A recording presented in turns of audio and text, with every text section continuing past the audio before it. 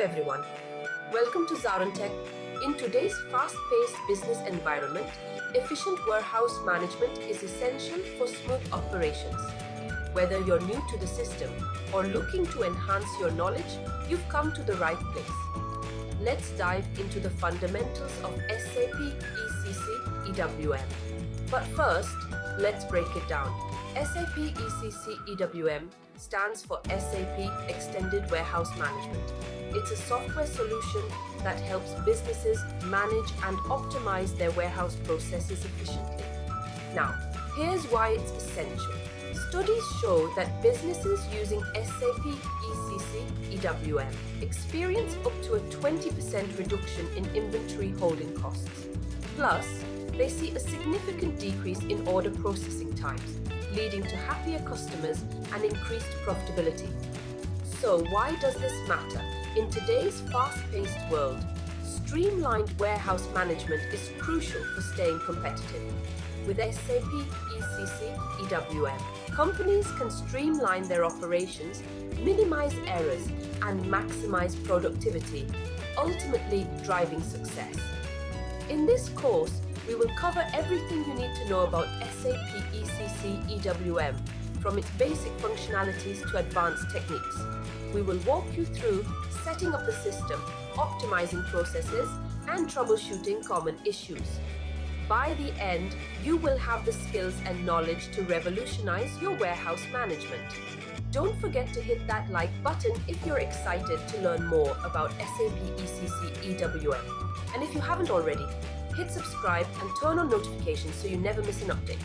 Now let us take a look at the agenda. Agenda 1, ERP organization structure. 2, EWM architecture. 3, integration between EWM and ERP. 4, organization units and system integration. 5, configure warehouse structure elements. 6, warehouse structure and EWM master data. Let's dive in. I'm Johan. I'm SAP EWM trader at ZaranTech. I take care of all the projects and training related activities, both online as well as corporate trainings for ZaranTech. I have around 16 years of experience. The last 9 years in SAP EWM. I started in EWM 7.4 version, and then I've done projects in 9.3, 9.5. And I've also done projects in S4HANA 1709, 1909, and 2020. So most of my major implementation have been in automobile. I've also done some projects in paint as well as other process industries. So I'm into training since last 10 years. I'm certified in MMWM, EWM. Prior to EWM, I was working as an MMWM consultant. And I think that's it. I think I've covered most of the points. All right, then I'll first start, with an overview of how we are going through. I'll explain you how generally I take my courses, and I'll just give you a background. What are we going to cover? How are we going to cover? And so that you can also plan your, practice and your, personal reading and personal, going through the topics. This is basically, the PPT is just basically to give us direction in what are we covering, because this is a planned course based on our experience of so many years. And just to keep things connecting and go slowly at start with all the basics, and then slowly we'll gradually cover the advanced topics. So basically we'll be using these slides, which include all my all our steps, and basically for each slide, at several slides we'll find some attachments. Okay, so these attachments may not open here, but these are the attachments. Basically you will find them here. Okay, because sometimes we insert them into the PPTs, but they don't open because they get corrupted when you download them. So at which slide which attachment to use, and you'll find all the stepwise screenshots there. Okay, So for example, assessment and evaluation, this is where you have your question answers, and we will also have a separate slide for the take-home assignments. Okay. So now, all right. So this was about what are we going to use then. How are we going to build the warehouse? So we will take a case study as an example. This is a warehouse layout which we are going to build right from scratch. So in this warehouse, this is a bill of material. These are the parts that we are going to build. Okay, that we are going to build in this warehouse. So basically, it's a very simple warehouse with all the integration with all the modules. It will cover inbound. We will cover as part of okay, fine. So we'll cover inbound. So we will get in the parts from suppliers, store them into the rack storage, and then from the storage we'll be supplying them to production.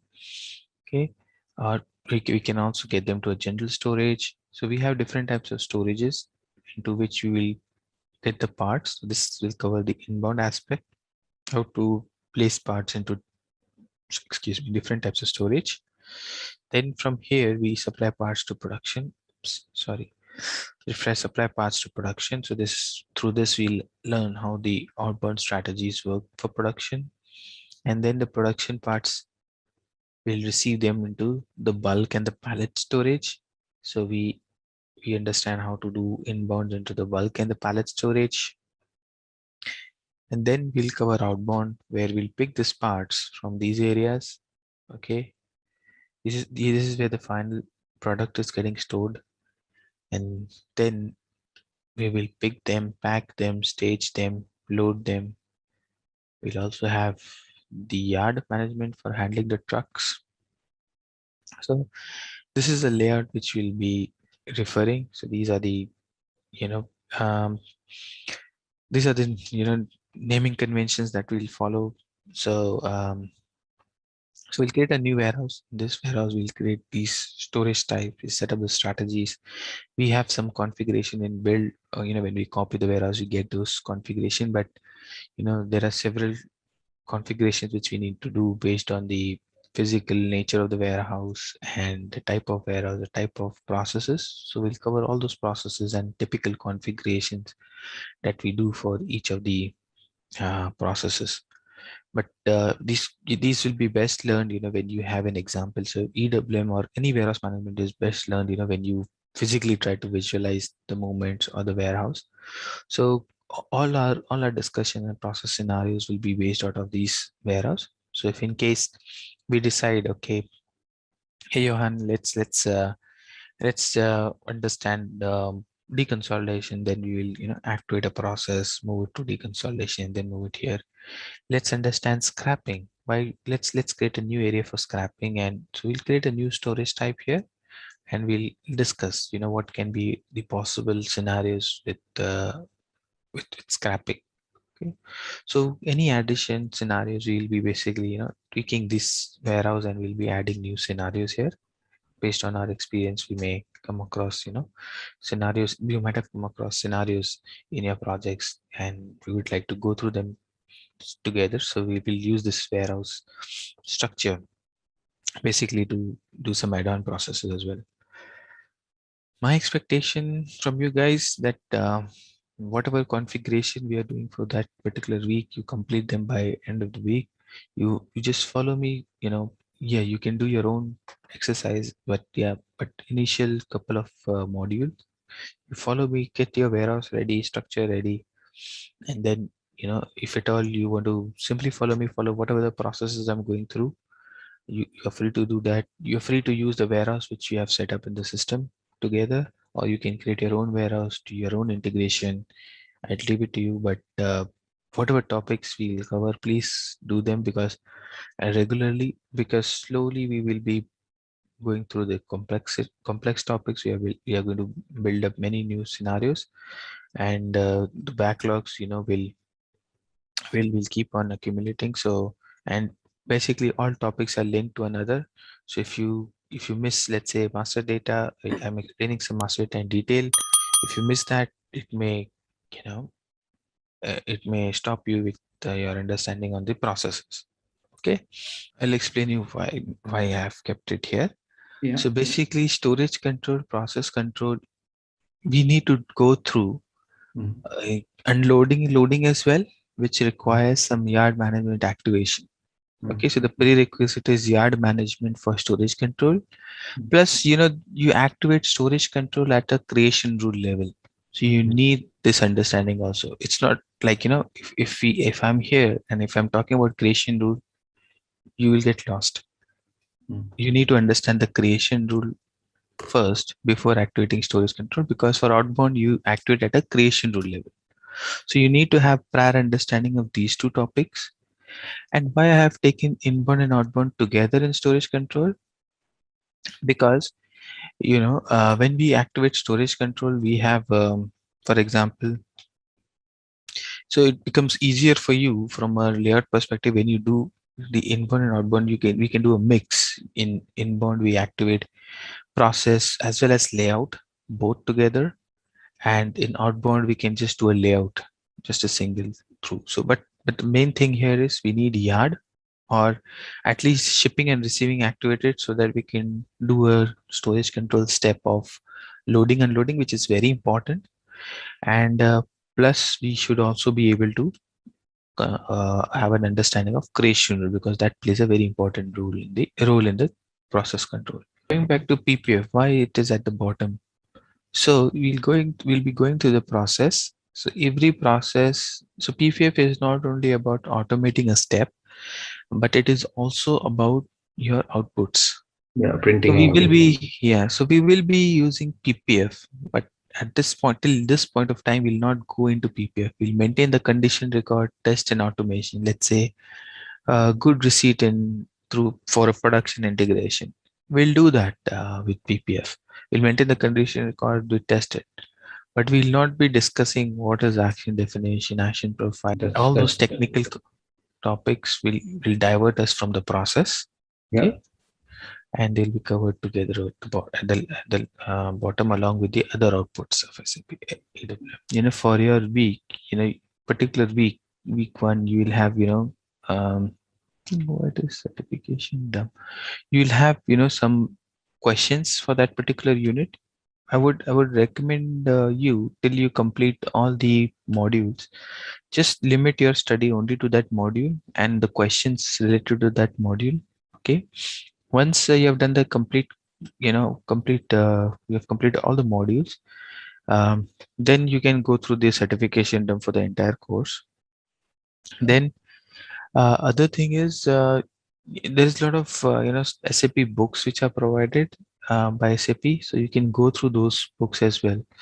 So there are certification books and um, some documents provided by SAP for certification, some material. So when you go for a certification link, you get that document number, right? For EWM, it is 100, 110, 120, those kind of books. So you have to go through those books also. So those books, once you've completed the course, because through this course we'll be very busy with practicing, understanding. So after the course, take 2 or 3 weeks and go through those books as well. So once you have understood, those books will, those they'll further refine your understanding, and they'll really go fast, because now you've understood the overall concept. What are we going to cover in our first unit? So first unit, our aim would be, end of the unit, our org structure should be set up, and our integration would be set up between ERP and EWM. So at the end of this unit, the warehouse should be created, should be integrated, and we should be ready to start maintaining the master data for the warehouse. Okay, so we'll understand what are the org units, their relationship, um, one to many, many to one, what are possible assignments, we'll discuss them. So org structure wise, we just have one org structural element here, warehouse. Okay, but physically it's a warehouse, but how do we map it? As we basically map it as ERP warehouse and EWM warehouse. How we do that mapping, we'll discuss that. Then there are a lot of settings: ALE setting, RFC setting, logistics systems setting. So to integrate the warehouses, we'll discuss that, and basically the deployment type of deployment will basically the type of deployment will control which settings are required. So we'll discuss based on deployment which settings are required and which settings are not required. And then after integration, we'll do a quick test to make sure that the integration is completed. Okay, so while we are doing integration, it's not only about the technical settings. So there are, when we are going to integrate the warehouse, there will be some settings like basis settings, purely technical in terms of system integration. There will be some functional settings also. So while we are going through this unit, we'll execute some functional settings. For example, creating plant as customer or vendor, or assigning a vendor to a plant, or there are some activating delivery split for a warehouse. So basically there will be some configuration. These are the configurations that we are going to cover here are mandatory configuration and required before you start using EWM. So at this unit is not only about org structure, but as part of integration we are also going to do some functional configuration. Okay, so we'll complete that configuration, functional configuration as well. Basis settings, they are done at the start of your project. So basically, through this we'll also discuss how we go through a journey of through an implementation project. So the first day you join a project, you do this activity, you create a warehouse, you do the integration, then you slowly set a few master datas, and then keep on uh, um, executing or testing one or the other processes. So when we are executing, or when we are doing this integration, let's say you're going to a greenfield, or greenfield is a good example to understand integration. So let's say it's a blank system. How the basis team, what are the expectations from the basis team to set up the communication between ERP and EWM? So we will be covering those settings, but we cannot execute those settings because the basis team has to do that. Plus, we are already using a test system which is already set up in EWM. So that settings has already been done by the basis team. So we just have to go and review them. Okay, I will explain you at those relevant points. We are not supposed to change any basis settings. Okay, because they may impact the overall integration, or these are client level changes which will impact all the warehouses or people testing, the people who are testing their warehouses or their scenarios in the test system. Okay, so we need to be very careful we don't break anybody's settings. So there are few we have controlled that through access, but there are few areas where you will have access. I'll explain you where you don't have to touch or change anything. Okay, whereas within the warehouse, functional config, plant, store location, you're free to do your own configuration. The basis team has to do it, but as functional, we have to identify the right BC sets. So depending on the version, the version you're working, so, and depending on the system that you've got from SAP. So SAP gives you SAP has been changing a lot on their approach on what they give to a system, to a client, when they basically hand over the sandbox system or a test system for them, or a new system for them. So there can be, you can buy a company modules, you can buy for example industry specific solution where you get in build industry specific scenarios, or best practice scenarios. And then over and above, if you need something else, for example in SAP's best practice, it's labor management is not there. I'll give you an example. So then you have to find out the relevant BC sets of labor management, see if they're applicable for your version. Like if you're working on S4HANA 1809 or decentralized EWM, you need to make sure that they are valid for you. You have to understand what it is going to activate. Do that in the quality, the development system, and after testing, then you can go through with that BC set. So yeah, just to answer your question, it has to be done by basis team activation part, but as functionals we have to support them, we have to give them the right BC set by doing some research. You all are aware that in SAP we have org structure, company code, then we have plants within the company code, and within the plants we have store location. As all of you are from logistics and procurement background, you might be knowing the org structure tells store location. Okay, now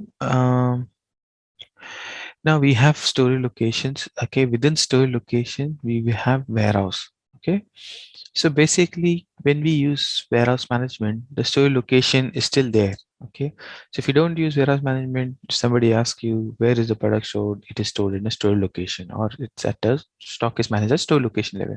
But does store location disappear as soon as we activate WM or EWM? No, it doesn't disappear.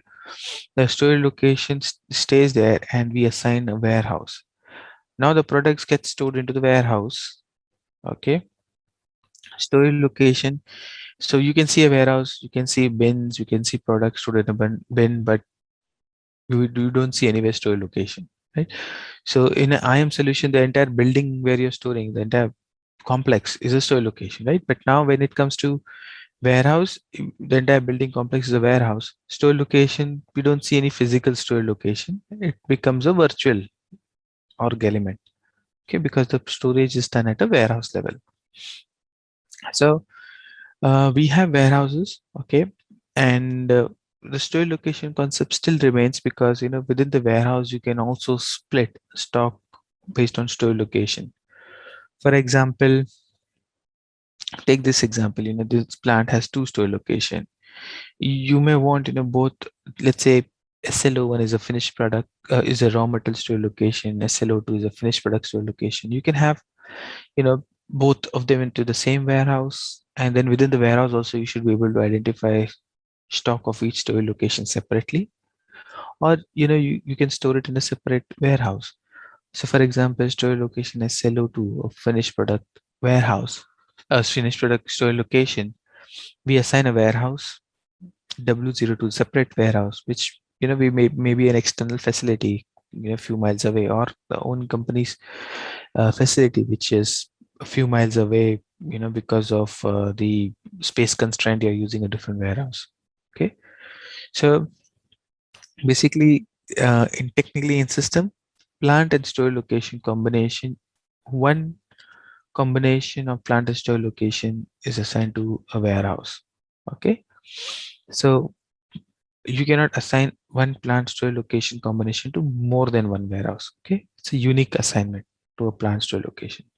So one store location plant combination can only be assigned to one warehouse. You cannot assign plant SL plant PL01 SL01 to W02 if it is assigned to W01. You can assign a warehouse to a plant store location combination to a different plant store location combination belonging to the same company code. Okay, so here plant PL01 PL02 store locations are assigned to a warehouse W02. It's not that warehouse should only be assigned to same plant. You can also assign warehouses to a different plant store locations. Okay, so physically we take an example, the external warehouse where we are storing the parts, or overflow warehouse where we are storing finished products of PLO1, that is basically warehouse which belongs to plant PLO2 where they are storing raw materials, okay, and finished goods and whatever. Okay, so warehouses can be shared between different plants of the same company code. Now we can also have warehouses shared between plant store location belonging to different company code as well. Isn't it logical? Because you have a warehouse in a region, a distribution center. There you can store, let's say a company have two products. If we talk about home appliances, a unit makes, one unit of the company makes refrigerator, the other makes microwave. In your distribution center you would want to store both, right? Because they are eventually different companies, but they belong to the same client, they belong to the same customer. Okay, so a warehouse can be used to store products of different companies as well, different company codes as well. So we can also, extend further and have, a company. You can also think of a company like a DHL, or um, there is another company in UK, Synchron. They have their own warehouses. They just have warehouses, and they rent their warehouses and their warehousing facility. So they possibly a DHL in the same warehouse, it can store product for Tesco. It can store product for Asta. Yeah. So this these kind of warehouses, can also we'll talk about them in our deployment option. You can also have these kind of warehouses where they are storing parts for different customer as well. So warehouses, basically, it is possible to store products, same ERP, different ERP, same customer, different customer, same company or different company code. All possible combinations are possible in one warehouse. You can store and map products for different customers. Okay, so here, to start with, we will basically have one plant. Okay, one few store locations in the plant, and we'll create one warehouse. Then, as in when we build scenarios, we'll create more plants, more store location, learn about STOs and different types of scenarios. But to start with, keep it simple. We will create our own plant, store location, warehouse, and then we will first go through the entire setup in that warehouse for one plant, and then we'll see how we can also expand it to another plant or plants of another company code. See, EWM is about managing your stock. So where do you have EWM? You'll not have EWM at Singapore's virtual plant. You have EWM at Australia, where you do pick, pack, goods issue, Mm. and then you when you receive in New Zealand, you'll have a warehouse there where you receive the parts and do the good Yeah, receipt put away. So yeah, yeah, EWM is about receiving the part. The whole planning, the whole logistics planning is done by the shipping or the transportation team. yeah, They will have to create a delivery. The yeah, delivery has to be created from Australia to Singapore, Singapore to New Zealand. yeah. So the deliveries have to be created, but but your products will move from here there to here. You have to do a virtual GR also in Singapore and a goods issue. So Singapore Mm, will not have a store location. Sorry, will not have a store location assigned to warehouse. mm, So these kind of scenarios, generally you don't have you have it's a cross docking, but you don't use cross docking. I would say if Singapore would have been a EW managed, then it becomes a classic cross docking. But in this case, it's not a cross docking scenario. okay, okay. Singapore, you have to through the shipment or the transportation, you have to through your routes, you have to plan this outbound, inbound, and Mm, then you have to do some automation, or somebody has to manually do the receipt and goods issue at Singapore. Okay, so we have discussed these points. I'll come to what we are going to set up to start with. We are going to have a warehouse. Okay, now here you can see there are two warehouses.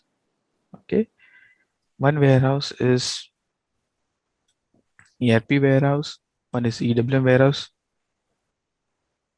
Physically, there is just one warehouse, but in EWM, the same warehouse has a 4-character code. In ERP, so when I say ERP, it means ECC.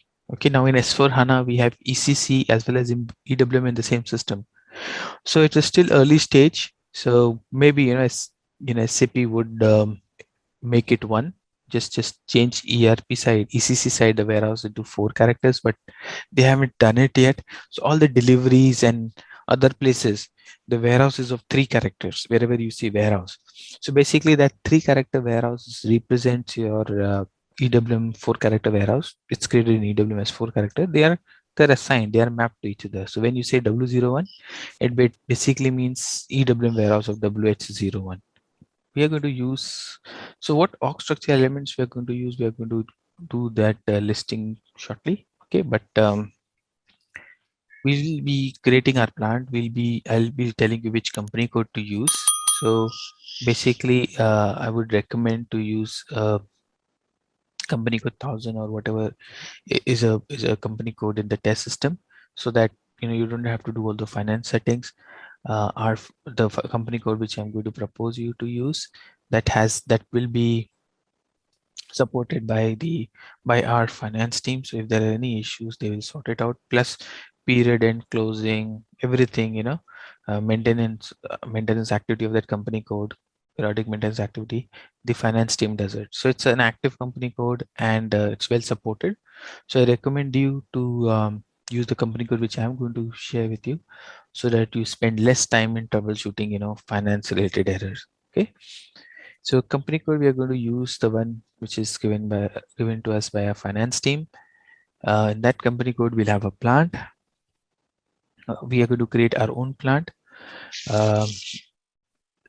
We'll copy an existing plant. Again, which plant to copy from? Standard SAP template plant. I'll let you know which one to copy. And then we are going to have 4 store locations, or rather 5. So basically, for testing all the scenarios, um, for the warehouse that we are going to implement, we have to take 5 store locations. So ROD stands for receiving on dock. Okay. AFS stands for available for sale. I'll quickly go through the layout and explain these store locations to you. Yeah. Production as a separate store location, finished product as separate store location, and I've created a store location which is IM managed. This is for the consumable and office supplies. This store location, SAP will tell us, to do a ROD and AFS. This is for the scenarios that we are going to cover. For those scenarios, we will use these store locations. So basically, I'll split this layout into the store location. So whenever we are getting any stock, okay, they are in this area. This is called as ROD, receiving on dock. Okay. Once we do the put away, the store location is AFS. So what is AFS store location? This is AFS. Okay, available for sale. We have a separate store location for, production, prod. Okay, another store location for finished products. The finished products are stored here. So basically, when we do the warehouse processes, the products are moving. ERP should be updated with store location information as well. So the moment I supply parts to production, the store location of that part changes from AFS to prod. Okay. Now, once you implement a project, you have to be very clear with the store location definition. So once we implement the project, there is um, bringing this change becomes very difficult after a warehouse has gone live, because warehouse is continuous. They work 24/7. Any change becomes a really big change, or has a lot of prerequisite, a lot of planning and a lot of struggle, plus the business is also impacted.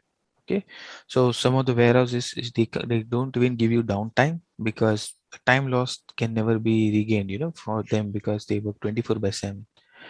So basically, we have to be very clear when we map these store locations. The reason SAP recommends RODAFS, why we are having 2 store location when we are receiving the parts. We do the GR here. Okay, we may do a repacking of the parts in the deconsolidation area. We may be doing the quality. Before that, we may be unloading the stock from the trailers. So basically, the good receipt is done at this stage. When the truck comes, you scan the pallet, you do the good receipt, and then you take the pallet to a GR area. From there, it can go to quality, deconsolidation, or it can directly go to the warehouse bins. So here, the stock can be kept into GR area for several hours. In some companies, a couple of days as well. Okay, so the moment you do a GR, the stock in ERP gets updated. in a storage location. Now, if I do GR in ROD, the stock is not available. When the production needs the material, they are only going to check in AFS, something which they can pick. They cannot pick a part which is in the at the door, or we don't want them to pick a part at the door or in the GR area or being deconsolidated or under quality. So that's why, only when we place the part into the bin, this I'm telling you for a bigger warehouse. If it's a very small warehouse, you just do a GR and put away in 5 minutes. You don't need this kind of a setup. But if you're doing unloading, there are 10 doors here, 20 staging areas, really big warehouse, and it takes time for them to come to the bin. The production, when they need a material, they should not come across a situation that the stock is not there in the bin. They'll simply say, why the delivery was created, why the staging request was created. Okay, so if the part is not here, when the production order is released, it should show as a missing part. Okay, only when we do the put away, it should be shown as available. So this is the reason for having two store location on the receiving side. We are having another store location for production. Why? Because some companies at a production level, they would like to track the work in progress inventory. Okay, so during your workshop, make sure the business is aware, okay, how this store locations are mapped. You can have different store location. Explain them the traceability part, because all your IM reports are at store location level. So if they are already using some IM reports, for example, um, they want to see, it's very easy to check stock in at a store location level, total value of inventory at a store location level. But when it comes to warehouse, then they have to do some download of stock, accumulated, download stock of production area, storage type, accumulated, then do a VLOOKUP at your finance table and come at a value. So there are some manufacturing units which are more interested, like what is the total WIP inventory. The work in progress inventory is also, uh, in some companies it is also showed in their balance sheet. So they are get audited by the companies as well. So the companies which is production heavy, they will ask you for this. If not, just make sure they are aware that you can have a separate store location for production as well. Then we have having separate store location for production. So we, for availability check for outbound, we always store finished products here just to exclude our search into other store location. We have just kept one store location for finished product. Okay, you can, it's not mandatory, you can also keep it as two, as same as AFS. You can give the same AFS, but there's no special requirement. Just for traceability purpose, if somebody wants to track all the finished product in their IM reports, then we know we have a separate store location where you can get all the finished product stock. It basically helps on the IM reporting. I go to store location 4000 and I get everything. Consumption will happen from 3000. That's correct. Yeah. Yeah. So this has to be well thought and well agreed at the start of the project, because later on bringing this change will have a lot of impact on master data, transactional data, all documents, work in progress documents. So we need to be clear exactly how this has to work. Okay. See, basically the EWM, the material is same. So when you create a material, if you have a custom field of GMID, so now here probably you can use a different field, but here the challenge will be when you scan. Are you going to scan the SAP ID or a GMID? See, if it is decentralized system, you also need to do the same custom field in product as well. You can refer the same field in Metal Master because it's the same system. So you can use the same Metal Master Z field and you can refer that for your whatever custom process you have. But if it is a decentralized, then you have to send it across. All right, let's test your knowledge. Here's a question for you. Which of the following is not a key feature of SAP EWM? Option A, warehouse monitoring and control. Option B, inventory management. Option C, production planning. Option D, labor management. Take a moment to think, and when you're ready, choose the correct option. Remember, each choice holds a key to unlocking the answer. Good luck. Type the correct answer in the comments section. Hey there, wanna nail supply management? Our SAP ECC EWM course is here for you. It's all about handling supplies smoothly. This course is your go-to for mastering SAP ECC EWM. Think of it as your toolkit for planning, ensuring we've got enough stuff and getting it where it needs to be. We cover it all, from the basics to some cool advanced tricks. Experts made this so you're in good hands. Your teachers, total pros. They've been at this forever and are here to guide you and answer your questions. And guess what? Students love it. Just like you, they found it super useful. And the best part, it's budget friendly. Learning shouldn't cost an arm and a leg, right? Ready to become an SAP ECC EWM whiz? Enroll on our page today. And for more details, visit ZaranTech's website. So let's start with, creating this org structure. So generally, what I do is for each batch, I create a spreadsheet document. This is in the end of each session I upload into the LMS. So whatever our notes are, for each unit, our discussions, some flow diagrams, some data we are preparing, I will, keep on updating them into this sheet so that, you can use it for your reference when you're trying it yourself. Okay. So I'll clean this and load it. And so I think we don't need this. We are tracking all these details on our, so I'll clean this and I'll upload this.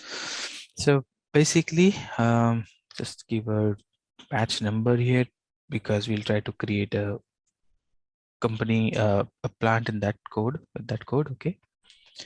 So let me put, let me propose something, and then you can, obviously we need to also check if 34 is available in the system. Let me see. I generally, give a sequential number PL34 for plant, warehouse 34, EWM warehouse WH34. So let me see if, we have this plant and warehouse available. It is suggested to keep them separate to different name because, at the starting point, you may not, okay, you may be coming across, requirements from client that they want one warehouse for the plant, and it's basically one plant, one warehouse. But in future, the same warehouse can be shared by another plant. They can bring material into this plant, and so technically it is possible you can give any name, but generally we prefer giving a different code than plant.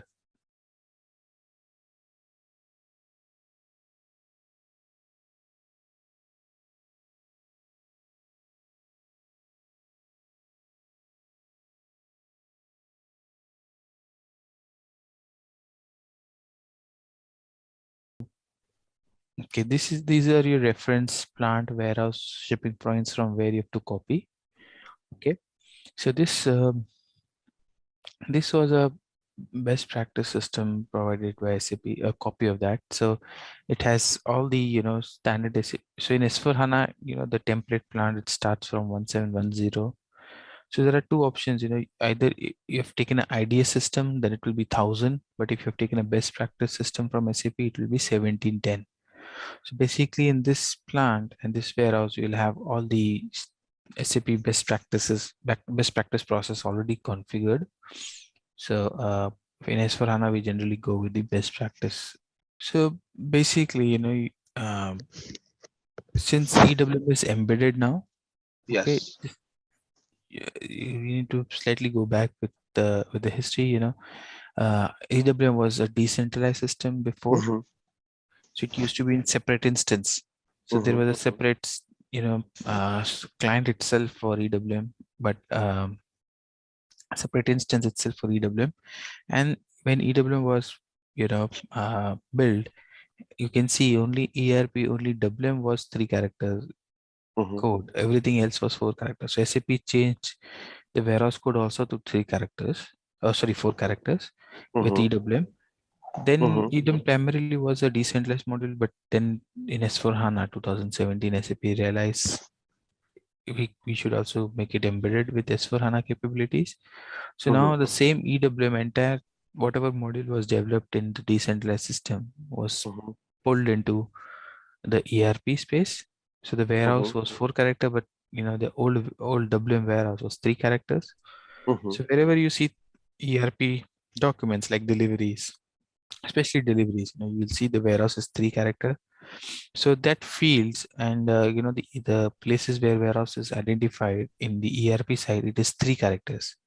So what we do is we do a mapping between the EWM warehouse and ERP warehouse. Okay, so let's get these created.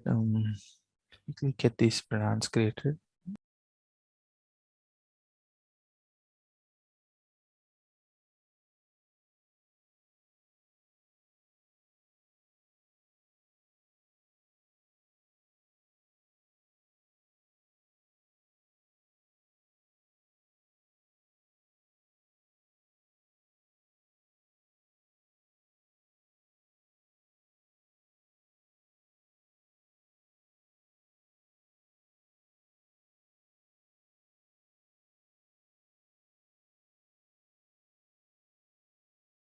Okay, so let's also create story location in this plan. So P34 will have a lot of story location. Okay, let us okay. Looks like some of my student have changed 1710, so it has also the same story locations have also come in PL34. And I will check the ones which we need.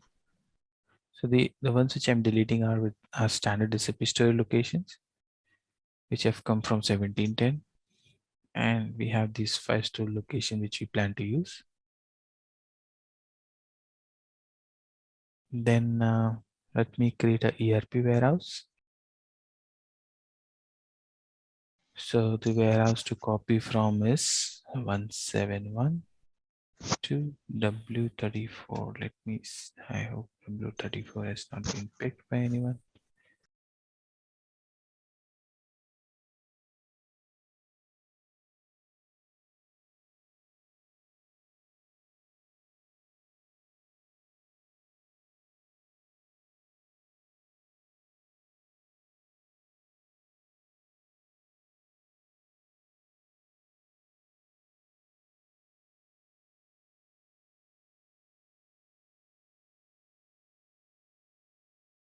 Can pick W23. That's a good warehouse. I have created that copying 171 only.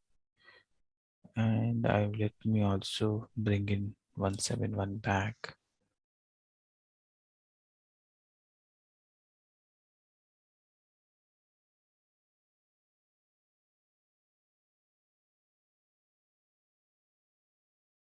I think somebody has deleted, it seems. Since it's a test system, yeah, someone might have deleted by mistake. Okay, good. So let's do the assignment, or let us also create a shipping point. Let's do the shipping point creation as well. Since we are going to use a lot of deliveries, and yeah, shipping point is an important org structure for deliveries, plans all the deliveries and shipment. So I ship SH34. Let's try creating that. 1710 is here.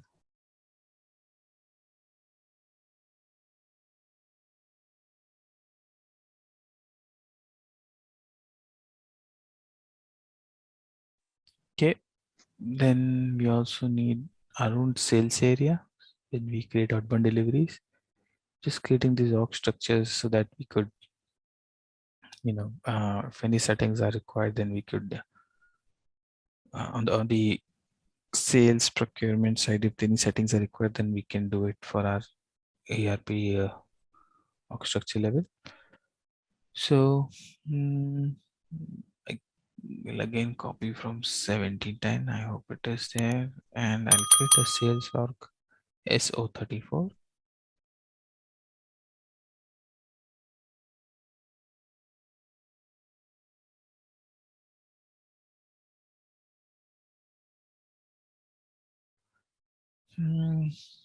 Okay, distribution channel division will already be there, and let me create a purchase organization also so that we could identify our storage, our purchase orders separately.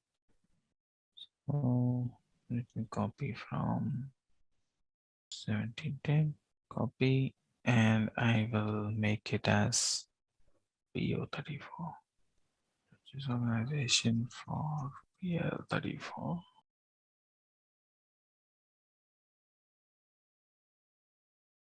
All right, then let's quickly complete the assignments. We'll first complete the ERP org structure assignments, then we'll go to the EWM warehouse and get it created. So first, let us make sure the plant is assigned to company code, which I think should have been done because we have copied from 1710. Yeah, it is assigned to company code 1710. That's what we want. So then the next is, let me assign purchase organization to plant, which I also assume would be done because we have copied. Purchase organization is PO34.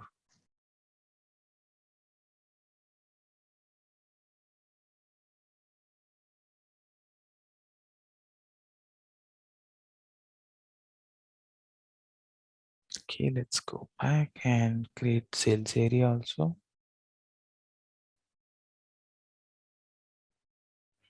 Assume since you have copied the sales log, it should be there. Let me quickly check.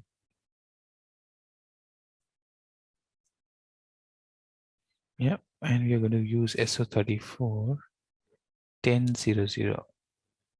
And yep, it's there. We'll use the sales area for our testing. I think we need to check now shipping point assignment to plant and assignment of warehouse to transfer location. So we'll find that in logistic execution. First, let's just assign the shipping point to plant. Let me search my plant. Okay, this is plant. And we should be assigned to, so our shipping point is assigned to the plant. So we are okay. It's assigned because we have copied. There are some more assignments which have come up because we've copied. That's fine. We are okay with that. In our determination, we'll make sure that our shipping point is determined. And then so here comes the main setting. I'm not sure whether this would have been copied, but let's give it a try. PL34. We are going to use 4-story location. Okay, no entries are maintained. Copy this and then replace the plant. So we're going to use 4 story location which are going to be EWM managed or EWM managed 1000, 2000, 3000, 4000. So let me just copy them.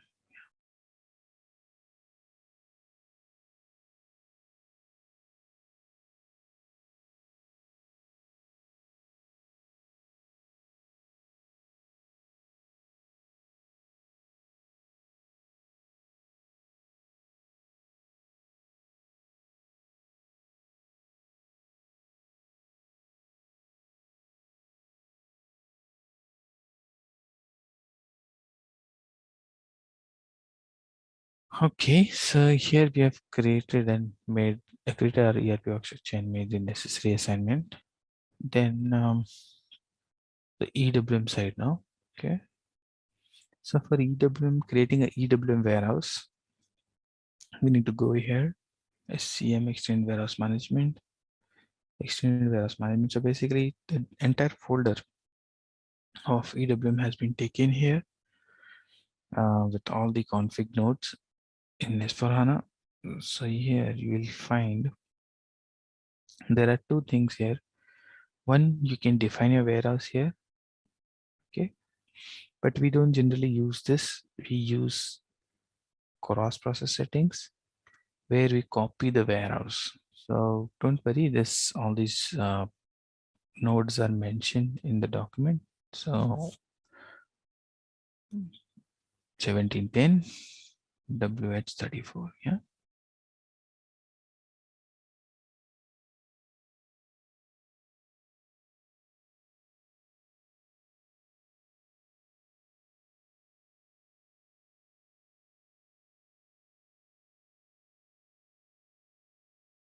So we have created our EWM warehouse.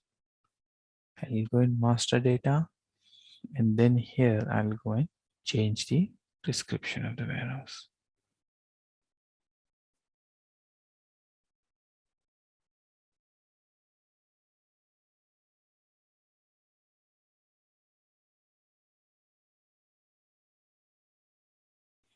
The difference is the cross-process settings one will copy all the config, but when you come here, you define it doesn't copy the dependent config.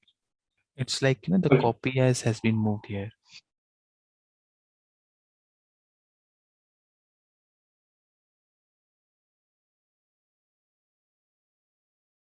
See, basically you have to reach out to your, I have been into projects where there was nothing in warehouse, especially in S4HANA. When we go into the greenfield project or a new client is using EWM, all EWM folders are empty. You will not find any warehouse, nothing. You then have to request your basis guys to implement the best practices for EWM. They can do that, and then that will bring up 1710. They know what best practices. It's basically has to be installed from SAP. So like how they build a test client, or how they so basically they connect to SAP. I mean, they have to log into SAP. So each basis, a basis team, they have a connection through SAP, through which, just take example how you download OSS nodes from SAP into your system, right? So they log in from SAP into the SAP's portal. From there, they get all this required config of best practices. So basically, you will have here, S4 HANA. You go here.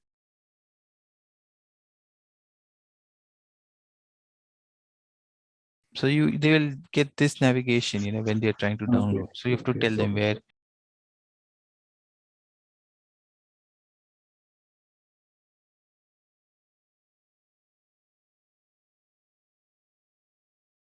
It's very clear, through navigation, they can go to warehousing. If here there are more than one, so they may ask you, do you also need advanced warehousing or no?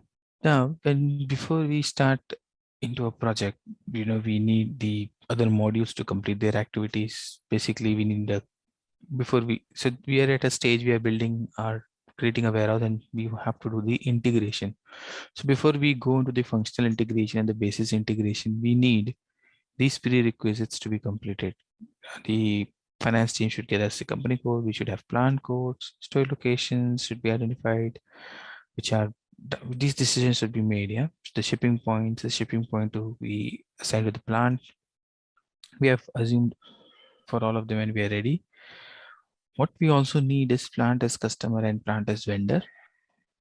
This is very important. We need the sales team and the procurement team to provide us a business partner in S/4HANA system for a customer and vendor. So this is required. This is mandatory. So that's why I mentioned it as a prerequisite. We'll see as we proceed, why they are required, because in many logistic projects, you need them for your STO scenarios and so on. But in EWM, we need them to identify the stocks, basically, for which plant they belong to. Because in EWM, as I told you, you can store products for multiple plants. Though the projects will be less with one warehouse, multiple plants, but EWM is designed to connect to. It's basically a standalone independent module. It can be EWM can be implemented separately, and it can connect to non-SAP ERPs also. It is that standalone module. So So we need to identify which plant stock it is. There are processes like consignment where we need to identify, the vendor, and we have to differentiate the stock between vendor and plant. So there are several processes where we need a plant identification for our stock. Okay, so that's why we will create plant as customer and vendor. This is mandatory. We need to get that created from our um, procurement and sales team.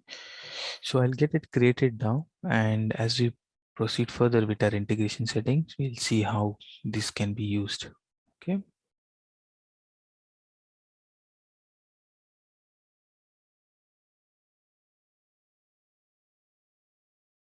Okay, so the grouping is very important here.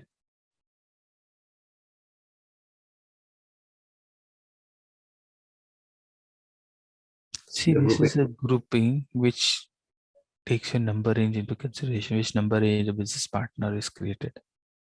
Okay, so this grouping controls that. So business partner, this is the general data of business partner, and then we are going to create a vendor and customer data for the business partner. Okay. So what I'm going to do is I'm going to just keep the address same as plant.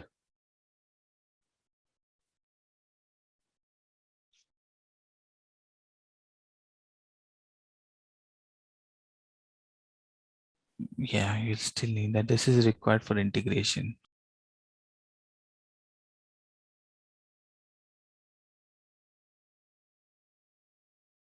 I would say this is required basically for your stock identification. So if you don't, there are some settings going forward where we need to identify, how the stock should be, identified for which is the plant. So if we don't do those settings where this business partner is used, we'll not be able to use EWM.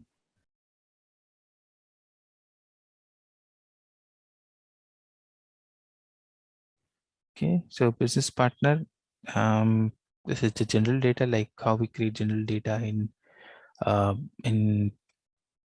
vendor master or customer master.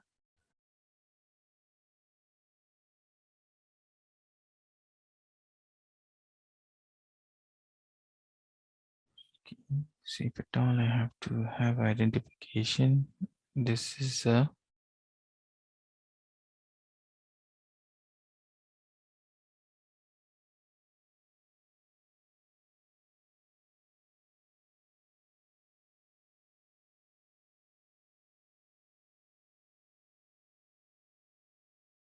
just ignore this, you not get this carrier. Somebody has used carrier, special carrier for doc appointment scheduling, but they have, made a change to a wrong, place, and it's coming up here. So just ignore that. Just maintain that identification type and proceed.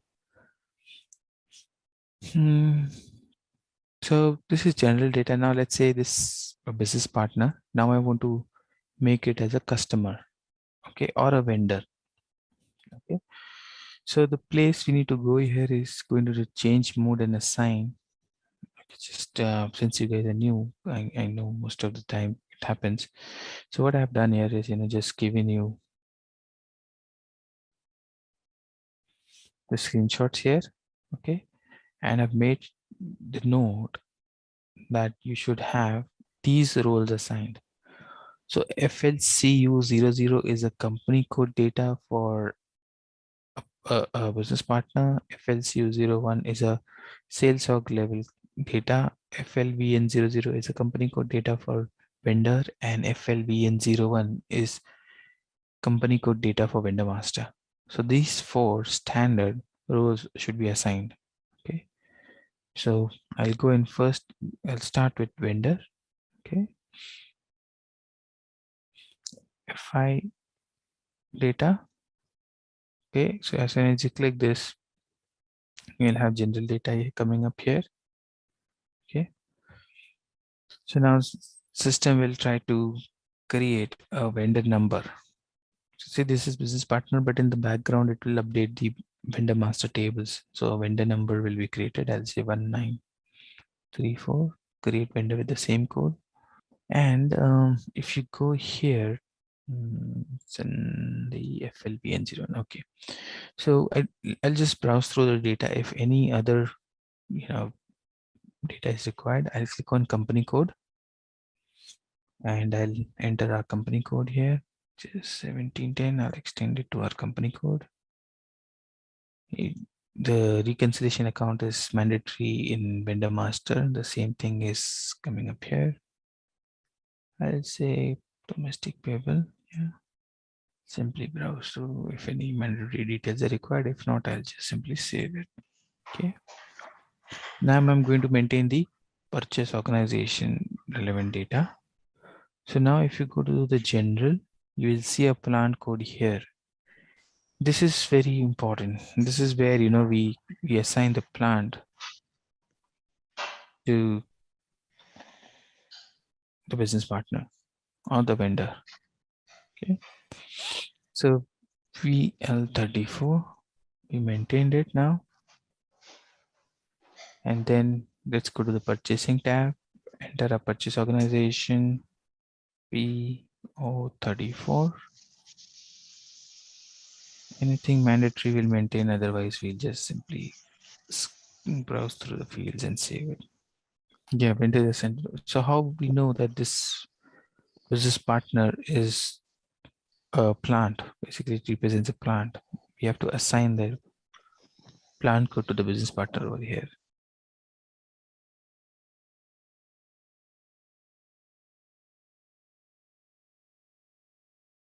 Change one. Now I'm going to simply extend it to the customer.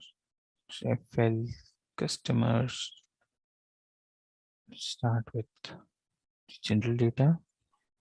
I'll enter the customer ID that I want. I'll say I need BP1934. So I'll just save it. So just mention, what we need. We need to ensure the business partner that it is assigned to these roles and plant is assigned. This is our requirement in terms of creating a business partner. We got all our prerequisites sorted. We have created our warehouse.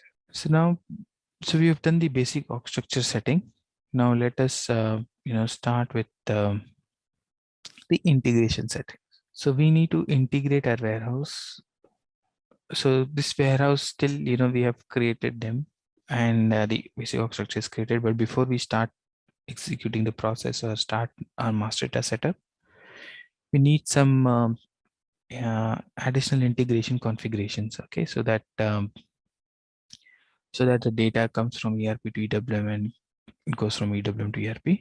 So I'll just quickly give you the definition of what our goal should be, for this integration. So at the end of this integration settings, I'm going to take you through some basis settings, some functional settings, and at the end of this, we should be able to, when we create a product, we should be able to extend it to EWM, or if we create a delivery, it should come to EWM, and when we do a GR, it should flow to ERP. So our aim is, there should be a seamless communication between the systems.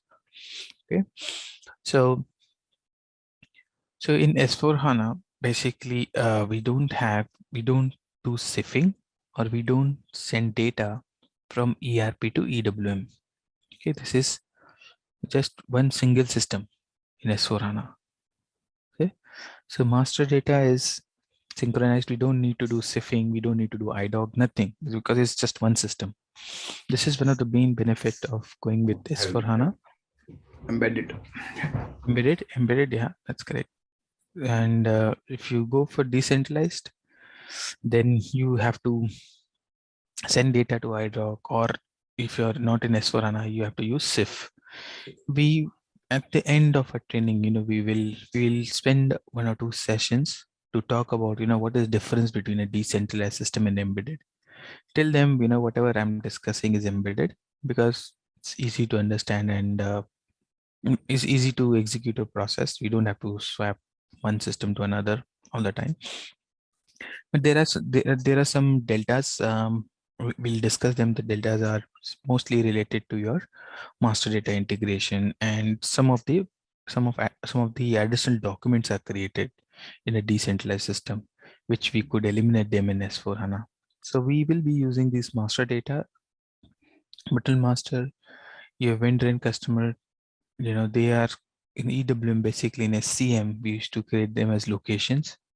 You don't need to do them plant as customer, plant as vendor. When we used to do integration settings, we had to shift the plant as customer and vendor to EWM to create a business partner. We can, you don't have to do them now. Shipping point, when we create a shipping point, we had to create a supply, we have to shift or push the shipping point to EWM, and that would create a supply chain unit. This is still required, but we'll create it manually. As we go ahead through our settings, we'll see how the supply chain unit is created. It basically represents shipping point on the EWM side. So I'll be introducing a lot of new terms, supply chain unit, custodian, part and tool dispose, as we go ahead through this integration settings.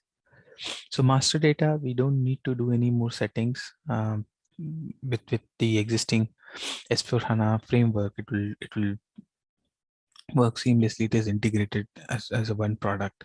Okay, but for transactional data, it still behaves. I mean, SAP is in process of, still they're in a process of still embedding, thoroughly EWM into ERP. So basically, when we create deliveries, it is still going to create another delivery on the EWM side. We create an inbound delivery in BL31, it creates a delivery on the EWM side.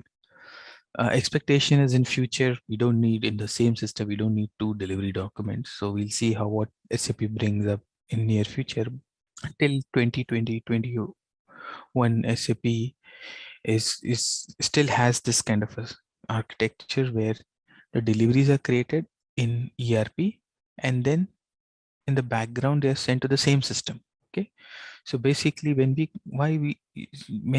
consultants, they ask, why we need an integration settings, why we don't have a table like we do an assignment of plans to allocation to warehouse. Why can't we do a WM assignment to EWM warehouse? That should take care of everything. Yeah, I think that's the expectation. I think we'll see a lot of these simplifications from SAP in future, but SAP has a big roadmap next 5-6 years for EWM, so that is going to slowly come up. But for now, if you are implementing S4HANA, EWM in S4HANA, you have to do this additional integration settings, which will activate bodies to send your deliveries from ERP to EWM. So your deliveries are replicated to EWM. So deliveries are replicated, and then you post the GR. It's a two-way communication for your transactional data.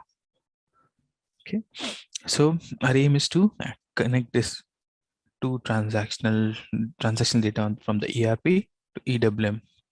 So our final aim would be to activate a body. So we run a transaction which activates a body that as soon as this is a standard body and it's a standard transaction, as soon as the deliveries are created, it's EWM managed, push it to EWM. Hey there, wanna nail supply management? Our SAP ECC EWM course is here for you. It's all about handling supplies smoothly. This course is your go-to for mastering SAP ECC EWM.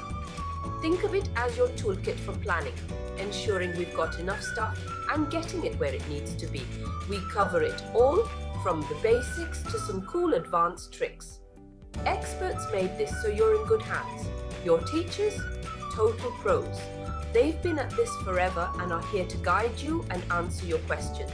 And guess what? Students love it. Just like you, they found it super useful. And the best part, it's budget friendly. Learning shouldn't cost an arm and a leg, right? Ready to become an SAP ECC EWM whiz? Enroll on our page today. And for more details, visit ZaranTech's website. So, okay, we created org structure, warehouse. Okay, we created plants to location, ERP warehouse, EWM warehouse, shipping points, purchase organization, sales orgs, sales area, and then we also created plant as customer and plant as vendor. Okay, then we started a discussion Yeah, before that, we also created the EWM warehouse. Okay. And then we started a discussion on EWM integration.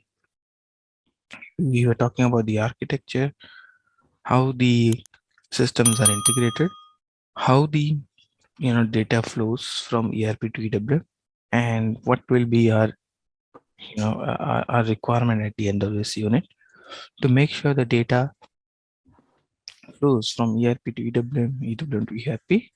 Here we have, let's say, a purchase order.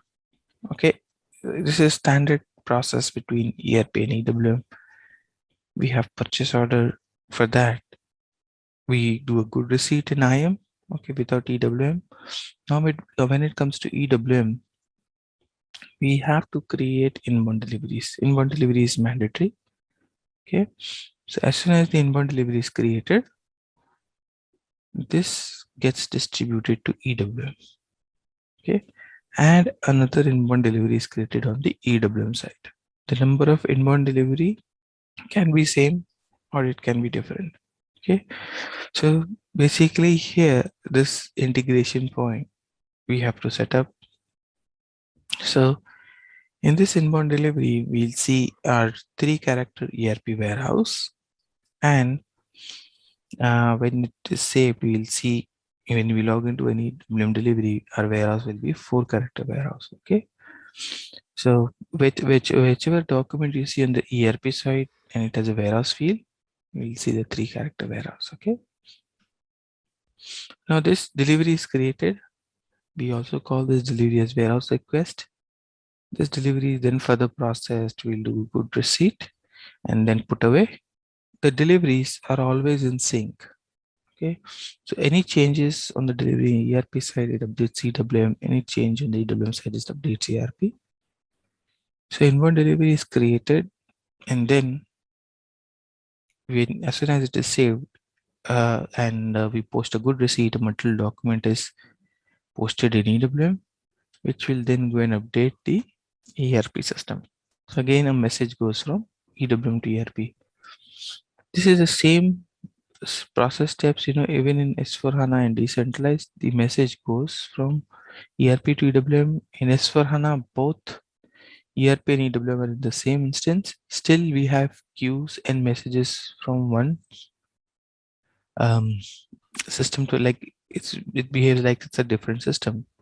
Then when the putaway is completed, putaway means you take the parts, you first receive it, you receive the pallet on the scanner, and then you take it to the final bin, and then another message goes to ERP that the delivery is completed. If at all we are receiving the stock in ROD and our putaway is done into AFS storage location, a posting change document is automatically sent to ERP that the storage location has changed from ROD to AFS. So this is optional. This message may go, may not go, depending on your storage location setup or your storage type mapping to the storage locations. But the important point here is these automated messages should be processed and there should be connection between these systems. So clear so far? Shall we proceed? If you see the process, physical process is, you first unload the parts. Yeah, you do the GR in the truck itself, or you unload the parts in the staging area, you do the GR and then do the put away. Yeah, your storage location will be ROD. There will be no interim location yet in the delivery in here. Yeah. But when you do the inbound delivery schedule on EWM, it will have the staging area. We don't call it as interim areas anymore. And also, just to make you aware, it's a comparison between WM. We don't have dynamic bins in interim areas. So here comes the steps from the basis side. So basis will execute some steps on the ERP system as well as EWM. Okay, so now these steps will vary, okay, depending on your EWM version. If you are using a decentralized system or embedded, and in embedded, which system you are using, so so basis team has to do the settings. Okay. Um, I've taken a screenshot of all these settings. We'll go through them one by one. And then, there are some BC sets also, which are recommended by SAP um, to activate as part of this basis settings. So now I don't want to label, that these are the settings, always do these settings and follow these document, because things keep on changing. Okay. So this is the settings which were there in 1909. So what you need to do is you need to go through SAP documentation. They have something called as admin guide. Okay. And it's not for us, it's for the technical team. So they have something called as admin guide. In that admin guide, all these steps are listed, and they may change based on the version, because SAP is making a lot of changes in EWM. So each version, and every year we have a new version. So make sure you're using the latest version of the admin guide. So you'll have a document like this. So this document is not only for EWM, it's for the entire setup in S/4HANA. Okay. So here you'll not only find, the EWM settings. Okay. You'll also find non-EWM related settings also. Like you can see, this is something like a finance thing. So here it is mentioned, how to build a client, how to set up, the best practice in a client. This is not our area. This is entirely basis job. Okay. But you will find here in this a section for EWM. Okay, if you go up, okay, these are the settings for EWM. Before you activate EWM scope items, create the following manual settings in the P system. Okay, so these are the basis settings that they have to follow in the S/4HANA system 1909 before they go and activate the EWM business best practices. See, these are the best practices for EWM. These are the processes which they'll activate. Okay, so you don't have to. I mean, I have the a document which I'll share, but when you can refer that for this system. But whenever you are working for a project, make sure that particular version 2020, 1809, 1709 or decentralized, you refer at the admin guide, and make sure. See, it is total responsibility of basis team to make sure that these settings are done, but they may or may not do it. We need to make sure that just visit these nodes and make sure that they have done it. So most of the times you may not even have authorization to display this transaction. These are client level changes, and they do impact how the integration happens from one SAP system to another. So just get these things validated from a basis team that they have done these settings. So these settings, when you go for, I think when you go for an upgrade, you have to look at the release notes and find out, what are the new changes. If something has been changed on the integration setting, it would be mentioned in the release note that you additionally do it. Yeah, it can come. Yeah, ideally this won't change much, but when SAP upgrade, they might do certain settings in background for your system. But when you go for a new implementation, you have to do it yourself before you download the best practice. So for when you upgrade, you don't have to look into the guide of a fresh implementation. You look at the release notes where you have to understand what changes I've done from the previous version. Yeah, you will get a consolidation guide, you'll get release notes, you'll find simplification list. There are many documents. Let's go through these settings one by one. So we have logical systems. Okay, so now we will create a dummy logical system, because generally this is a valid logical system, because your destination is because if it's decentralized, different system is created.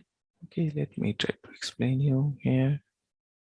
So if it is decentralized system, We have, not ERP, we'll say, okay, ERP, we'll say one ERP for now. EWM, so this system is created as a logical system. Basically, there are settings done separately in ERP, separately in EWM, and the system will how when the data is supposed to send to ERP A, what RSA destination to be used, what logical system to be used. That all configuration is done separately in ERP and EWM. Okay, but when it comes to embedded, you have both. The system is same, ERP and EWM. Both are in the same instance. Okay, but EWM is also in the same. But EWM is also in the same instance. So what we do is we create a dummy system here, dummy logical system. Okay, so basically A is logical system and B logical system are same. Logical systems are basically, a basis, kind of a I would say master data, where no, it's a config data where they identify each system with a name. Okay, and there is a naming convention also. For example, the naming convention here you will find it's system name, EWM client name. So if the system is RSK or PRD, VR0, whatever your system name is, and then EWM and then the client name. Okay, so you'll also get these kind of naming convention proposed by SAP. It used to be a big headache, when these settings were very big in decentralized old days, 7.4, 9.1. But yeah, now slowly SAP has reduced the number of settings. And then the expectation is, slowly they all will be created in background you know, when SAP will, further streamline EWM into the embedded system. So all this will slowly go away or will be automated. There are still tools provided by SAP where you can go and do this But settings one by yeah, one. So we'll go through these settings, understand the logical system, and we'll also visit the config where these settings are mentioned as wizard, but we'll follow this document one by one. We'll see the settings.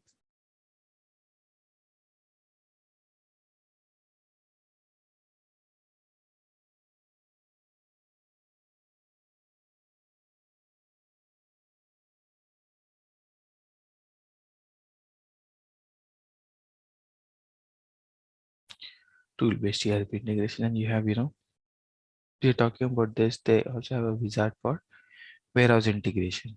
Okay. So generally, if you click on the documentation, you'll see all the steps that we have listed. They are here in the document. You'll find them here. Okay. Then we have functional settings also. We'll come back to them. We have to do. I told you we have to do some functional setting for the integration. Today, let us focus on the basis. Okay. So these all settings you have seen. They are also there in the document. Okay.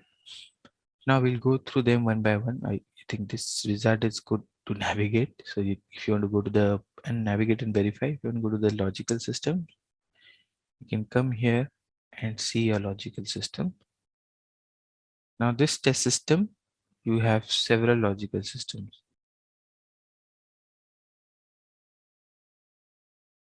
Yes, so I mentioned here DV1 client 400 is the ERP logical system. We don't have to change anything here. They are already set up.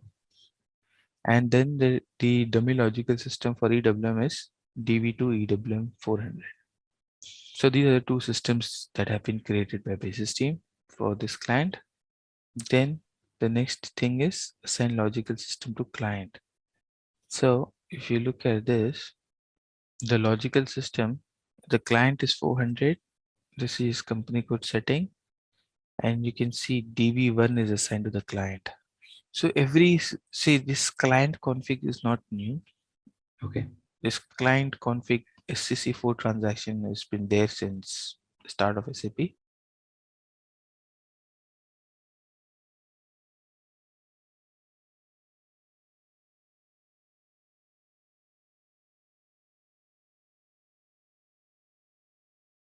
So this logical system of ERP, it is assigned to client. So if you come here, we see here that for DB2 EWM 400, this is the DB2 EWM 400. This is the EWM logical system, dummy logical system. It is assigned to RFC destination.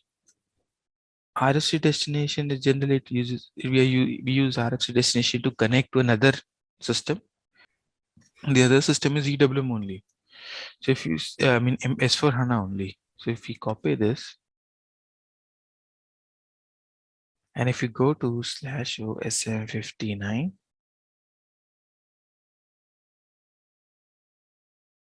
if you see it here, this is the RFC destination. And if you try to connect it, it will open the same system. So this RFC destination is also a dummy one. It is opening the same system, ES1400. We need to understand the background. SAP came from a decentralized system into embedded. Okay, so in decentralized, this used to be a RFC destination. You can test RFC destination, and it used to open up EWM system here. Okay, you can do a connection and you can do a test that from ERP you go to EWM. There used to be RFC destination on EWM side where you could ping SAP ERP, the ECC, and see if the connection is there or not. But now it is dummy in S4HANA because it is within the same system. See, we don't have to look at anything else here because here you'll have a lot of systems. We just need one system. Okay. And you can see here the only system we need is the EWM system. It will be, if it is decentralized, there will be two in EWM there will be RFC destination to point to ECC. In ECC there will be RFC destination to point to EWM. Then coming back to our wizard. Okay, so we created RFC destination. So this is the one which you have to look at. Others bases will create many, so just ignore them. Yep. And you can see I have for this system, this is the RFC destination. If in case while you're trying out yourself, okay, please make a note. Then let's move on to the next one. So we'll go to transaction SMQS. So here you can see the RFC destination is mentioned here. So we should have expected here DV2 EWM 400. It should have been here. So let me check.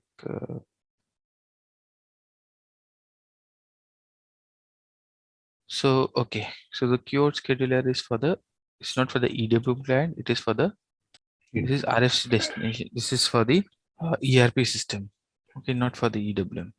So here our ERP basically this is the RFC destination for EWM. So there is also RFC destination for the same system, DV1 client 400. So this RFC destination, what it does, basically here we have a connection time and a runtime. So basically, whenever EWM is, see, this doesn't make sense in embedded, but I'll just try to explain you from a decentralized perspective. If some data is coming from EWM to ERP, or in this case, some data is going from ECC to EWM. In that case, whatever is the destination, this is the connection time. Okay, it tries to connect in 2 seconds and it will keep on trying, and if it doesn't connect for 60 seconds, it will give a runtime error. Okay. So this is keyword scheduler is you can change these parameters, and it's purely basis parameters, and they change it. We start with SAP recommended parameters and we change them if required. Here for the ECC RFC destination, we go and maintain, like if data is coming from EWM, we go and maintain what is the maximum connection time and the runtime. So that also has been given by SAP. The recommendation is to keep it 1 and 60. I haven't seen any project so far past 8-9 years where we have changed anything here. It's pretty standard and it works really well. The connection, it's not trying to I'm not pretty sure about this indicator, but it's always inactive. and think it's internally it sets up active and inactive. Maybe some process, if it's going through, it will be active. Then the next one is the queue in scheduler. So queue in scheduler, the transaction is SMQR. Okay, so these are the queues which are coming from ERP to EWM, EWM to ERP. For them, they have this, these, if you click them, you will see the queues. So now this is very important. You can see for each one how many queues have failed. So this is important because here the runtime is 60 seconds. Yeah, same from the previous thing. These two indicators are very important because if data comes from ERP to EWM or EWM to ERP, if at all there is locking. Okay, so let's say I've changed my metal master. I'm in a change mode in my metal master, and we're trying to post a good receipt. Standard system in MyGo will get an error. The um, purchase order, the product is blocked by user. But here, what happens? The queue comes, the GRQ comes, it goes into a retry status. Okay, so this is important where it goes into retry. It says the product is locked. It will take a pause of 300 seconds. That means 5 minutes, and then it will again try to post the document. So like that, it's going to do every 5 minutes, 30 times, approximately 1.5 hours. It will keep on trying to post the document. Generally, the locks are not kept for so long. So once the lock is removed, the queue will be processed. Okay. And if at all the lock is there, even after somebody has kept it open and he forgot and he's been working since then on the screens for more than 1.5 hours, then the queue will fail, saying that the object is locked.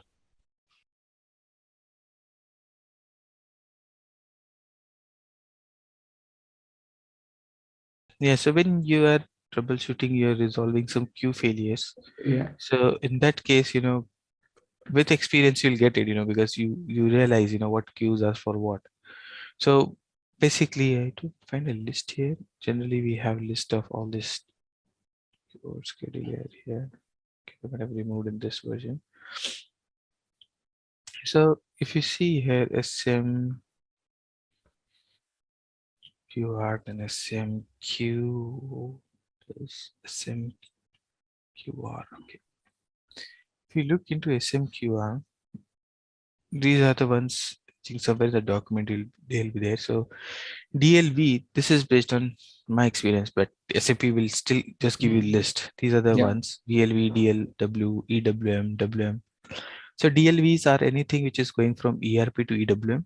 If you post a good receipt, it has DLW. If you any document is created in EWM, like a physical inventory or a scrapping, which is not related to delivery, you have EWM star. And if anything is related to production integration, it has PR star. Anything related to thing WM star, I don't know. This is okay. This is anything related to a task creation, like you do a good receipt and a putaway task has to be created or a picking task has to be created. Within EWM, it is WM star.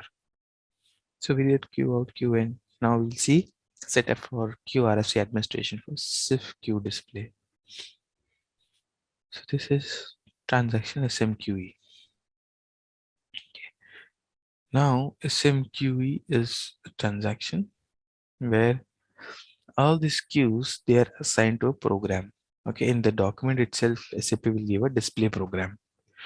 So what these display programs are, so they are basically, they help you in troubleshooting. So if at all you come across a situation where there is a queue and you want to see the log of that queue, right? So if a queue has failed, so this is a queue, for example, you want to see the log of this queue, why it failed. So if you double click this, it will give you a log like this. It will give you a detailed log why it failed. So here there are no logs selected because log is not activated for the delivery, but you know, it should give you a detailed log like this, as we saw in the first instance. It should give you a detailed log. Basically, all logs are recorded in a transaction SLG1. So you don't have to go into SLG1. It should go and get all the logs for you from the system, from the SLG1 log. So this display program is required. If the display program is not assigned, you'll not be able to see the logs. Okay. So make sure So, the business team has activated the logs. So this is, yeah, this helps you with, this display program will help you with reading the logs which are created for the queue. It really helps in troubleshooting. Otherwise, you know, based on that date and time, you have to go in SLG1. It's really painful otherwise, right? So we did the settings. Now this setting is for master data integration. Yeah, that's correct. Who is executing a transaction, you can find in that day. See, in decentralized system, you'll have an RFC user if you are investigating a good receipt, but in embedded, it is the same. So now we have two terms called business system group and business system. Okay. So business system is used for transactional data and business system group is used for master data. Okay. Now the business system group, I'll explain you what it is, what is the background for having it. But here you can see for our system, the business system group is BSG.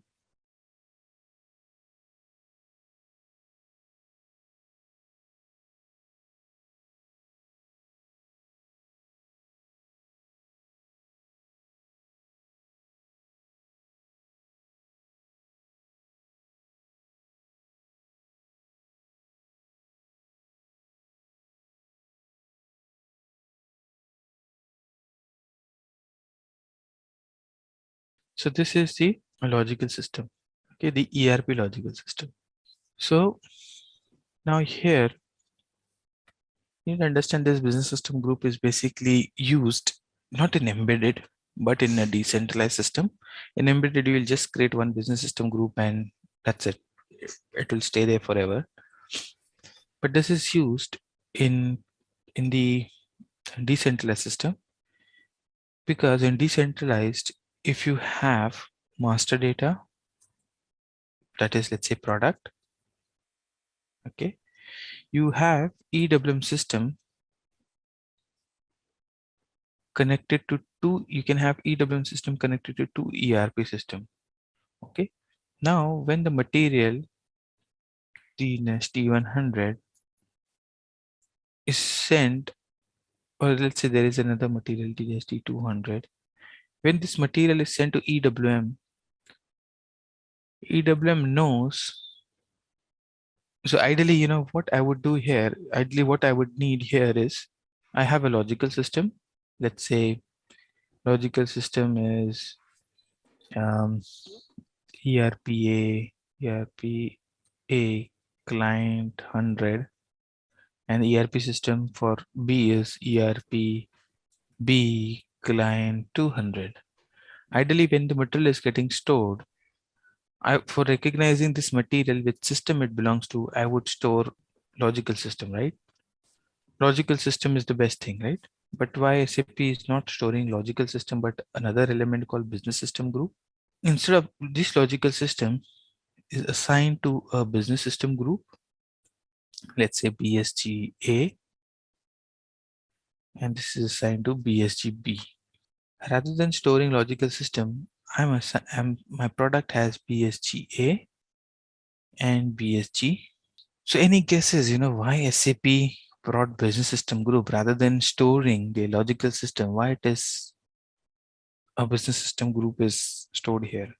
Yeah, but I could have also stored logical system. Like I would have stored ERP A client 100 and ERP B client B 200 here. nothing to do with if they got the same kind of material number in both the system. Yeah, No. if they're same kind, then we will have to do a enhancement and we will have to add a prefix or a suffix because product master is one. So I would Correct. say A T. This is one of the reason. So when when you're connecting to more than one ERP system, we have to implement a body, and we do it at a business system group level. That is one thing that is used. But the main reason is this logical systems are basis master data. They can change it tomorrow. There is some reason, they might have changed the name here. Okay, they can bring in a new logical system. Now if the logical system is assigned to a product, the product will become corrupted if you change the logical system. With masking of business system group, your product is same. Your product does not change, your business system group does not change for the product. Once you've started your project, once you've started using production system, the business system group remains the same throughout the throughout the time you're going to use EWM. So now you saw in the product there was business system group A. Now let's say if SAP, somebody from basis, they change the client for some reason. They say ERP 1, 2, 3. They add something here. They change it. We just have to change the assignment of ERP 1, 2, 3 to BSGA. Okay. So in the product, there's no impact on the product, even though the client has changed. Somebody senior may understand, but if they are juniors, they simply follow the notes and they do it. But it has a very important Impact. Yeah. implication on our master data. Whenever you do a refresh, client refresh, what happens? Your product client refresh your logical systems. See, there is a client here. Let's say my production client is 500. As soon as I refresh, my client 100 gets overwritten by 500.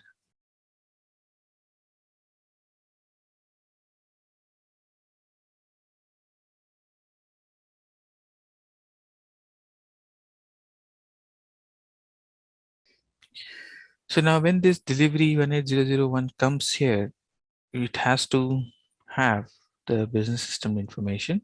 That's how we'll tell the system from which system it came from. And that's the system is going to look when we have to send a GR message. System will look at that business system and try to send it data to that system. So again, just to make sure there is no dependency on the logical systems, they can change with client refresh, or basis can change. SAP has brought its own business system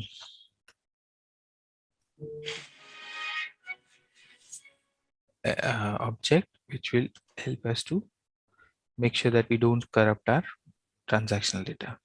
So I'm just going to show you an inbound delivery where you can see the business system, and we'll see what business systems are configured in this, in our embedded. It's purely, straightforward. We don't, so there's just one system and one business system group. So here there is business system. Yeah, this is the business system in our client. Due to 400, and then it is assigned to a logical system here. Okay, yeah, it's the enter transaction when you say own business system. So this is assigned here, and this is our own business system, and thought it's assigned here somewhere to the logical system also. No. Okay, yeah, this config will come. So here you will see the business system and the warehouse. It's recorded here into the delivery based on the warehouse. We have it. This will do tomorrow. Yeah. But this is the main For link. our Yeah. this is function setting. But yeah, we will see business system there. So let me open a delivery, any delivery. You can see the deliveries. It is storing the business system information from which system the. So when a queue comes, it has the business system information, and then it assigns a delivery to it. It stores the business system into the delivery data. So this is the business system configuration. I'll come back again. We first define the business system here.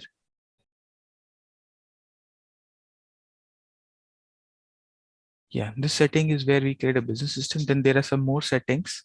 We'll do that in the functional. So there are 3 settings for business system in the wizard. So define business system, same business system, you have to put it into your own business system config. So own business system means, if in case you are connecting to, if at all you are creating data internally in EWM, it's not coming from ECC, you create a delivery in EWM. So this will store internal delivery. It will take this business system, that the business system for the same. So we keep it same as the ERP if it is embedded. So let's say you create a delivery in EWM itself. You create an internal delivery. Let's say we create a delivery for production supply. It's not updating ERP. It is within the warehouse. So then it will look at this own business system because there is no ERP involved here. There will be just one own business system. This test system has two more. Just ignore them. It will take the own business system and it will update in the delivery, because delivery as a document needs business system. What I'm saying, there will be scenarios where there is no connection to ERP, no requirement of any deliveries from ERP. You can also generate deliveries only in EWM for EWM processes. So when you're supplying to production, you don't want to update ERP. There's an internal delivery. Yeah, so this is the last basis settings where for the business system, we say what is the queue type, how's the aggregation, how's the mass queue activation. So these are again, default indicators provided by SAP, and we don't change them. We maintain them same like how it is provided by SAP. So, queue type inbound means, see, whenever you're sending data from one system to another, there has to be some validation, and there has to be some, validations. If they fail, it has to post an error, right? So the queue will always, when it is being sent from ERP, it will be sent directly. It will not do any validation. Validation will be done on the EWM inbound side. Or if a queue is coming from EWM to ERP, when it is sent from EWM, it will not do any validation. But when it comes as an inbound to ERP, it will check whether the material is extended or not, whether the period is open or not, or material is blocked or not. All those validation checks will be done in the inbound side. So that's why, whenever you are doing queue monitoring, you will only monitor the inbound queues. You will never find any failures in outbound. Okay. So when we are sending data, we are just pushing it across. We are not, since these are SAP system, we could also do some validation. In embedded, you can, in embedded, you can do the same validation on sending when you're sending. But just to, make, I think, the queue monitoring simple or at one place, SAP has made the queue type as inbound. If you guys have worked into decentralized WMS systems, the other two indicators are basically to help us with the queue processing. So prior to EWM, whenever we used to connect WM to a decentralized or, similar scenarios, we used to have, multiple ERP systems connected and to a WMS system. So the data, when it comes and goes, we used to have, whenever it's RFC, we used to have queues. Now the benefit here is, or what the settings they control, two things. One, there is a separate queue for each document, but prior to EWM, or there used to be some systems, I've seen some systems where there was just one queue, WM star. So if one delivery used to fail, everything else used to fail. Okay, so here it is neatly designed, so deliveries are independent. So if you see here, we say is mass queue deactivated. That means every document will have its own individual queue. The second thing is no aggregation. That means, whenever a delivery is failing, we saw in the slide, you have two postings coming from EWM to ERP. First is the GR, the second is the posting change. So this posting change will fail if the good receipt has failed. Okay, because it is reference to the same document. Definitely it has to fail because it cannot do a stock posting change if at all the product itself has not been received in ROD, how will ROD to AFS will functionally, it is pretty much well understood by us, but technically, we needed that, check-in system. So that has been built in. So you will see sometimes here the entries are just 111, but sometimes we'll see more than one entries, 5-6 entries here, because you have the first one has failed, the others have all subsequent postings for the deliveries have also failed. Okay, so the queues, they are we don't do a mass queue are deactivated, and aggregation is not allowed. That means you will have individual queues for each delivery, and they are basically dependent on others. So the first queue, the first posting that takes place should be processed, then the later postings for that delivery will be processed. Otherwise they'll get piled up here waiting for the failure to be removed. All right, let's test your knowledge. Here's a question for you. SAP EWM is an integral part of which SAP module? Option A, SAP ERP Central Component, ECC. Option B, SAP Supply Chain Management, SCM. Option C, SAP Customer Relationship Management, CRM. Option D, SAP Product Lifecycle Management, PLM. Take a moment to think, and when you're ready, choose the correct option. Remember, each choice holds a key to unlocking the answer. Good luck. Type the correct answer in the comments section. Hey there, wanna nail supply management? Our SAP ECC EWM course is here for you. It's all about handling supplies smoothly. This course is your go-to for mastering SAP ECC EWM. Think of it as your toolkit for planning, ensuring we've got enough stuff and getting it where it needs to be. We cover it all, from the basics to some cool advanced tricks. Experts made this so you're in good hands.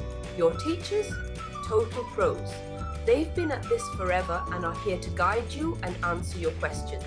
And guess what? Students love it. Just like you, they found it super useful. And the best part, it's budget friendly. Learning shouldn't cost an arm and a leg, right? Ready to become an SAP ECC EWM whiz? Enroll on our page today. And for more details, visit ZaranTech's website. How EWM would connect to more than one ERP, and how business system group and business system can be used in a decentralized environment. So today we'll proceed with our settings. We'll go ahead and maintain some functional configuration related to integration. So some of this configuration which we are going to cover today, they may not be all integration relevant. Some of this configuration are required for EWM. Some may be from the logistics side, logistic execution side, some may be from the EWM side. But these configuration, they may be optional in logistic execution, but they may be mandatory with EWM. Okay, so let's go through them one by one. But yeah, let's refer the list of configs in the wizard and follow them manually.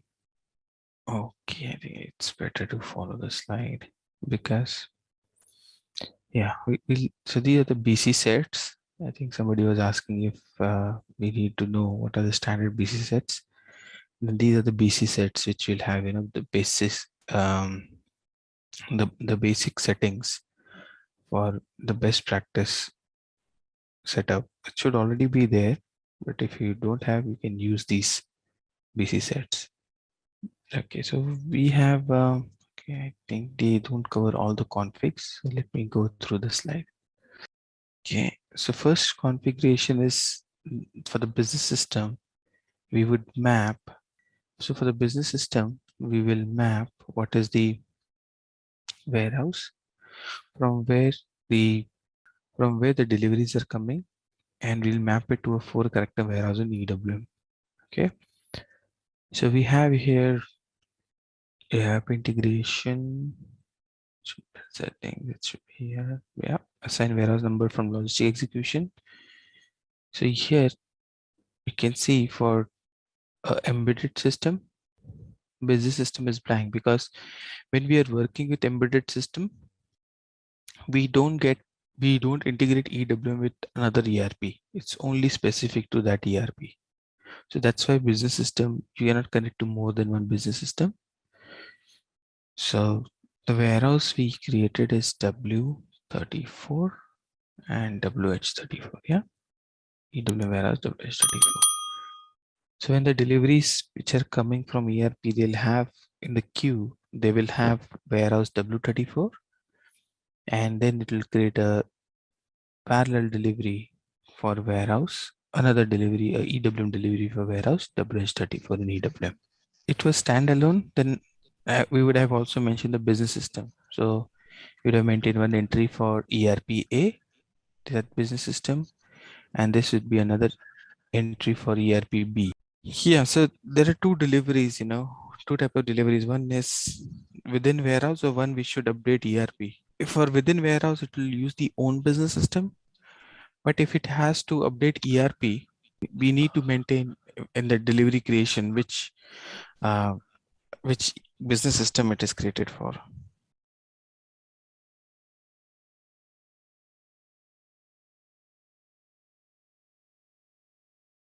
See, this business system generally it becomes important. Where there can be chances in decentralized, the same warehouse code will be used by two ERP systems. Yeah. In that case, this becomes mandatory. But yeah, if you don't see in decentralized also, if you keep it blank, should be fine. That means it covers all the business systems. So let's move ahead. The next configuration is mapping of store location. So we have store location and we have basically our overall warehouse we are divided into 4 groups. Yeah. So based on those store location, we have raw material. 4 areas, I would say, not groups.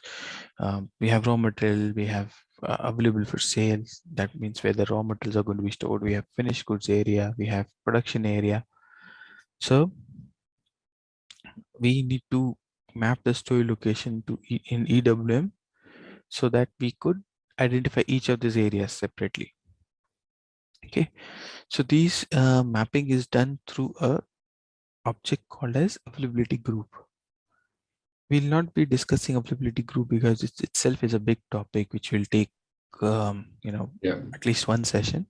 So what I'm going to do now here is I'm going to maintain this config, just assign whatever is the standard availability group for our store location.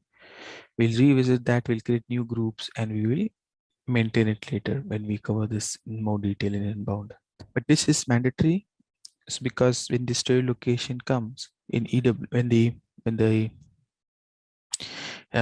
store location information comes in EWM, EWM will not know.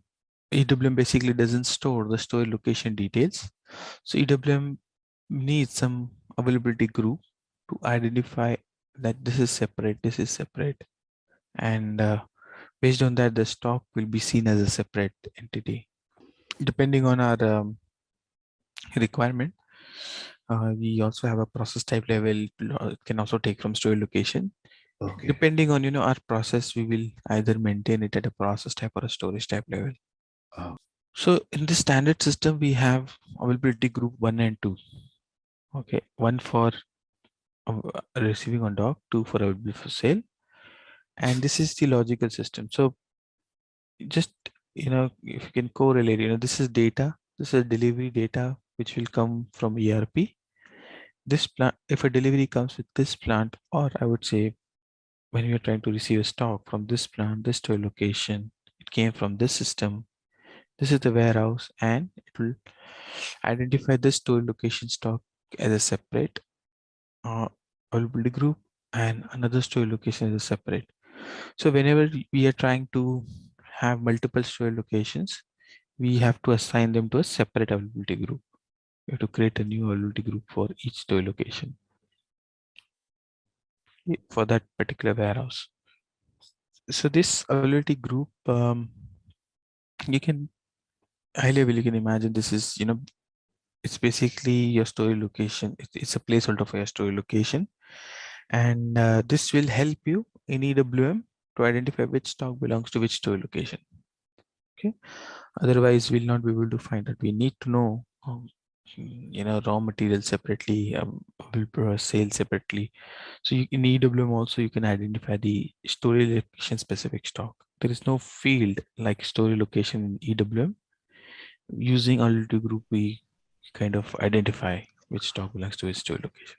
Now, I will introduce a new object called as supply chain unit. Okay, so basically, the warehouse that we create, we need to create a supply chain unit for the warehouse. Okay, so why we need supply chain unit for a warehouse? Basically, where it is used. So if you see here, I'm just trying to help you correlate. If you see here, when we create a warehouse, there is no address information here. Like we have address data in a plant config, we don't have in a shipping point config, we don't have similar address information stored here. For a warehouse, the address information is taken from supply chain unit. The time zone information is taken from supply chain unit. That's how SAP has created this. This is a master data, okay, and we create supply chain unit. This is master data, and we create supply chain unit basically as part of a cutover. Okay, so for your warehouse, you will create supply chain unit, only once during your cutover activities. So the supply chain unit, basically you can create it with the same name, WH34, or if you want, you can just do like this, SCU-WH34. It all depends, um, what naming convention you agree. I think WH34 is good enough here. So this supply chain unit basically is a SCM object. It was also used by APO. We also use this in transportation management as well. So all SCM modules, they use this supply chain unit, and here you can enter your type. So they'll be, don't get confused. There are several more types. We may not use all of them. We'll just use 2 or 3 of them. Others are being used by other SCM modules, SNP and all those SPPAs and all. So this supply chain unit, we have to create it manually. Okay, and I'll just tell you what else we can maintain here. Warehouse WH34. Okay, we have a time zone here, which I will say /o extend. I'll take it from the plant. If I enter the address, I think it will take up the time zone.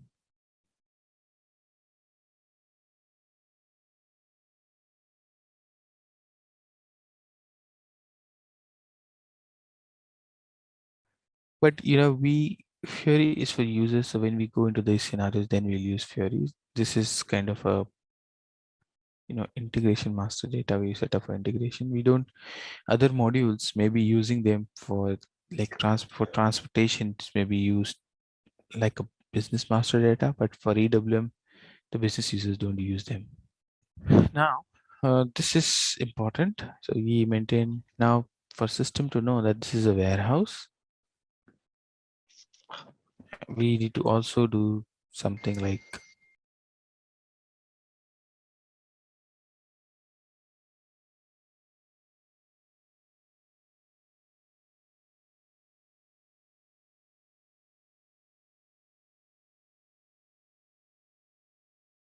but I think this should be more used when you're using cross-docking scenarios across warehouse and transportation scenarios, where for each location you have a global number, but within the warehouse we don't use them.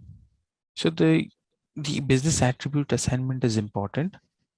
Okay, so we need to make sure we assign INV. Okay, and there may be some planning done, so we also assign planning location as well. Okay, so these are the 2 important business attributes we need to assign.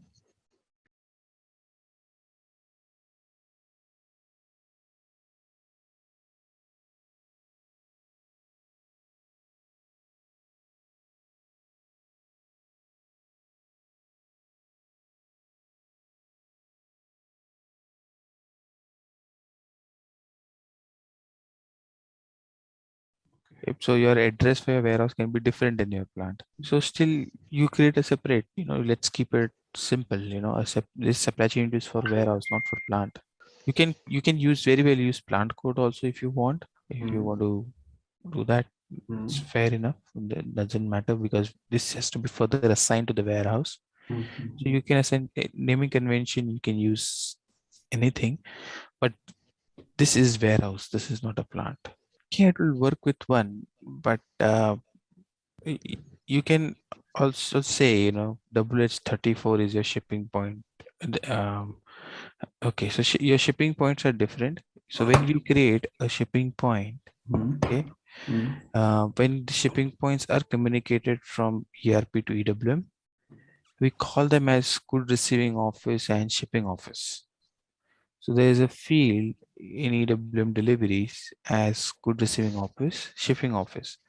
So when your shipping point comes to EWM, it looks for a supply chain unit and with that attributes so that it can identify this. Okay. So ideally in a decentralized system or a old system in S4 before S4 HANA, we used to sift shipping points to EWM, which would automatically create a supply chain unit. See, it's still early days, EWM is predominantly was a decentralized module. Okay, so it's still early days in S4 HANA. Now the whole decentralized system has been embedded into S4 HANA. Okay, so Okay. we still are carrying forward, all the settings that we used to do in decentralized system, still we do the same in embedded. Okay. I understand this is a valid question. Many clients also ask this question, especially with deliveries. They say, Uh-huh. why we have two deliveries, one ERP, one EWM. I think slowly SAP will make it a more integrated system, but still till then, we have to do it this way. That's why, wherever I'm explaining you something, I'm showing you where to get the standard SAP document so that you can get the latest updates, because a lot of things are changing in every version of EWM. It will be seamlessly integrated in future. Yeah, that is the expectation. Yeah, somebody who doesn't have a background, but somebody has not worked in decentralized or prior to S4, it is very confusing. I agree. So coming back to the attributes again, attributes are important. We will assign this as a good receiving office.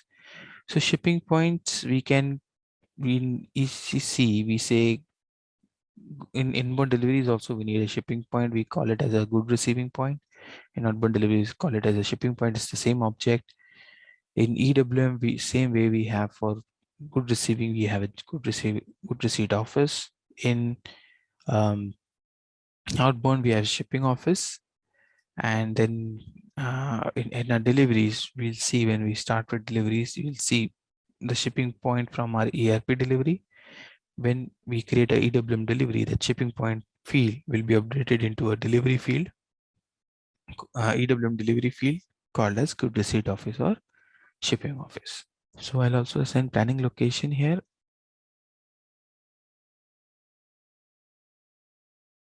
Supply chain units that are created. We just need these two for integration perspective.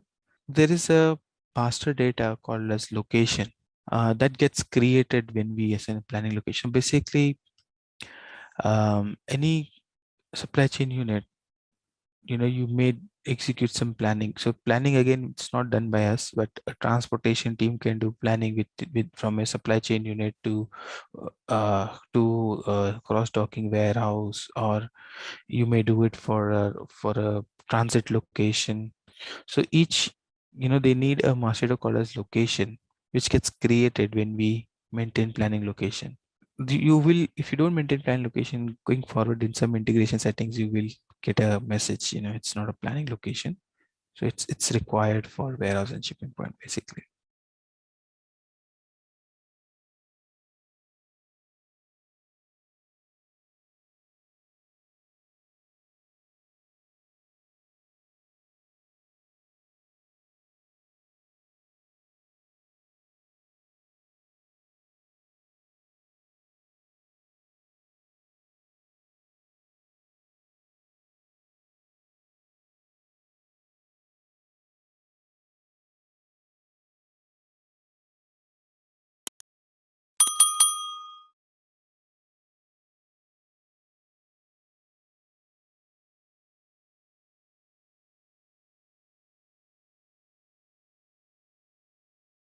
So what I will do is I'll look into this. So, and then, there is like how we assign supply chain, how we assign a plant to a shipping point. Same way, we will assign the supply chain unit of warehouse to supply chain unit of uh, receiving office and shipping office. So here for our warehouse, I'm going to maintain entry PL34 INV, and I'm going to assign it to supply chain unit SH34 RO and SH34 SO. Okay, so I'll do that settings. I need to first fix this supply chain unit which I've created wrongly.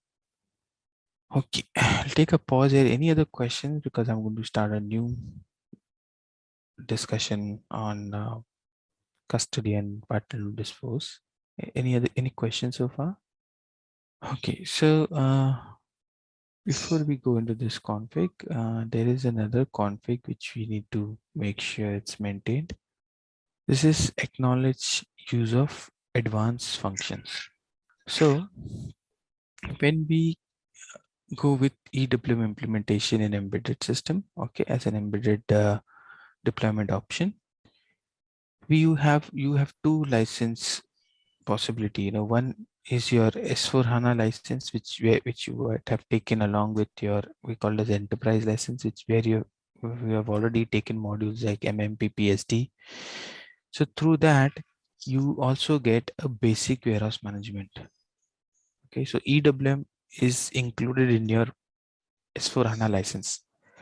Okay, if you're using these functionalities like simple inbound, outbound, deconsolidation, internal movements, physical inventory, reporting. If you're using very basic lean EWM, then it's free. But if you use these functionalities, if you're using slotting, waves, MFS, labor management, kitting, customization, talk appointment scheduling, if you're using these functionalities, then you need to buy an additional license. I think all are okay. The major challenge comes with waves. This is the main reason many people have to go for the advanced. Wave is not there in standard. So others, I don't see much of the companies using them. There are specialized companies like they have huge warehouses, automobiles and paints especially. They have huge warehouses. They use a lot of MFS and they are willing to pay because they have, rather than paying for an external system, with some additional license, they are getting an integrated system. That's okay for them. They are okay to pay. But somebody who wants to use basic, this is the functionality which really hurts them. So you need to come here and acknowledge if you're using advanced functionality, advanced EWM. If you're selected here as basic, and if you're using any advanced EWM functionality, then it is audited by SAP, and you may be maybe not sure. You may be fined, or you may be told to stop using it or buy an additional license. I don't know, but SAP does audit this. So it's advanced for us because we are going to test everything in the test system. We have to do by default. It will be blank when you take for your warehouse. It will be like no acknowledgement. You just have to select. It is advanced. Standard SAP is advanced. So the best practice is advanced. We have copied best practice. Yes, it will come here as advanced. Why we need to revisit whether we are really having an advanced or we are using a basic. So it may be, you have to revisit this. I'm not saying, it may be, so many things will be, depending on your system setup, I think many things will be in built in your system. Like waves, if somebody downloads BC set for waves, you still can download BC set for it. Doesn't stop you from using it. If you're using a base, if you've set up a basic, it doesn't stop you anywhere. So only with SAP's report, their audit report, they will be able to catch, that this is basic and there is data in waves. That means wave is being used. So, okay, let's move on to the next. three important definitions: patent to dispose, custodian, and owner. So when we look at our stock in EWM, we'll have these identifications in our deliveries at our stock level. So what are these identifications and where they can be different?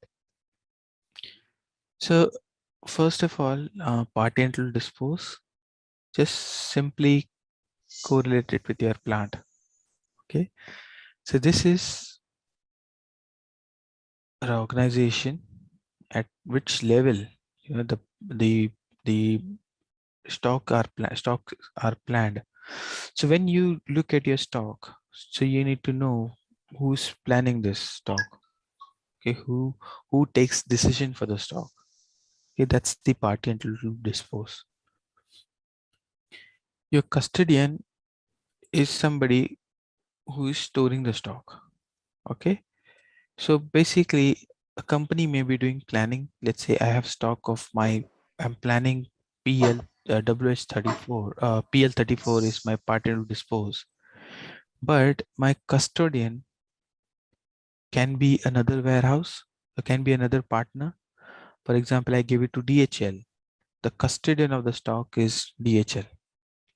Okay, so the physical custody is with them.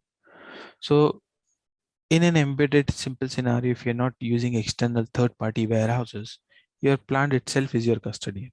They do the planning, and then they are the custodian. So patent to dispose, custodian, owner, these all are business partners. So that's where we are going to use our plant as business partner that we created yesterday. So for our warehouse, I'm going to say BP 1934 is the patent to dispose. That is the party that is taking decisions for the stock, planning the stock, and this same business partner, I'm going to assign it so that I'm telling the system that the custody is with the plant itself. Physical custody is it's the plant itself, and they are the custodian of the stock. And by doing this, I'm also, for example, let's say we have a third-party warehouse. I would create a BPDHL, and I'll assign it to the warehouse. That means my partner to dispose may be BP1934, but my custodian can be BPDHL. Okay, so in our case, a custodian is the plant itself. Then we don't need it as part of integration, but when we go into further scenarios, you'll come across another or maybe at a stock level. When we look at a stock, you'll come across another definition called as owner. So what is owner? Owner is a party or a business partner. So all these three are business partners. Okay, who owns the stock? See, custodian may be in a physical possession, but it can be legally owned by someone else. An example is vendor consignment. So in your vendor consignment stock, when you look into it in EWM, in most of you are familiar, when we see a vendor consignment stock, we see vendor's code and we'll see a special stock category as K. But when you see the same thing in EWM, you'll not see special stock category. We don't have them in EWM. You'll see the owner is BP XYZ, whatever is the vendor code. So the vendor name comes as the owner. There's just one field, no special stock category, just one field, owner, where the vendor name is maintained. When we want to change it from vendors to vendor consignment stock to our own stock, we will change the owner from BPXYZ to BP1934. So changing the owner will do a transfer posting from vendor consignment stock to our own stock. Okay, so we will be discussing this as part of vendor consignment process. So that's where we are going to use it. All normal stock. So this owner is updated by system internally. So when you do a process of normal receipt, it automatically updates the owner as 1934. But when you receive a vendor consignment stock, automatically it updates the owner as your vendor. Okay, when you do 101K, it updates your owner as your the vendor as your owner. That's correct. As part of the process, you have to take my approval, but who is basically partner dispose a owner, a vendor, or a customer, they can't do it. We are just maintaining their ownership, or that they legally own it, or it's basically their property. That identification is there, but anything to do with your stock, the partner will dispose is the person who is going to take the decisions and make it. Yeah, obviously he has to reach out to the owners, take their agreement. You will have individual lines for each owner. One stock cannot have more than one owner, right? One piece, one quantity, one unit can either belong to you or it can belong to me. Owner is taken by the process. That's why I told you, when you receive a vendor consignment material, system based on the movement type, it's going to update your owner. Okay, so yeah, you put it correctly. So let's look into that scenario. So if you are a third party, your partner will dispose will be your plant. So if you are DHL, your warehouse will be, let's say, WS34, supply chain unit DH34, that's your warehouse DHL. Custodian DHL, party and will dispose will be your, let's say, PL34. It's a different plant. So your party and dispose will be different, because for you, you're not the person taking decisions for your stock. Somebody else is taking. If you have more than, if you are a DHL, your warehouse, you have a warehouse, you're using EWM there, and you may have stock of Tesco, Wasda, yeah. In that case, you have to keep it blank, because you need to understand this is default party entitled to dispose. So default will help you with whenever system needs a party to dispose, it will just take this. But when you are storing stock for more than one, you have to tell the system, let's say you're scrapping, then you have to tell the system whose stock you're scrapping. A jam or a tomato ketchup, you have to tell it whether you're creating it for Tazda or you're creating it for Tesco. So warehouse, we have in ERP, we have warehouse W34, EWM, WS34. We have maintained the party to dispose and the custodian. The plant is created, we have also created warehouse with the attributes INV and planning location. We could have also created supply chain unit in any other code, in plant code also. We have done it in a warehouse code. Story location are mapped as availability group. For now, we've just used the existing ones. Going forward, when we discuss availability group, it basically contains different stock types. Plant as customer, plant as vendor, we've created them as business partner. Shipping point, we have created them as supply chain unit, receiving office and sales office. Here we have completed all our integration for a warehouse. Then what I want you to do, this year we have completed a unit 1, our first week. I want you to go through this, okay, and a bill of material. Once you get the system, just look at the ERP setup of this bill of material, of these products. And also you can go through this layout. Just try to visualize what we are trying to cover here. Just make sure you're used to this layout, so that we'll start executing the process. It will, when I say, I may say 8003, you should understand, yeah, this is general storage. Just make yourself aware of the naming convention. So this is going to be a pump manufacturing process you're going to execute. Okay, so for pump manufacturing, these are the components, a bill of material. So this is a pump storage. So make sure 8004 and 6, if you have access system, you can also try browsing through the storage types and other warehouse nodes. But make sure you have reached this point. You have completed all the settings that we have covered so far. And by this way, our warehouse is integrated. Then okay, we have a Fiori link and we have Fiori tiles. When we start Fiori tiles.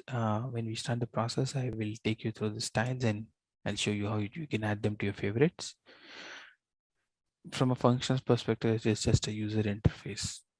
Why I'm negating Fiori's impact in EWM? Because EWM users are using RF. Fiori, we just have in an ideal environment, nobody's going to use Fiori. Nobody's going to use those fancy Fiori apps. Just they're going to use warehouse monitor on the desktop. Not I would not say it's very good for EWM. EWM, whatever innovations SAP has brought, they have brought a new packing transaction. For production, they have new transactions. So for example, creating a delivery, creating a sale order. Okay, it's the same thing that we create in that we use in desktop mode, for example. Then you know then there's no point in going through this in Fiori, but they have given a new transaction, a new innovative transaction, which basically is not like this, it is something else. Then it makes sense, to learn that and explore that. So yeah, my aim is to, not to show you this, which we can also see in desktop, but to show you some innovative transaction, what's new. So You're good. mhm. Sorry to interrupt. Yeah, I yeah. have one question here. So actually, I supposed to ask this question in the last session. Mhm, See, mhm, actually, last session we configured this business systems and business system group, right? mhm. That again, that client against the client, we first we assign the client and assign a client with BSGA and BSGB, right? Yeah, See, that's right. actually, my question here is, see, the one client to another client, we assign the business system group and business systems. See, Mhm, when we, one scenario, I'll tell you. See, for example, against inbound delivery, we are going to perform RF receiving through RF gun. mhm. See, that case, how system determine this device that there is a link, how the link between the RF device and system. So is there any URL, web URL configured in the system or how it is? There are two things. You first spoke about business system group and then about RF. I don't think business system group has to do anything with RF. Yeah, business system group, because those are with your delivery creations or your product master data creation. So the execution is through RF. So when we create a delivery, we post a good receipt for the handling units through RF. We create a putaway through RF.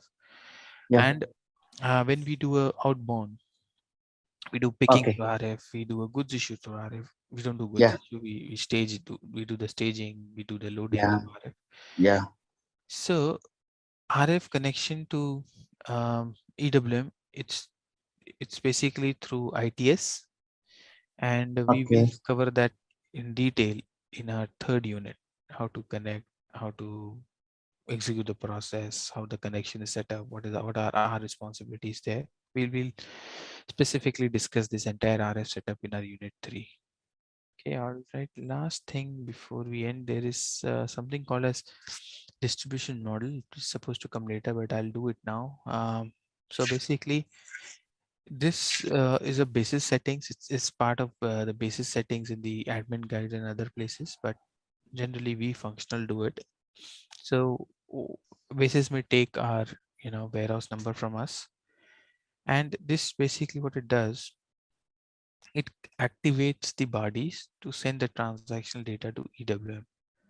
So once you've done the integration, okay, this is the logical system for EWM. Let's take that from our data sheet. You just have to go here and execute it. Say create entries, execute it. You can see it has said okay.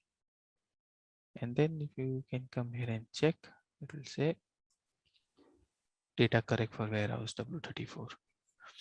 Okay, so just run this transaction once you've done the integration.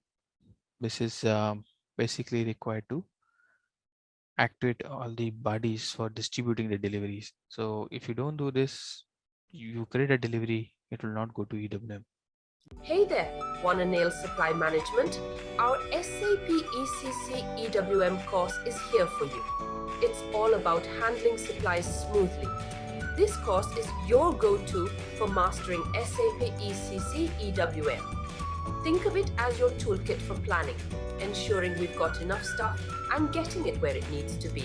We cover it all, from the basics to some cool advanced tricks. Experts made this so you're in good hands.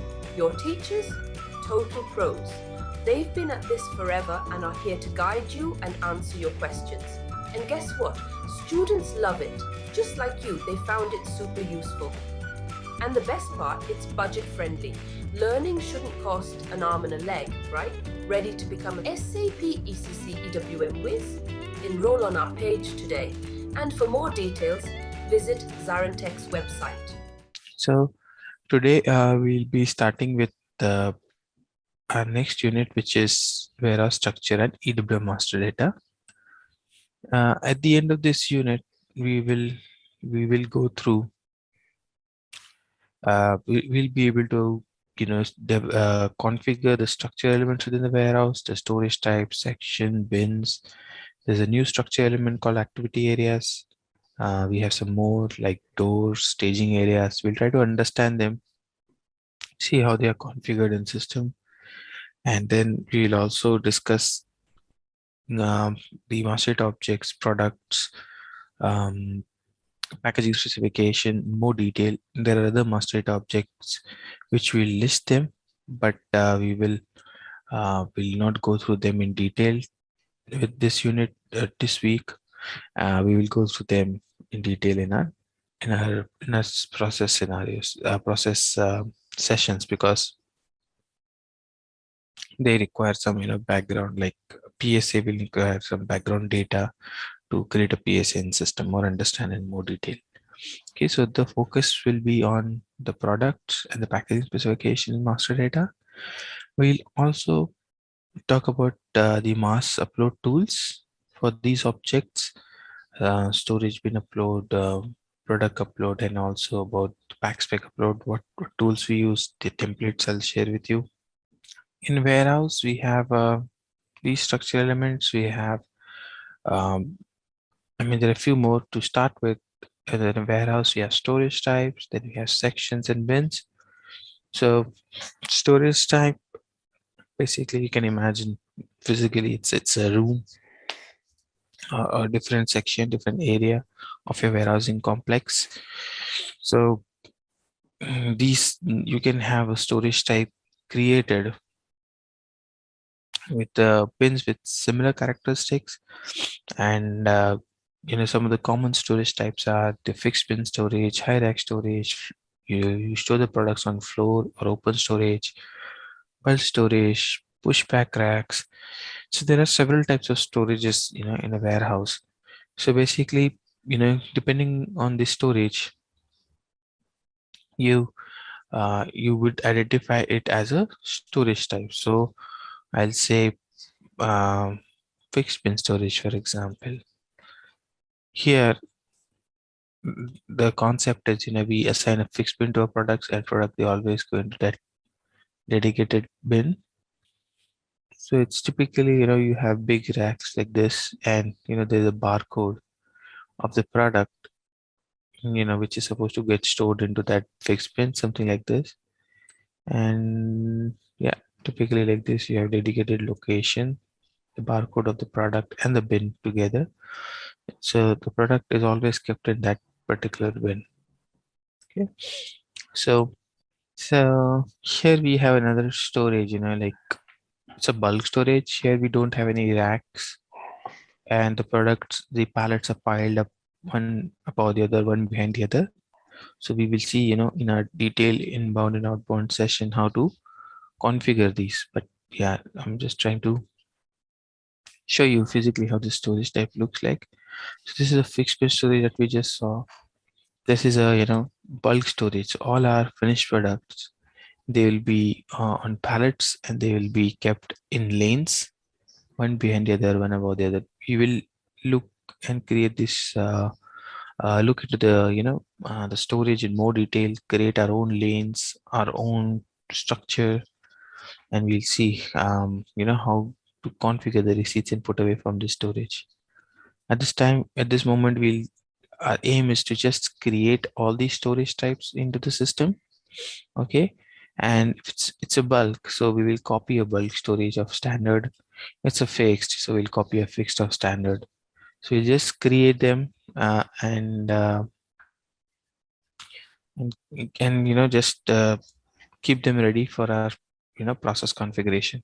Okay, so we have bulk, we have fixed, we have high rack storage. So there are two types of storage. One is in case of rack, one is high rack, and where like sometimes you also have see these are high racks. They go to good height. These racks go up to 5-6 level high, and sometimes you need a special rack, special truck to move within these aisles and to remove the pallets from the top level to the below level so that it can be delivered. So you have really high racks here in your warehouse. So sometimes they are so dense, we also call them as very narrow aisle, and you have a special VNA truck to store parts into those aisles. Okay, so this is high rack storage that we'll be using, and then we also have a rack storage. This is so there are parts in high rack storage. The entire design is made when you also consider the weight of the parts that are supposed to get stored here. So you can the total weight capacity of this rack is to hold 6 or 7 high. So sometimes you may have parts they if you store them 6 in this one above the other, it will be above the weight carrying capacity of the aisle. So we sometimes have normal rack storage, which is 2 or 3 level high maximum, especially for it's if the weight is too high, then the weight carrying capacity of the high rack, so you can store them into these aisles. So these aisles are not that high, just 3 or 4 level high, something like this, just 3 level high, or maximum 4 level high. That's it. They don't go really high like a VNA. So we saw high fixed rack. Let's look at the open, and then the numbering will come in the pallet storage. So next is open storage. So this open storage is like a general storage of a warehouse, where it's like a yard, or it can also be a shade, or it can also be like a mixed open area. Okay, where you keep all your bulky parts, big parts, like a pipe in a shade, or the big paper rolls, or big steel rolls. You can keep them in your shade. That becomes your open storage. This whole area is like open storage. So open storage, you don't need much of a system control. It's like you visually see which part is kept there, and you pick them. You can easily identify and pick them. So generally open storage is identified where basically you are keeping all the parts which are not stacked above the other, or you just simply kept on the floor, and you can easily identify and pick them. So, and you allow all types of products into that storage. It becomes a really mixed storage allowed. Ideally it is just 1 or 2 bins. We don't create many bins for open storage. It's like a general storage for all types of parts. Yeah, so this is also kind of a general storage. Then we have a pallet storage in warehouse, where it's more like a rack storage only, but it's more like we saw the high rack and a VNA rack, but here in one, basically this, you can also have an arrangement where this entire bin is one entire bin is one, and this is the entire thing is one bin, and you can store pallets, multiple pallets in a bin. So hierarchy in VNA, generally they have one handling unit or one pallet per bin, like this. So this is one bin, this is another bin, this is another bin. But in a pallet storage, you can place several pallets in a bin.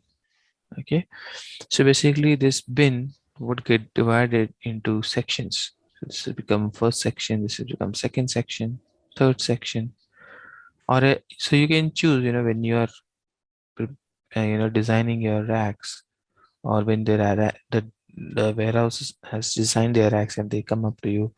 So you will have an option, if they say, each location is one for me, one pallet. That's how it is 99% of the time. But if at all, they say, no, the entire thing is one location. Sometimes we'll store three pallets, sometimes we store one pallet, sometimes we'll store two pallets, or maybe even four. Then this becomes a pallet strategy. So in pallet strategy also, we'll see how to configure placement, stock removals. But yeah, physically it's like a rack only, and only difference is how you name your bin. You see, depending on it, see, I'm not, let's not label, that you'll only get these 6 type of storage, 8, 12 different types of storage. But what matters is the type of storage. So if it's a cold storage, is it it's a rack, or it's a fixed bin arrangement, or it's a bulky thing? These are the main classification. Okay. Then it all depends. If it is rack, you may configure it in a different way. For example, you don't want to add another pallet to an existing bin. You don't want to do addition to allowed. You want to just keep it always. It should go to a new empty bin.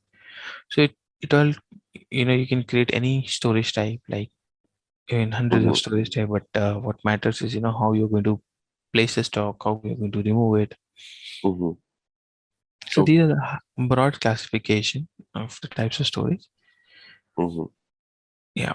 So your cold storage will be like, for example, I'll just give you an example. Or in your food industry generally, there's meat. Meat is like a general storage. Mhm. If you have seen, meat, they are kept on a rack, upside down. The meat, sometimes, they have to be they are not uh, kept in a rack one above the other. They are just kept open. So it's an open storage, and I will also create a storage type which is a strategy of open storage, and Mhm. I'll rename it as a cold storage. All right. So yeah, I was about to mention that, while we are configuring this storage type, we will see some of the important indicators in system. I will explain you these indicators. Basically, the storage type is config is divided into several sections. To put away, there are settings for put away. There are settings for stock removal, settings for goods movement replenishment. We'll go through them and understand these important indicators. May not be applying them now, because once we do these indicators, we will not be able to test them.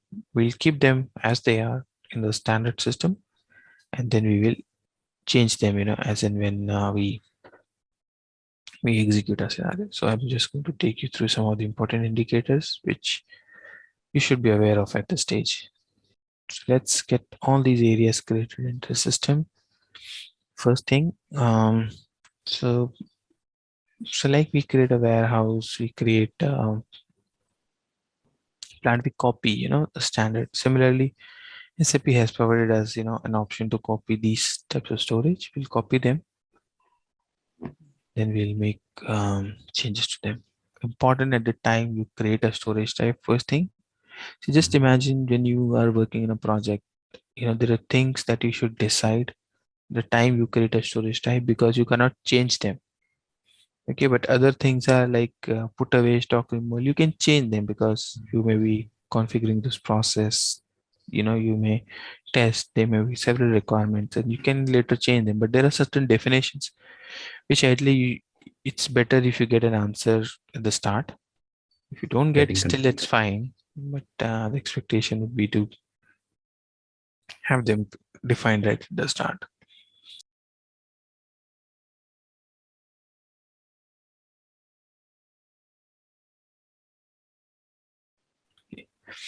So this standard system unit has all this Y series ones, okay, and somebody had copied. Let me delete this. Somebody has made change to 1710 created 8005 over there.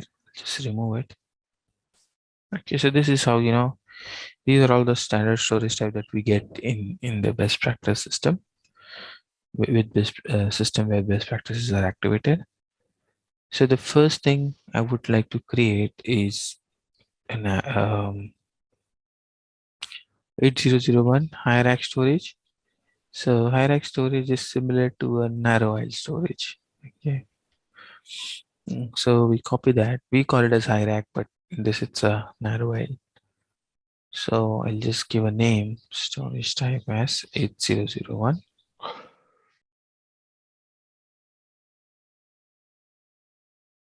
Right. So here, important thing to note here is handling unit is mandatory, and this is a required thing for a for a high rack storage.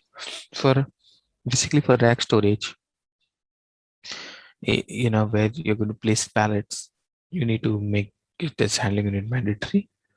So handling unit requirement is one of the important indicator that we set up when we are creating a storage type. So we need to know whether handling unit is going to be mandatory, optional, or display. So it's not you know, mandatory to, it's not, you know, it's not the end of the world. You know, you can also change it later. Okay, but let's say we configured it as mandatory, we moved it to quality. Okay, we are waiting in quality, we did some testing, we realize and business came up with a defect in UAT saying that, you know, this should be an optional. So yeah, you can do it optional, move the changes to quality. The only thing you need to keep in mind is when you're moving changes to important indicators of your storage type, ideally the storage type should be empty. For example, if it was optional, you made it mandatory and there is stock without handling in it, that will get stuck there over there. Okay, you will not be able to remove them. So we need to be careful with some of the indicators, and if you cannot avoid changing, best thing is to, when they're moving a transport, make sure the storage type is empty in the quality of production system. Okay, so this is one indicator. Then you have several other indicators, like it's a fixed pin. These are all for a fixed pin storage. This is very important storage type role. So we I'm not sure we had this. I think we did not have it in WM. So this is standard storage type where you're going to store your parts. I'm going to maintain a storage type rule when for the staging area like 9010 we were talking about. So that will be a staging area group. We will have work centers, doors, you know, these storage type work centers. Now this is staging area, doors. Okay, we will have those roles assigned, relevant roles assigned. Okay, we will have a storage type for the yard, and that will have a role G. Okay, there will have a production supply area, which is storage type P1000. It will have role K. Okay, so these are, you know, all the roles. We may have identification point, pick point for these areas. These are the identification and the pick points. They will have those relevant roles. Basically, identification is, you know, before you store the part, you identified in this area some labeling or some other requirement before you kind of place it into the final area. And then this is a pick point, generally used in outbound. When you take a full pallet, you open the pallet, you take out the material, and then you keep the pallet away. So you might have seen the pallet, the high rack storage, or, you know, bulk storage. There is no place to open a pallet in the rack, so it is taken to an area. You open it, pick the part, and then keep the remaining thing back. So that is a pick point. These areas will be created as pick points. So pick points are basically your, for example, you take a part, you need to pick a partial quantity of a pallet. You cannot take the partial quantity out of a pallet in a rack storage or bulk storage, because there is no space to take the pallet, keep it down, bring the pallet down from a height, and then open the pallet, take the part, and then you need to keep the pallet back. So there's no space to do this in your rack storage or bulk storage, because the lanes are very small. If you keep the pallet down, there are chances of damage. So we have a dedicated area. You just take the pallet to that area. It's a space to keep your pallet, do a repacking, take whatever you want from that pallet. The remaining quantity you can then take it back to the bin. So you take a pallet. So basically, it's two things. First you take a pallet, drop it here, and then you pick only two out of here. And there's a third thing is to take the pallet from here to the bin. So basically, you're doing this activity in 3 steps. First step, take a full pallet, drop it here. Second step is to remove 2 pieces, go and deliver where you want. Third step is to take the pallet back from here to here. Just to add, see, what we do is when you're executing a task, you are proposed by the scanner to enter the quantity. Yeah. Okay. So at this stage, there'll be no quantity proposal. It will say just take the entire pallet. But the moment you try to pick an item from here, it will tell you to pick only 2. You cannot pick 10. You cannot pick 5. So quantity will be proposed by system to you. Right. Okay. So yeah, we'll cover that as well. How the picker looks at things. Scanner or desktop. Yeah. So. Okay, so this is storage type role. There are some more roles for MFS storage type. We'll see that during the MFS session. Material flow system, automated rack storage. So, so this is the putaway section. We have stock removal section. So the putaway, the important fields are like putaway rule, how we control the product going into a storage. Okay, and when it goes into a storage, what type of rule we have. For example, it's in a rack, it's empty. Always system looks for an empty bin. If it's a general storage, just 1 or 2 general area, 1 or 2 bin in a general area, addition to stock in a fixed bin storage.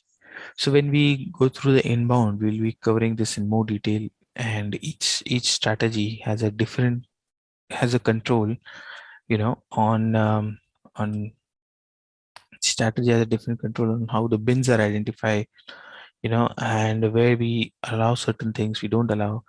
So one important thing that we discuss at the start of our storage type config, I would say 2 important things. One is addition to stock, the other one is mixed storage.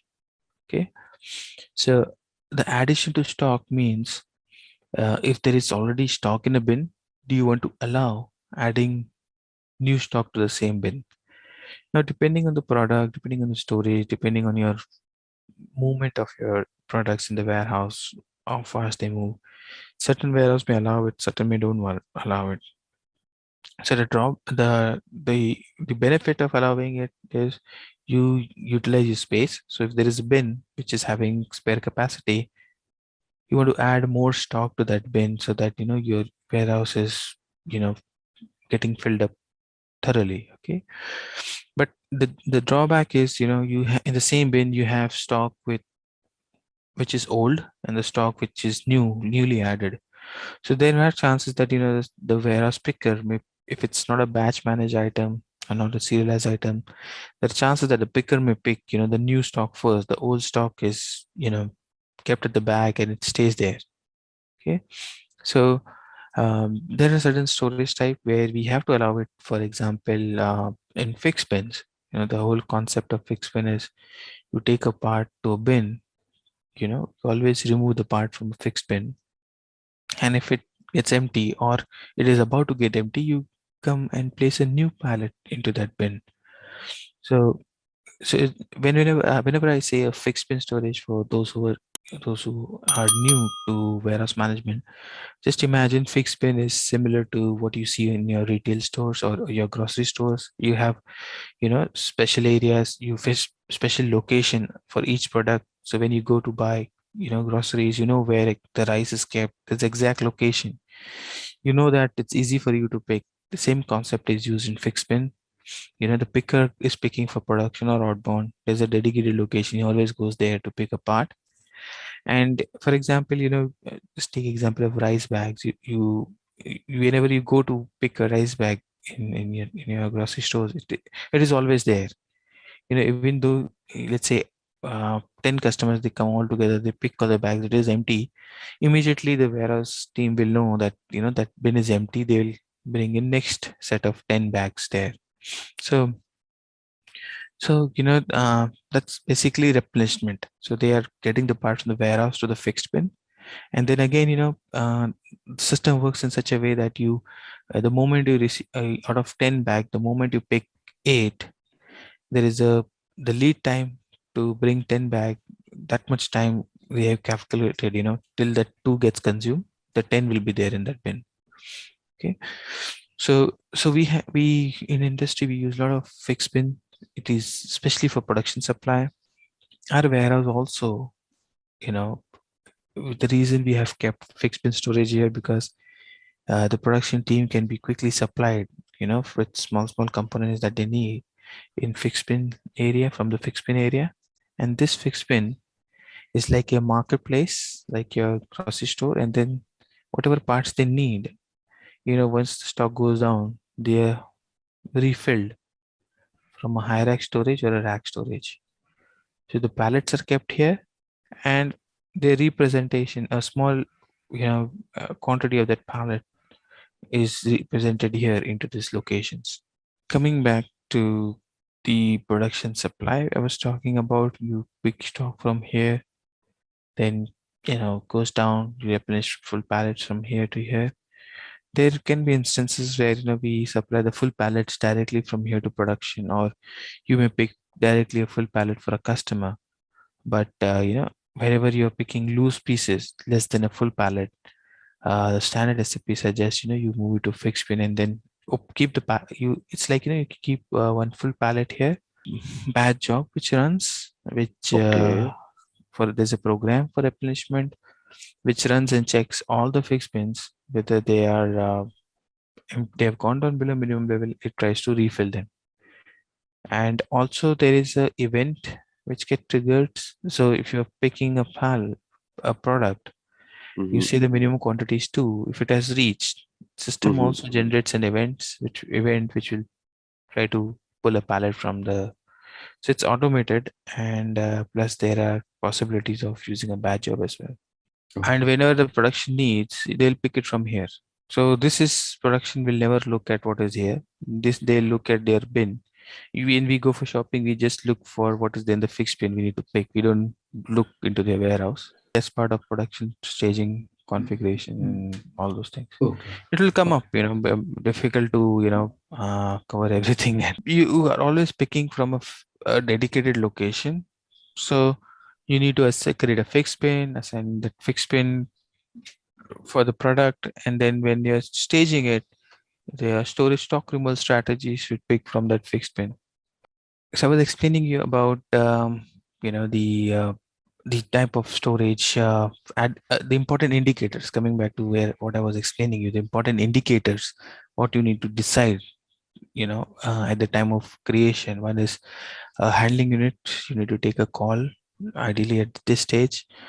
Then addition to stock, whether you want to allow or you don't want to allow. I was giving you an example of fixed bin. You will allow that because the type of storage itself needs that. But if it's a rack storage, you may not allow it. So basically this indicator controls whether it's has to be product based. You want to allow it for certain products, you don't want to allow it. So my recommendation, when you start with your warehouse, keep all the indicators same as standard. So I've just kept all my indicators same as standard 80. I've copied VNA storage, keep everything same. And when you execute your process, then see, where you want to change, and then only make change to those relevant indicators. So this is important. Then we have another decision to make, ideally at the start. If at all, business is not able to decide, or, there's less involvement from business and you are basically getting understanding and configuring for them. The next thing I believe we would discuss is mixed storage. Mixed storage means, when we are storing a product in a bin, whether we allow more than one product in a bin or not. Okay, so mixed storage is very important, especially, for example, we have racks. Okay, so if we have a production rack, more than one product in a pallet, and it's stored on a rack, then ideally business would not want that, because it is easy for you to take full pallets. The whole aim, business will try to reduce as many partial pallet as possible. So all the movement should be for full pallets. That's where you save time in opening the pallet, trimming stock. So when we basically contact a supplier, we tell them don't give anything mixed.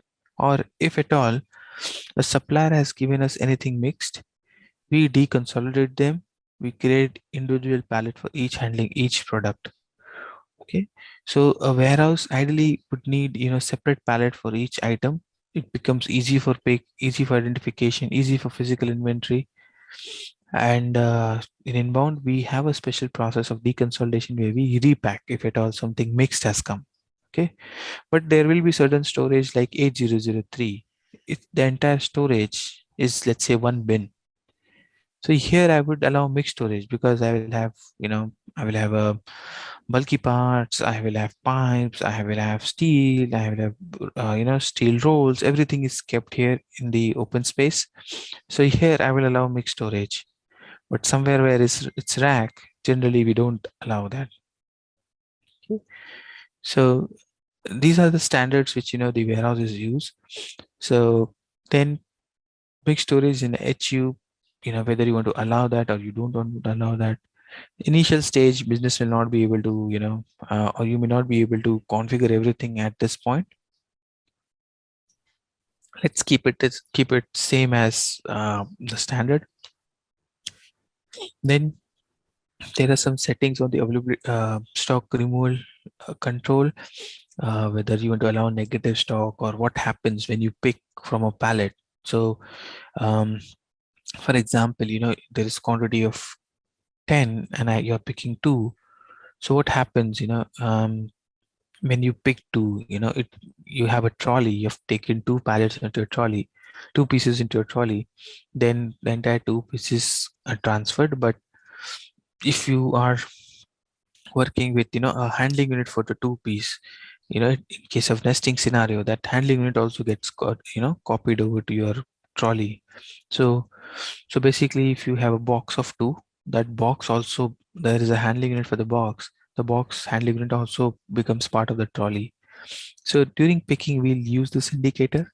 This controls how you're picking items and how the handling units are managed during picking. Okay. Then I was talking about replenishment. These are the indicators where we'll control how the replenishment works. We have a special topic for availability group. We'll see in what instance we need to assign availability group here. These are the further indicators which we'll discuss during our quarantine and internal warehouse process discussion. So 002 is ROD or AFS. So if I'm placing the stock in 8002, stock should be AFS, right? So I'll create the storage type. And for now, what I'm going to do is I'm just simply going to copy these storage type from the standard and create them. As we will come back again, I understand, this is important. There are many questions coming to your mind, but yeah, we need to make progress. And trust me, slowly, when we go through the scenarios, the concepts, you will come across each of these indicators and we'll explore them. Okay. So let's come to the rack storage. It is also a type of a VNA storage only. Just we don't have it doesn't go too high. It's a rack storage only.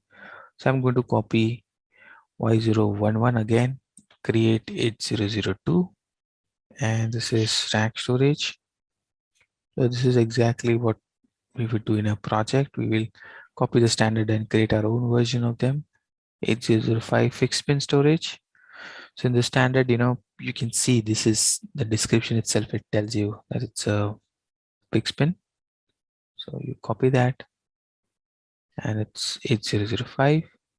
So as of now, whatever storage types I'm creating, just see the role, they are standard. Okay. I'll slowly come to the other ones also. In 8005, it's a fixed pin storage. Fixed pin storage indicator has been set.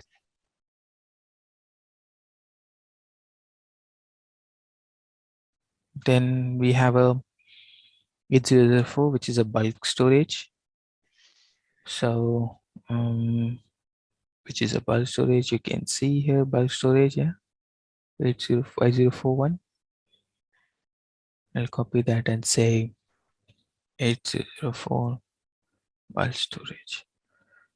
So important point to note here, it's also like for each storage there are certain requirements. For example, bulk storage, handling unit is mandatory. The storage behavior is set to 2. It's a bulk storage, so it will be difficult for us to remember all the standard setup required for a bulk storage. That's why we prefer to copy one, and so we will save it. So, and similarly we'll also create the 8006. So 8006, initially we discussed, it's like a pallet storage only, but with several sections. Yeah. So I'm going to copy rack storage only, and when we are going to configure the pallet storage, at that time we will create here several.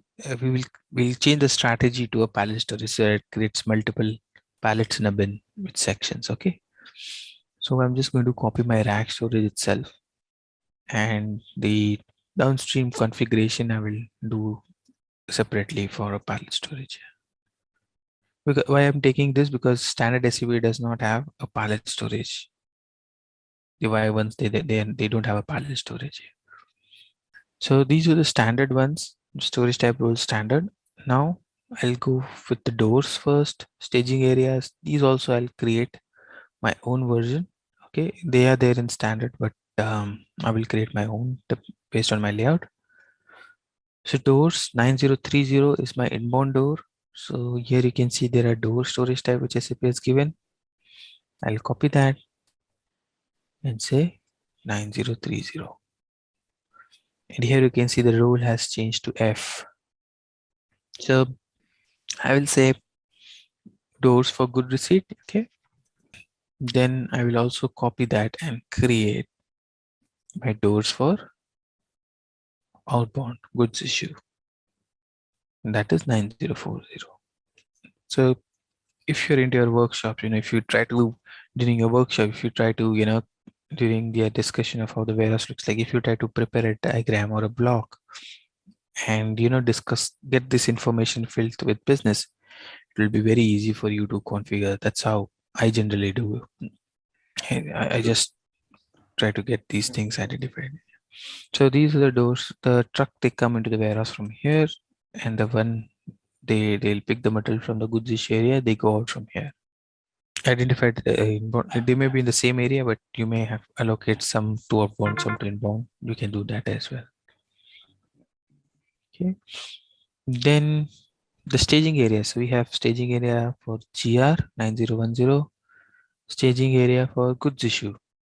So staging area is it's like an intermediate area. We take the parts there. After truck comes, we unload the part into this area. Okay. So you unload it, and then so basically you're basically freeing up the truck and this part Basically, these are, some special forklifts may be required to unload the pallets. So they keep it here. There will be instances, there will be some warehouses which you may come across where they'll say you'll directly take and put it here. So that is also possible. But generally, we keep them here and load them here. And then they may be either taken for deconsolidation, quality, or to the storages. Okay. So this is a intermediate area before we place the part into the final bin. So once you unload at this stage, you may, or if you're not using unload, when you do a good receipt, the stock gets added here and then you put it away into the warehouse. So basically at this stage, your stock is registered into the system. Okay. So as soon as you do an unload, you can see the stock in MMB, you can see the stock in your warehouse monitor that the stock is being received. You will see the stock. Material document will be created, accounting documents will be created at this stage. So I've told you, I was explaining you standard SAP also has a staging area in EWM, which is 4 character. The template, the best practice is Y901. I've changed it to 9010. And you can see the rule is I, which is important. Okay. Now the staging area rule is D, but why I has been maintained here? See, it should be D, and you can change it to D. But what I gives us is an additional flexibility. You can pack your products into the staging area if you want. So work center is where you can do a repacking. So generally, if any repacking is there, we don't need to move it to a separate repacking storage type. We could do a repacking here itself. Okay, so that gives us the additional flexibility. It is not mandatory. You will not always do repacking, but at times, if it for some process going forward when you're designing your scenarios, if at all a repacking comes in, then you can do it if it's set up as. There are many instances you may do that. For example, Yeah. you told your supplier to always give into your special pallets. You have given them a special pallets which you send it to production, and then they get empty and then they send back to supplier. So certain, especially in mechanical components, automobile, you get these types of special pallets. Now let's say the pallets, they didn't reach the supplier, they send into their some other pallet, some different pallet.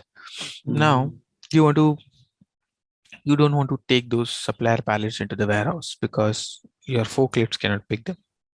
Your material handling equipments are not designed to handle those pallets. So you would like to change the type of pallet. This is one instance. This is instance, yeah. You get mixed product. You don't want to do a repacking and deconsolidation area. You will do it here. You have a standard pack. Third scenario, you have a standard packing, per handling unit quantity is 10. That is fixed for a product. But if the supplier gave you per handling unit quantity of 9, it's a mistake, or it could be a new vendor. Yeah. Okay.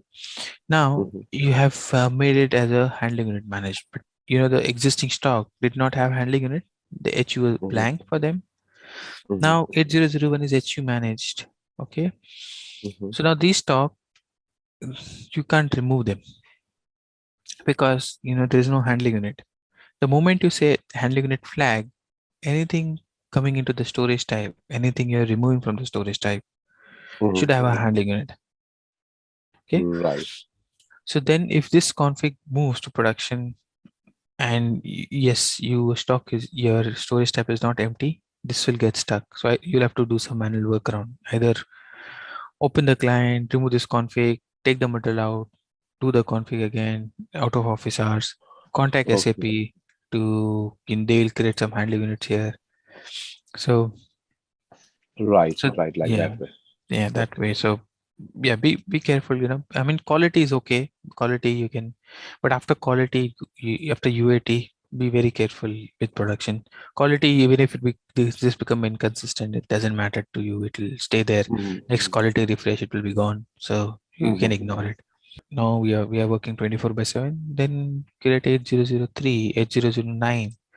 Uh-huh. And then, but new storage type creation, you have to do everything, all strategies and whatever later on configurations are there. You have to test all the scenarios basically. You have to Even redo if you that miss one scenario. scenario, it will stop your Mhm. process. So that should be a RAST proposal Option. to create a Mhm. neon on option.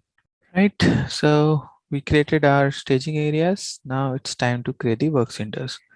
So work centers, you perform any value-added activities like labeling, repacking, inspection, um, oiling, greasing, whatever. You want to take it to a separate area and do that.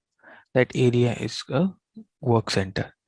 So in our layout, we have 3 work centers, one for reconsolidation, one for quality, one for packing before we send it to customer.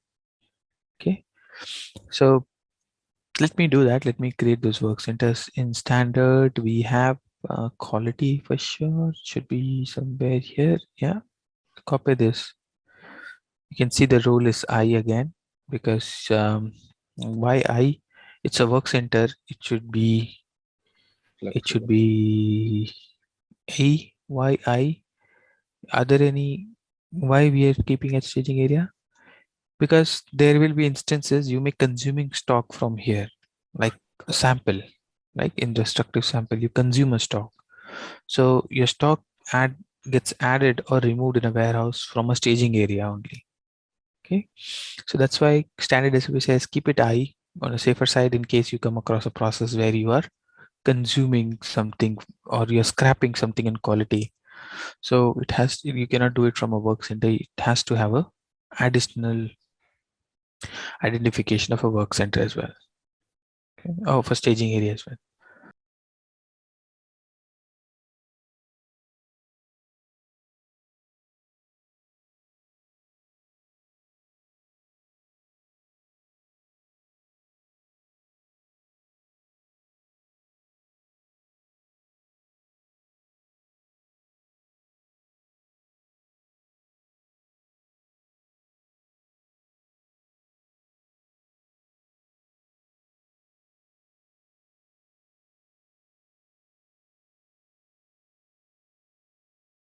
So when you place a stock into a hierarchy storage, it is assigned to a delivery. Okay. The moment you place the stock here, the delivery assignment is gone. So Okay. the stock is assigned to an inbound delivery till you complete the put away. So once you complete a put away, the assignment goes away. Okay. But assignment of delivery and Stock delivery assignment to stock. So when we receive a stock, we'll see that next week when we get deliveries, your stock says when you receive a stock, you're trying to put it away. It is assigned to a inbound delivery, and that delivery assignment is removed because of this. Hey there, wanna nail supply management? Our SAP ECC EWM course is here for you. It's all about handling supplies smoothly. This course is your go-to for mastering SAP ECC EWM. Think of it as your toolkit for planning, ensuring we've got enough stuff and getting it where it needs to be. We cover it all, from the basics to some cool advanced tricks. Experts made this so you're in good hands. Your teachers, total pros. They've been at this forever and are here to guide you and answer your questions. And guess what? Students love it. Just like you, they found it super useful. And the best part, it's budget friendly. Learning shouldn't cost an arm and a leg, right? Ready to become an SAP ECC EWM whiz? Enroll on our page today. And for more details, visit ZaranTech's website. We created a warehouse, we did the basic settings, we completed the functional integration settings. Now we have started setting up the org structure. We have created storage type for our layout. All the storage types we have created, selecting the appropriate role. We haven't made any other changes from the standard setup. We will do those changes as we go ahead with the process execution. Then we started with the other structure element setup. We created storage section. Storage section is optional, so we just created for storage type 8003, Storage bins, we saw the mass upload tool. We also created a bin manually. We discussed about those staging area and work centers. And today we will configure them in system, and we will also create and configure activity area, which will be a last structure element in EWM. So then tomorrow onwards, we will start the master data. So I'll log into system and we will get the door staging areas created in work center as well. So we have 3 work centers: the consolidation area, quality, and packing. So the important point we discussed yesterday, the work centers should have the work centers or the staging area or doors should be assigned to a storage tab in the background, because we need bins in those areas. Yeah.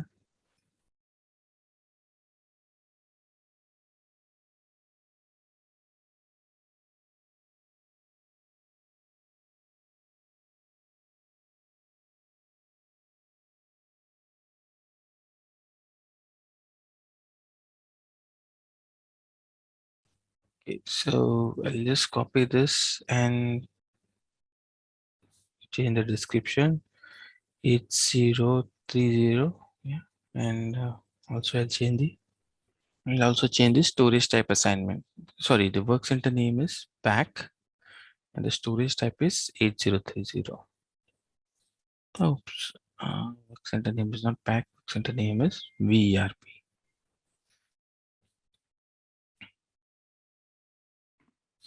And here you can see it is assigned to storage type. I'll change the storage type to 8030 and not maintain any section, because we said we will not have section for anything apart from 8003. So there are other indicators in the packing work center. Okay, it's better now. So we have external step important field. You have printing related settings. We have what activities you are going to do in that area and how packing should be allowed and disallowed. So there are some settings related to packing here. We'll revisit them once we start storage control, where we are going to start the packing activity. So we have just created packing work center, and I was mentioning we have storage type. We discussed a work center is assigned to a storage type. Then there are some more settings here related to printing. There are some settings which will allow packing for certain products and disallow for certain products in a work center. So all these settings will revisit when we are doing the actual packing. If you have different section, I mean different work centers, then you can decide, from which section. So basically, if you can have a setup in a work center like this. So you may have a setup like this. You may have unit. Sorry, you may have a inbound work center like this. You may have an inbound section, and then you may have several others. You may have several other sections here where you are going to do the actual inspection or actual packing, and then there'll be a outbound section. So basically, you take the part here, take it to the relevant work center, do that relevant station, do that, and send the material back to the outbound section. So the person who is bringing the part, he'll drop it here, and the person who is going to take the part will take it from here. And then there can be several workstations where the actual activity can be performed. So quality, we will change the storage type to 8020, and for now we'll not change anything else. You can see there is step, this process type. We will come back to those. All right, so we come back to this the config. Now we will save the the storage type. The work center name is, what is the work center name? Which one is 8020? 8020. Which one is It's it? called Quality. Quality. Okay, quality. QINS. Yeah. Quality. And then we don't have a deconsolidation work center in standard. You can see all the Y1s provided by SAP. There's no deconsolidation. Deconsolidation is like a packing in the inbound area. So I'll kind of copy the packing work center and I'll say DKO. Okay, so now we have created the work centers. Before we go and create the doors and the staging area, you can see here I don't have names for them because we will do it right now. In terms of doors and staging area, I would like you to understand. We'll decide what names we are going to use, and what I want you to understand is some basics here about how doors and staging areas are named in SAP. So, for example, these are my staging areas and these are my doors here. But that those GR zones are basically, it's a basic one, but we may have several doors and staging area in that area. Sure. So let's say we create some staging areas here. Let me quickly take the naming convention from here. DRO1 for inbound, outbound, DRO second door, third door. So let's say we create 3 doors for inbound, 3 for outbound. Yeah.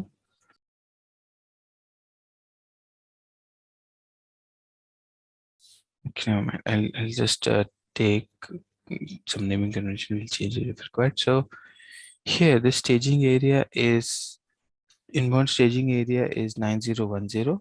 Okay. So basically you need to understand one thing here. There are 3 terms here in staging areas. Okay. First term in staging area is staging area group. The other is staging area.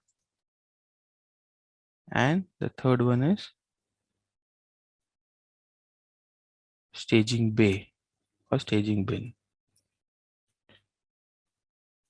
Okay. Now, the storage type is actually a staging area group.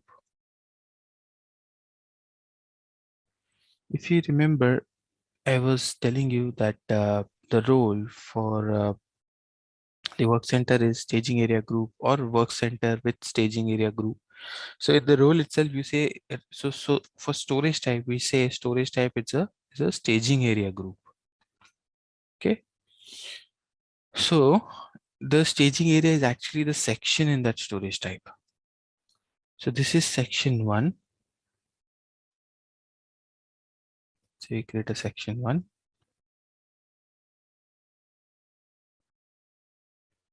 Section 2. Section 3. Okay, same way we can have 3 sections for inbound. So this is not section. This is called as staging area 1 for staging area group 9010. Okay, so staging area, so section is equal to staging area group equals to storage type. Okay, it's nothing but storage type. Staging area is nothing but storage section, and staging bay is nothing but it's a storage bin. So this you can, the next config which I'm going to show you, where I'm going to define these staging areas, there you will see that system is calling storage section as the storage section as a staging area. So don't get confused. Basically it is getting divided.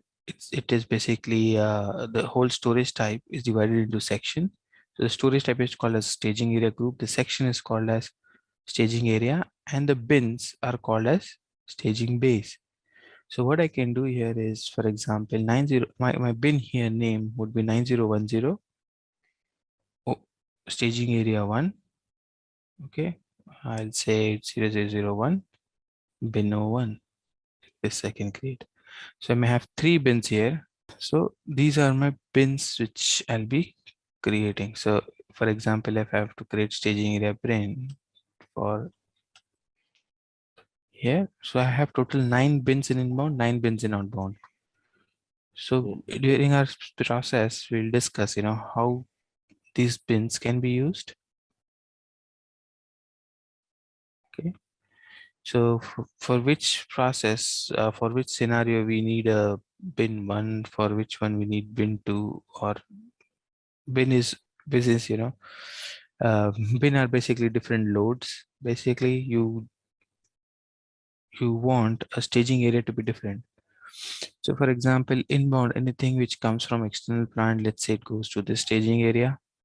So this bin is full, it will go for another bin, it will go for another bin. If the staging area is completely full, then it will go for another staging area. Okay. In outbound, it can be like, we give this staging area indoor to FedEx. Okay. And they always come there at 5 p.m. and we, load the stock from the staging area onto the door. Or there is a route here, separate staging area for a separate route. And then you load stock from that staging area onto the door. So staging area is nothing but storage section. Okay. So now we need to create storage section in this storage type 9010 and 9020.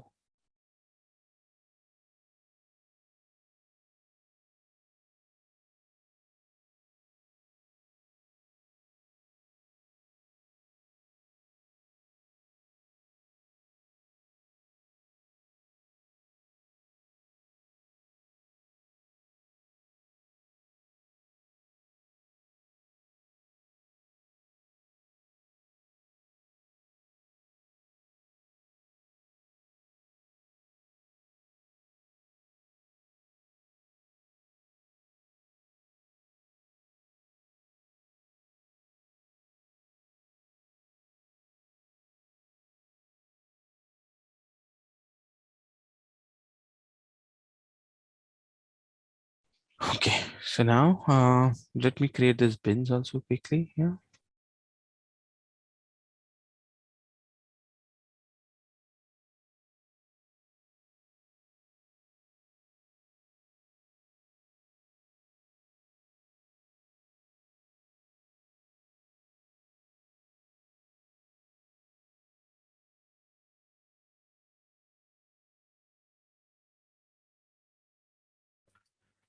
I will maybe I'll do it offline. The other bins are almost created same way just to save time. These are 18 bins.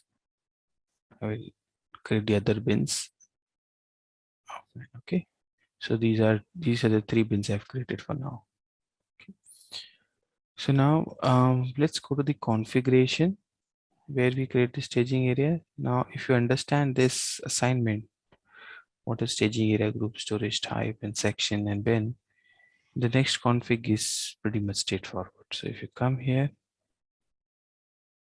staging areas, define staging area. So you come here and say new, might have, okay, we have not, it will have standard SAP thing. So say a staging area group is 9010, storage type, staging area is 1. We're going to do GR here. We have created storage type, right? That is staging Yes. area group itself. Based on that role, system will pick it up. Okay.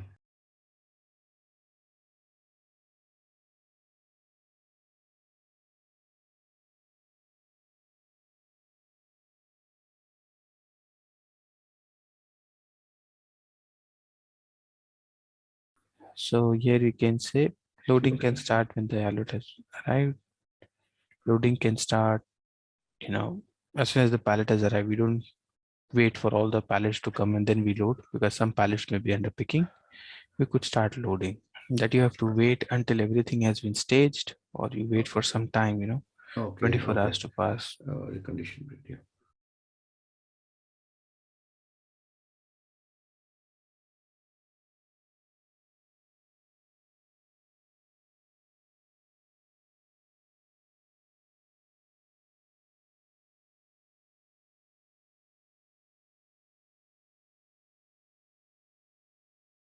So now door will again create it as new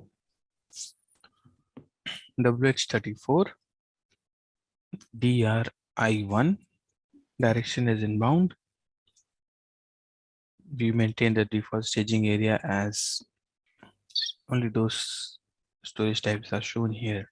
which have a group of staging area group. So I'm going to say 9010 and the staging area is 1. So this is default for that door. Okay.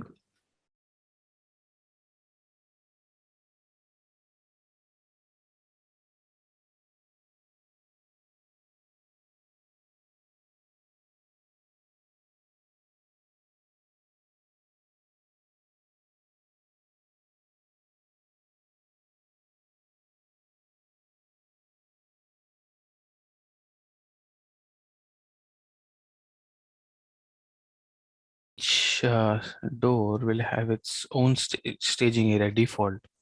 So a truck is planned at that door. The pallets will be taken to the staging area. So just imagine if you have 15-20 doors. If your truck is going to come at door 10, we need a pallet at staging area 10, not at staging area 1.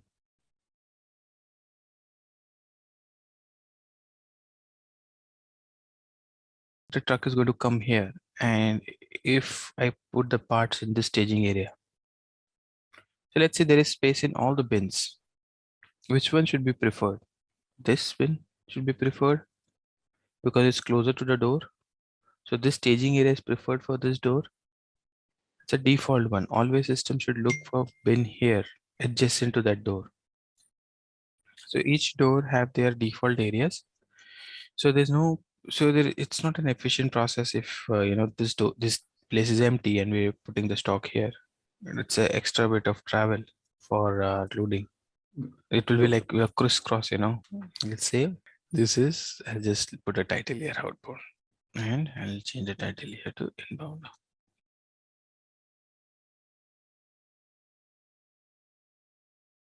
So the whole storage type is a staging area group, and these are staging areas. See, there is a difference here. Default is not mandatory. If these bins are full, it will look for a bin nearby. Okay. If the truck is coming here, if this bin is full, your concern is if I'm giving default, my staging will fail, right? No, it will look for other default. It's not mandatory. It's not a one-to-one assignment. It's a default. No, it's not like that. The staging area will be based on the availability. The bin will be based on the availability. The default, the system will always try here. If there are no bins available, system will look for another staging area group.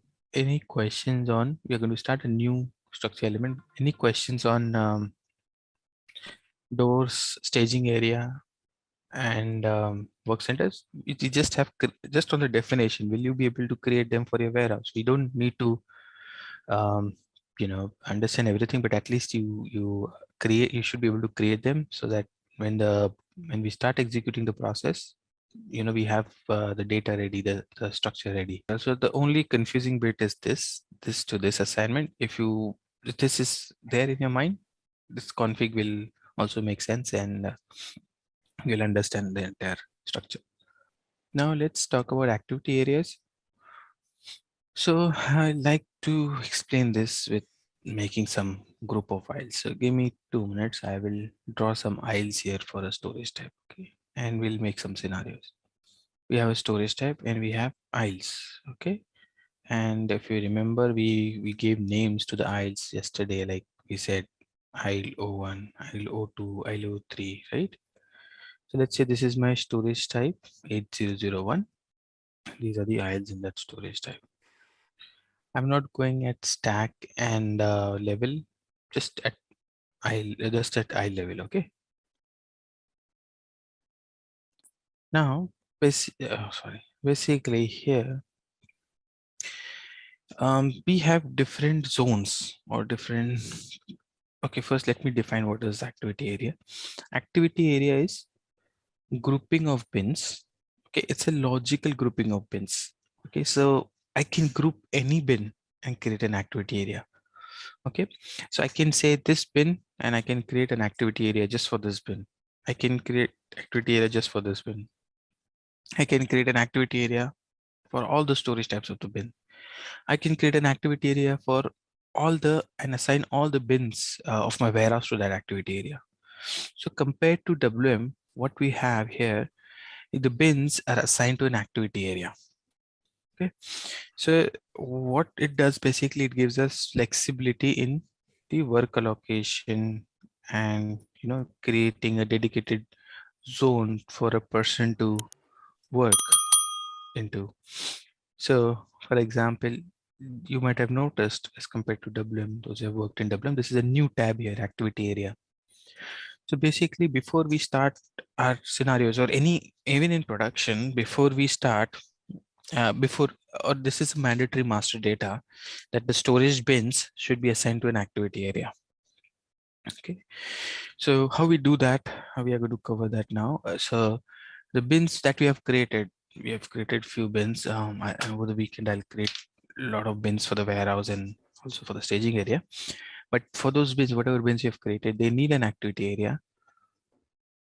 Lot of controls from the storage type has been moved to activity area. So WM, there were many controls like queues and many things in WM. We haven't seen those objects yet. So we have a control like this is defined at activity area level. This config is defined at storage type level. So many of those configurations and master data are now, or I would sort of say master data like printing condition records, for example, that's the master data. Then the settings that we do, like assignment of bin to a work center or determining a staging bay, things like this, we do a lot of determination master data.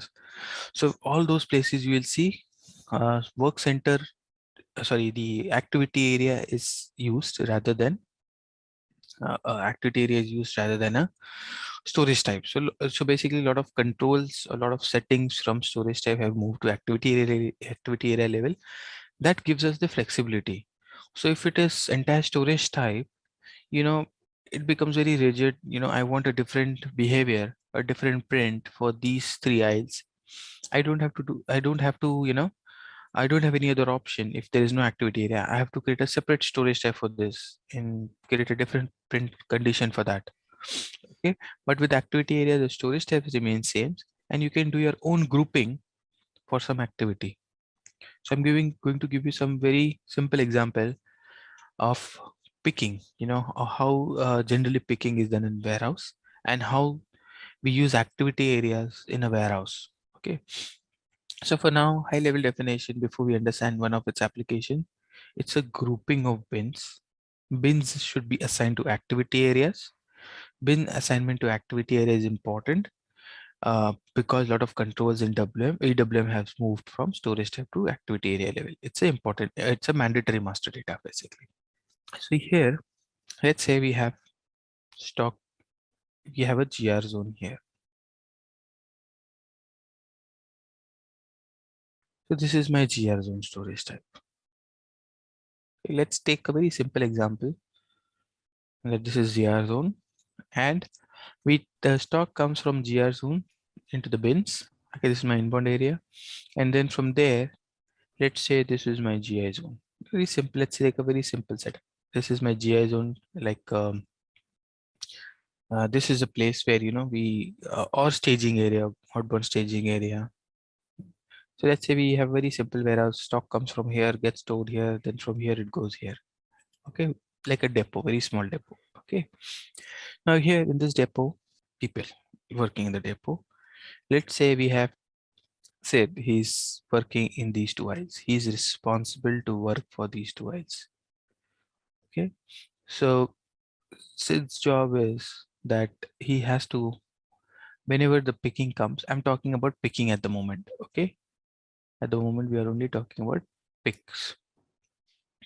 On we'll come to put away as well. So Sid's job is to take the parts from these two aisles, put it into a GI area. Sid is doing picking into these aisles.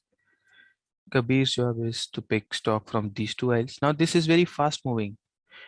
What we don't need is the same person working in all the aisles. It will take a lot of time and a lot of movements.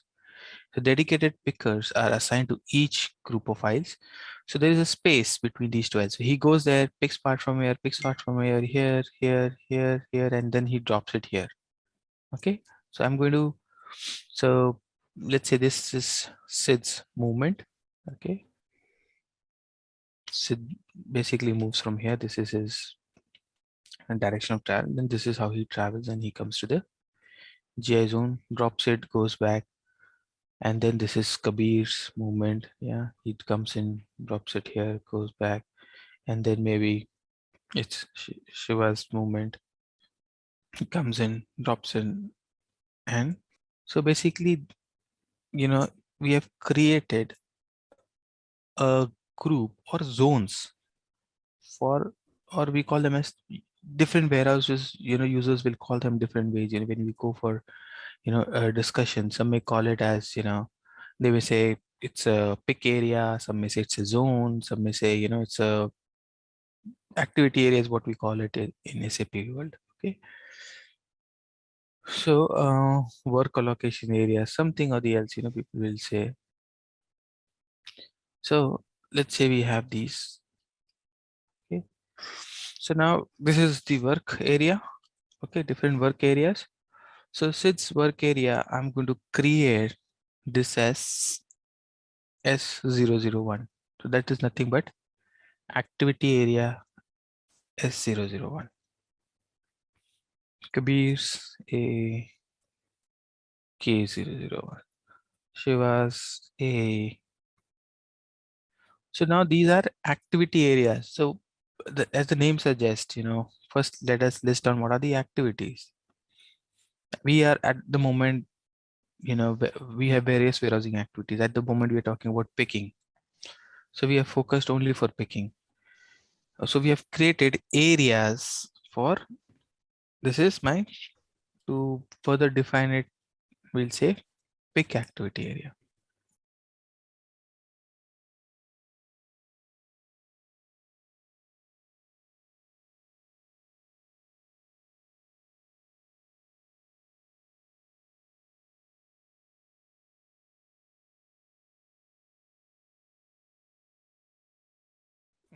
What is this? What do you see a similarity between them? I don't see anything is similar because active work center, what we said, what is the definition of work center? We do packing, we do quality, we do any validated service activity in those areas. And this is picking. This is, we are doing picking over here. So we are not doing any validated service activity. This is warehousing activity we are doing. So here we have these areas. So now what I have created activity areas for picking, right? I have created 3 activity areas for picking. Oblique K, oblique SI, since I don't have space, I just maintain it like this. Okay. So now, for example, you'll say, okay, this is how my storage type works. Let's say we don't have, you know, I'll 7 here. Now this grouping is based on activity. Okay, so picking, we said we have dedicated areas. This you know, let's say it doesn't belong here. This let me say it doesn't belong to 800. I'll keep it here. Let's say it belongs to 8002. I'm really struggling with my keypad. So let's say it belongs to 8002. And then we need now activity area.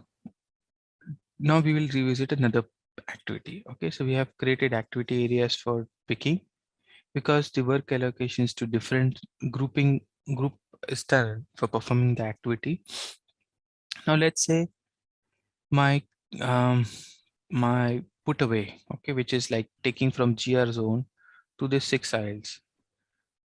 Now when we are designing the process, we are designing the layout. So when, as part of, you know, the warehouse design, the team, they sit across on table and then they say, you know, who's going to work where, what is going to be the direction of travel, because what we need is minimum travel plus people don't, you know, run onto each other. So the whole idea here is to make sure that you know, the movements are designed, the routes are designed, there'll be markings on the floor, there'll be markings, you know, on big boards into the warehouse.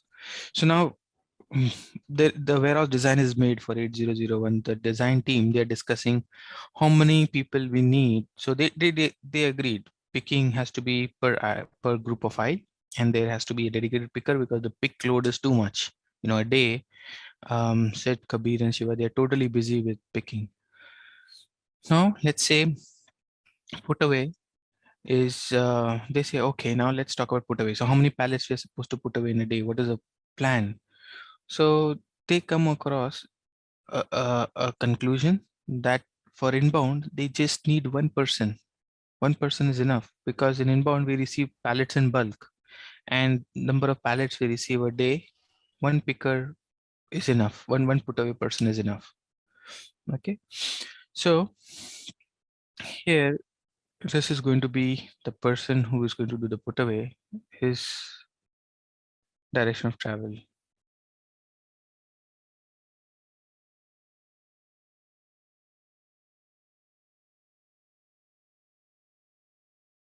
So the person who is supposed to do put away, his direction of travel will be, he'll take the pallets from here. For anything he has to drop in aisle 1, he'll come and drop from the back side. He's not going into Sid's area, right? He's dropping from the back. Because Sid is picking in that area, he's dropping the pallets from the back.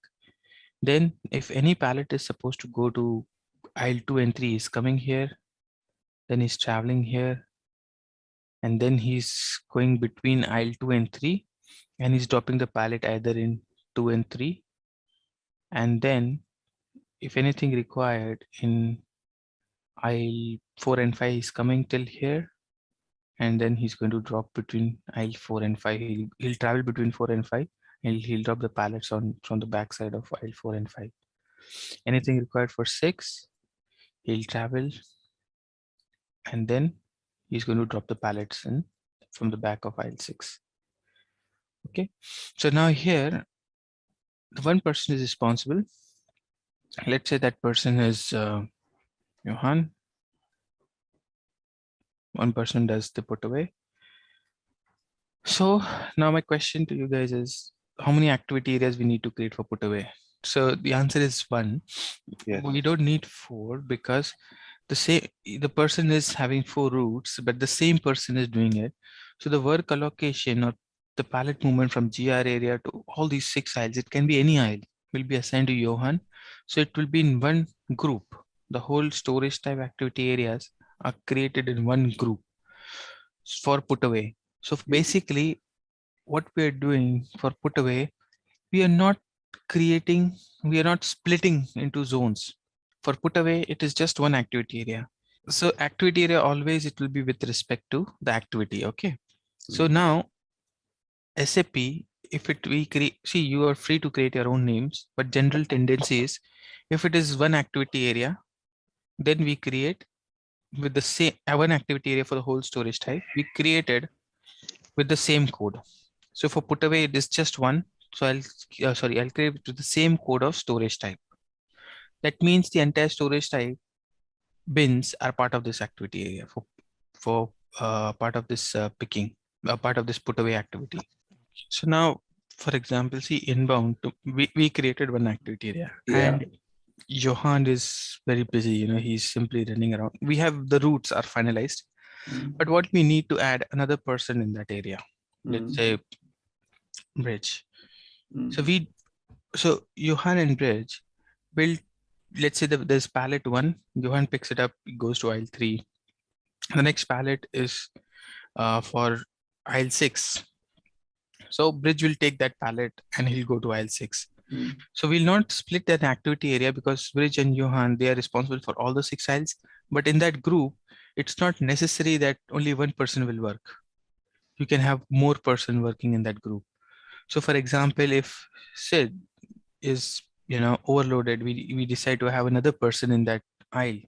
So another person can also work in that group.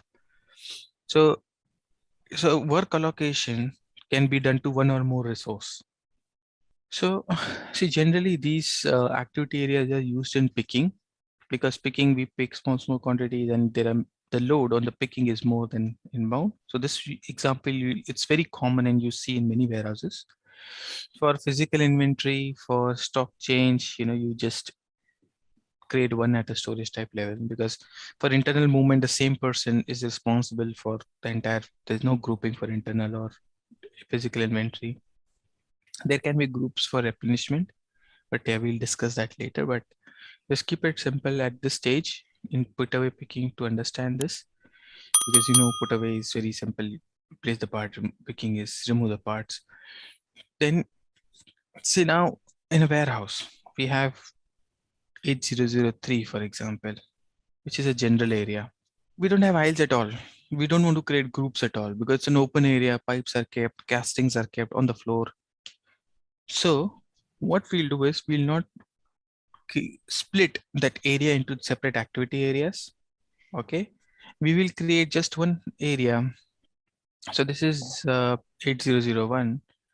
And for similarly, if I want to create for 8003, which is a general area, we don't need this kind of functionality for them. So for 8003, what I'm going to do, I'm going to do like this. Okay, so 90% of your warehouse storage types, 90, or I would say there'll be 1 or 2 storage types, or maybe 5 or 6 where you will do this division maximum. But everywhere else, like staging areas, I told you activity area is mandatory. For staging areas, for doors, for work centers, you may not need this. You may or may not need this depending on your scenario, but most of the time you don't need them. Out of your, we have 6 or 8 storage type. I needed only for 1, for example.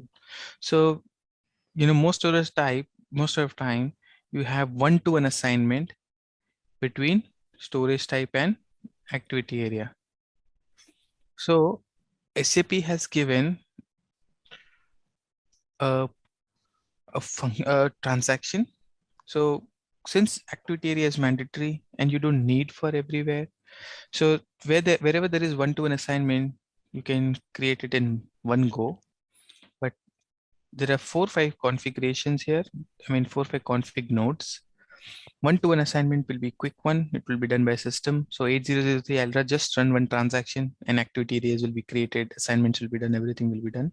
But for 8001, everything will be done, but I'll have to go and specifically change or maintain pick. So now whenever there is 1-to-1 assignment between storage type and activity area, we call it as a generic activity area. We created, so 8003 is generic activity area. So we are going to create a same activity area for storage type as well as for the same activity area for all the activities of a storage type. So I want to take you to the config where we create generic ones. Okay. And then we'll first, generally in a project, what we do is we create generic ones, and then we kind of, make changes as and when required. So to start the project, at the start of the project, these details will not be known. What is an activity area and how many we need for inbound, outbound. So to start it, we just create a generic activity area for all the warehouse storage type.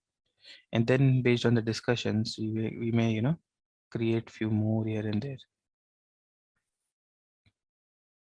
So we'll first do the, general creation, and then we will come back to, 8001 and do the manual creation, manual changes based on our requirement. So the first config here is, to define activity area, then assign bins to an activity area. And there is something called a sorting. So sorting is, how do you sort the bins in an activity area? But for now, what I'm going to do, I'm going to create a generic activity area for all the storage types. Okay. So for example, 8001. Okay. I'm not creating generic, you'll see I'm not maintaining the activity here, just simply executing it. So it will create all the 6 activities. Just to drop down here, so that you can see what are the activities in standard system. So internal, just park the above one, internal inventory, picking, put away, replenishment, stock change. So cross-line put away is an activity especially for put away, where it's a special put away where you just go one aisle, then split the other line, go to the other aisle. So you put your stock to your left, then to your right, then to your left, then to your right. So you do a put away in a crossway manner. So this is a special process we talk about in the inbound process, but these not used in all the warehouses. So not required, but it gets created with this template. So that's fine. It stays there, no worries. If you want, you can just delete this activity so that you don't create their activity areas. So like this, I'm going to create activity area, just simply run it. I'm just going to run it for all the storage types. So all, even doors, even staging areas, every storage type that I've created so far. And I'm going to create a generic activity area. So creation of generic activity area will be the first step in your projects also, because you may split, you may not split. The decision may not be in day one. So follow the same approach. It will be very useful for you.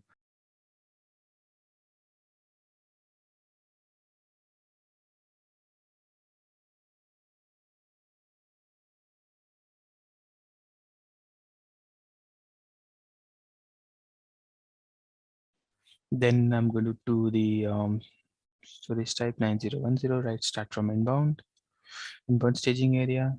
Then I'll do the work centers 8010, then 8020, then 8030,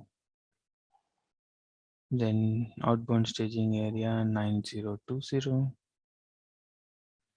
then the doors 9030 and 9040. The generic, we create everything. See, the why I'm suggesting this way, because going and maintaining all three config, it becomes slightly a big task. If you maintain this, your efforts are reduced. So now I've maintained, created activity areas for, I think, work centers, doors, staging areas, everything. So we'll stop here for today. Tomorrow we'll come and we'll maintain individual configuration for 8001. So what we'll also understand is there is something called as sorting. So let's say Sid is supposed to pick. Okay, so Sid, products should be, while he's picking the parts in these two aisles, there is a certain sequence which we want the system to, for Sid to pick. So I want him to pick, in this way. So the picking should start from the back. He'll take his trolley, go to the back and start picking from back to the front. His movements will be like this. So the picking is done in a sequence, in certain sequence. So this is my, this is the bin sequence that I want Sid to follow, because, once he's picking, there is no point, if he picks from this bin with sequence 16 and then goes back, then pick this one, then comes here. He doesn't have to do back and forth. He starts from the back.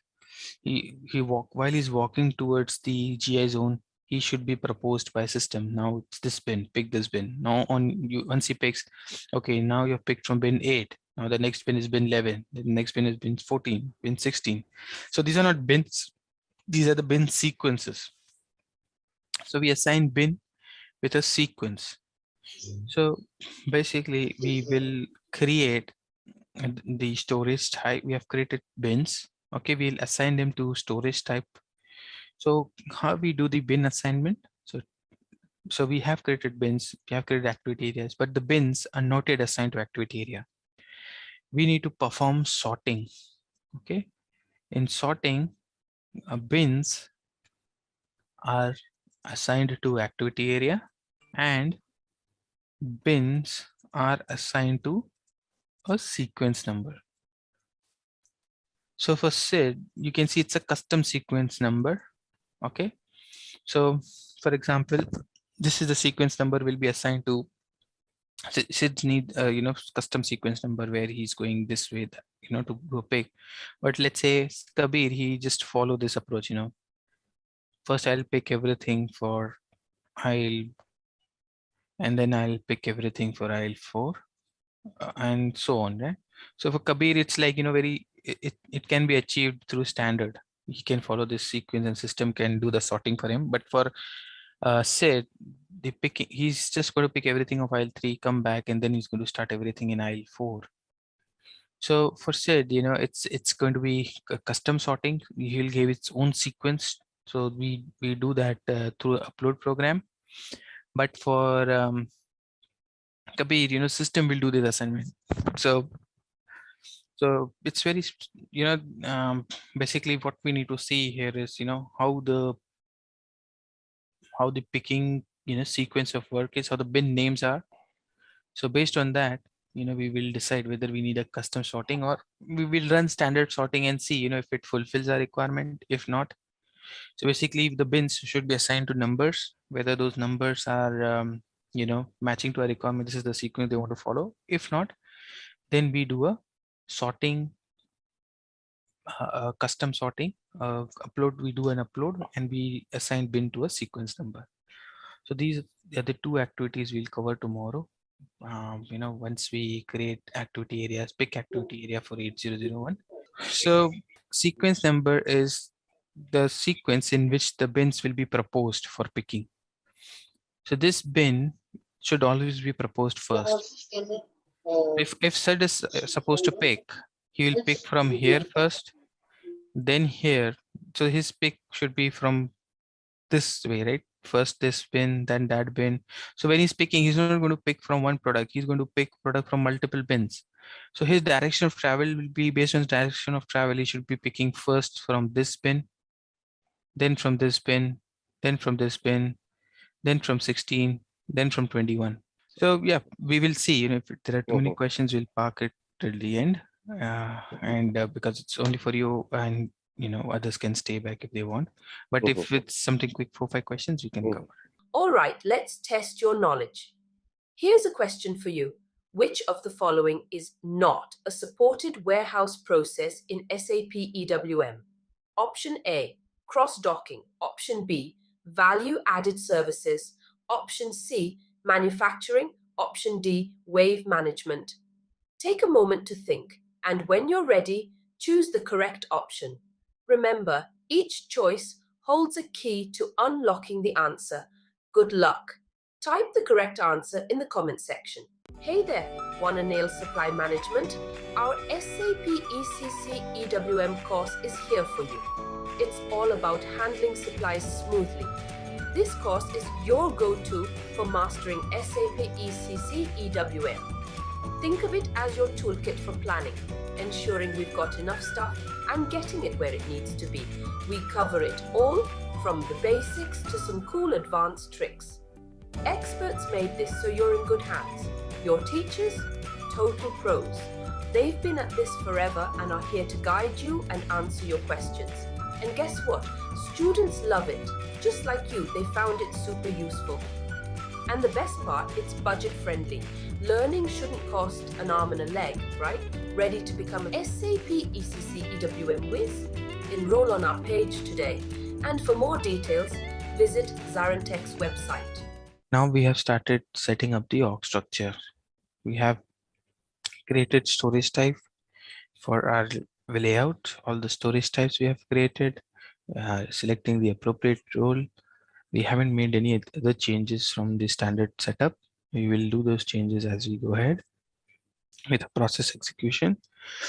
Then we started with the other structure element setup. We created storage section. Storage section is optional, so we just created for storage type 8003. Storage bins, we saw the mass upload tool. We also created a bin manually. We discussed about doors, staging area, and work centers. And today we will configure them in system, and we will also create and configure activity area, which will be a last structure element in EWM. So then tomorrow onwards, we will start the master data. So I'll log into system and we will get the door staging areas created and work center as well. So we have 3 work centers: the consolidation area, quality, and packing. So the important point we discussed yesterday, the work centers should have the work centers or the staging area or doors should be assigned to a storage type in the background, because we need bins in those areas. Yeah.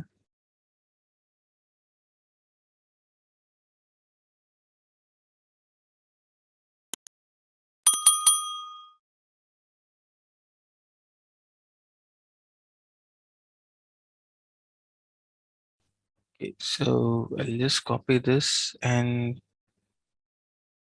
change the description. 8030. Yeah. And also I'll change the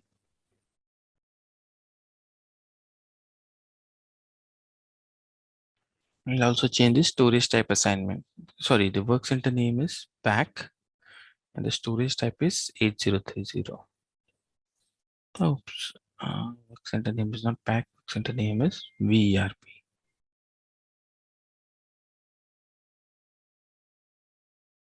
And here you can see it is assigned to storage type.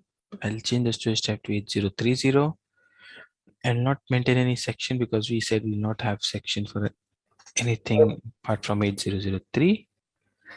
So there are other indicators in the packing work center. Okay, it's better now. So we have external step important field. You have printing related settings. We have what activities you are going to do in that area and how packing should be allowed and disallowed. So there are some settings related to packing here. We'll revisit them once we start storage control, where we are going to start the packing activity. So we have just created packing work center, and I was mentioning we have storage type. We discussed a work center is assigned to a storage type. Then there are some more settings here related to printing. There are some settings which will allow packing for certain products and disallow for certain products in a work center. So all these settings we'll revisit when we are doing the actual packing.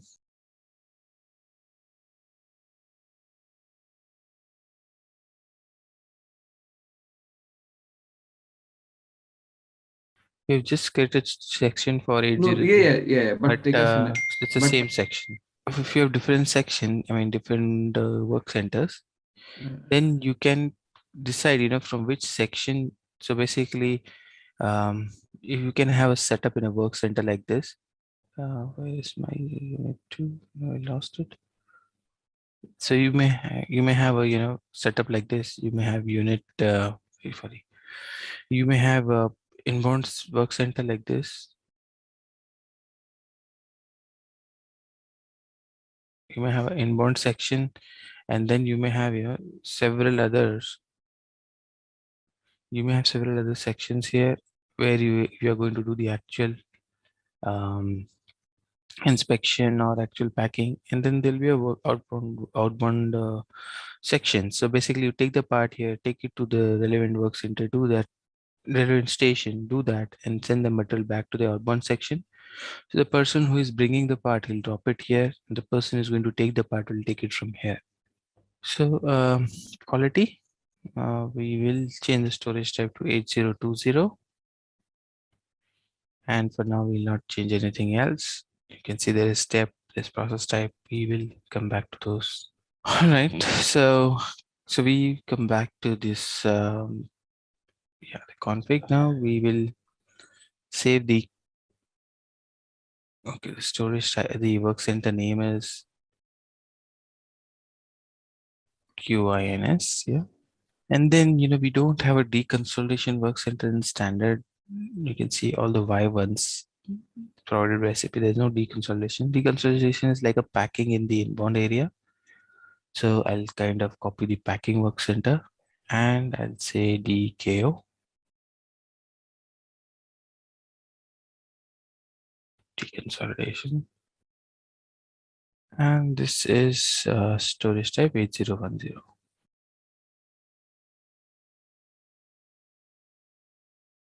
So when you do a repacking in the work center, this process type is picked up. Okay, so now we have created the work centers. Before we go and create the doors and the staging area, you can see here I don't have names for them because we will do it right now. Okay. In terms of doors and staging area, I would like you to understand. We'll decide what names we are going to use, and what I want you to understand is some basics here about how doors and staging areas are named in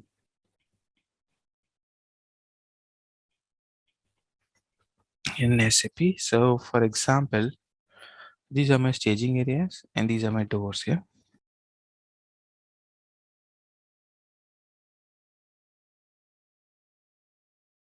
The doors GR zones are basically, it's a basic one, but we may have several doors and staging area in that area. Sure. So let's say we create some staging areas here. Let me quickly take the naming convention from here. DRO1. Let's say the doors are created as DRO1 for inbound, outbound, DRO second door, third door. So let's say we create 3 doors for inbound, 3 for outbound. Yeah. Then we also need some staging area. I'll just quickly take the naming convention from here.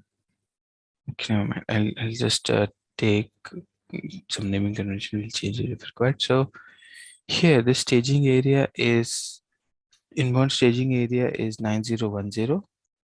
Basically, you need to understand one thing here. There are 3 terms here in staging areas. Okay. First term in staging area is staging area group. The other is staging area. And the third one is staging bay or staging bin. Okay. Now, the storage type is actually a staging area group. If you remember, I was telling you that the role for the work center is staging area group or work center with staging area group. So in the role itself, you say so for storage type, we say storage type is a staging area group. Okay. So the staging area is actually the section in that storage type. So we create a section 1, section 2, section 3. Okay, same way we can have 3 sections for inbound. So this is not section. This is called as staging area 1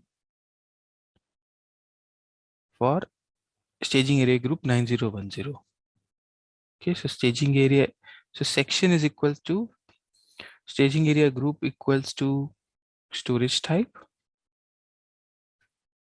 Okay, it's nothing but storage type. Staging area is nothing but storage section, and staging bay is nothing but it's a storage bin.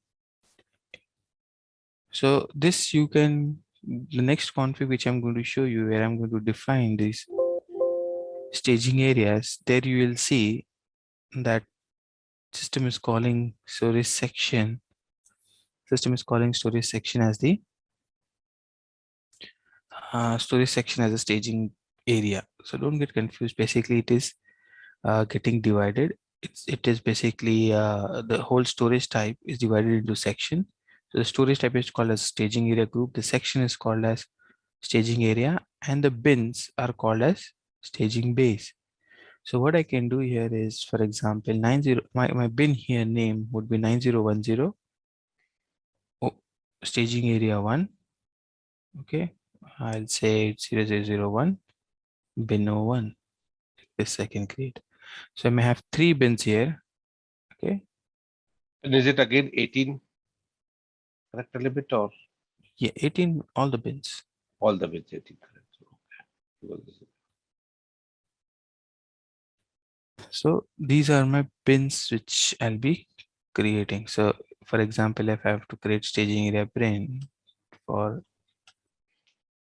here, so I have total 9 bins in inbound, 9 bins in outbound.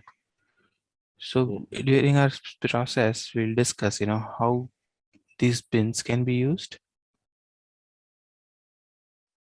Okay. So for which process, for which scenario we need a bin 1, for which one we need bin 2, or bin is business, bin are basically different loads. Basically, you want a staging area to be different. So for example, inbound, anything which comes from external plant, let's say it goes to the staging area. So this bin is full, it will go for another bin, it will go for another bin. If the staging area is completely full, then it go for another staging area. Okay. In outbound, it can be like, we give this staging area indoor to FedEx. Okay. And they always come there at 5 p.m. and we, load the stock from the staging area onto the door. Or there is a route here, separate staging area for a separate route. And then you load stock from that staging area onto the door. So staging area is nothing but storage section. Okay. So now we need to create storage section in this storage type 9010 and 9020. So I'm going to do that now.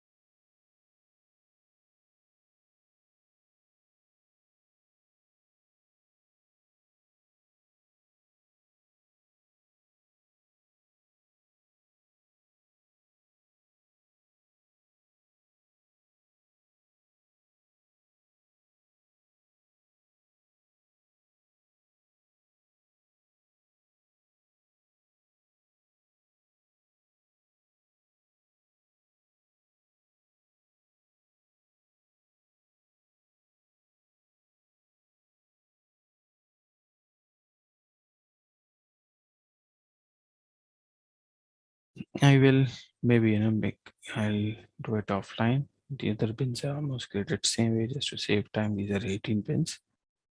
I will create the other bins offline. Okay. So these are the 3 bins I've created for now. Okay.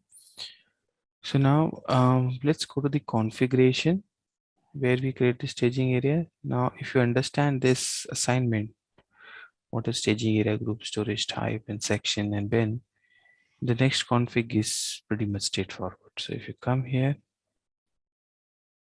staging areas, define staging area. So you come here and say new. Might have, okay, we have not, it will have standard SAP thing. So say a staging area group is 9010, storage type, staging area is 1. We're going to do GR here, right? We have different, if both activities we are doing, we'll check both here. We have created storage type, right? That is staging Yes. area group itself. Based on that role, system will pick it up. Okay.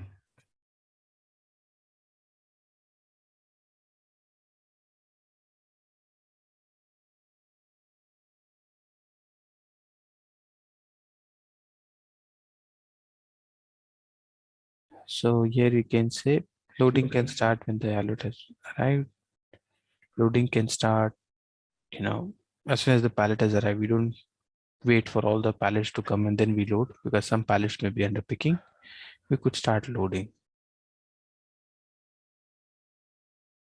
That you have to wait until everything has been staged, or you wait for some time, Okay. 24 hours to pass. The condition grid, yeah.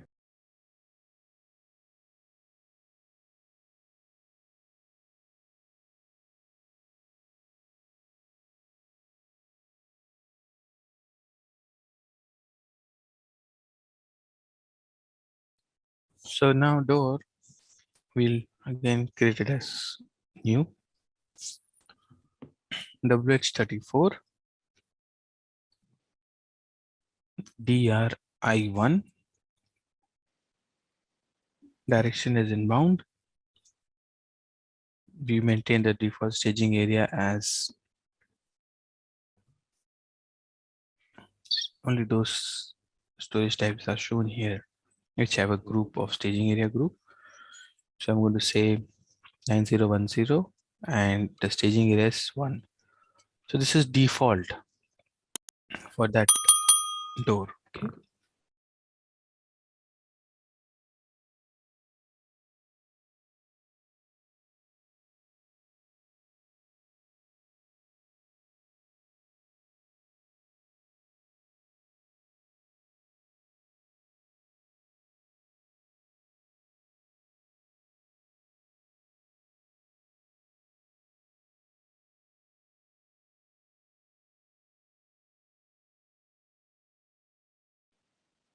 So just imagine if you have 15-20 doors. Hmm. If your truck is going to come at door 10, we need a pallet at staging area 10, not at staging area 1.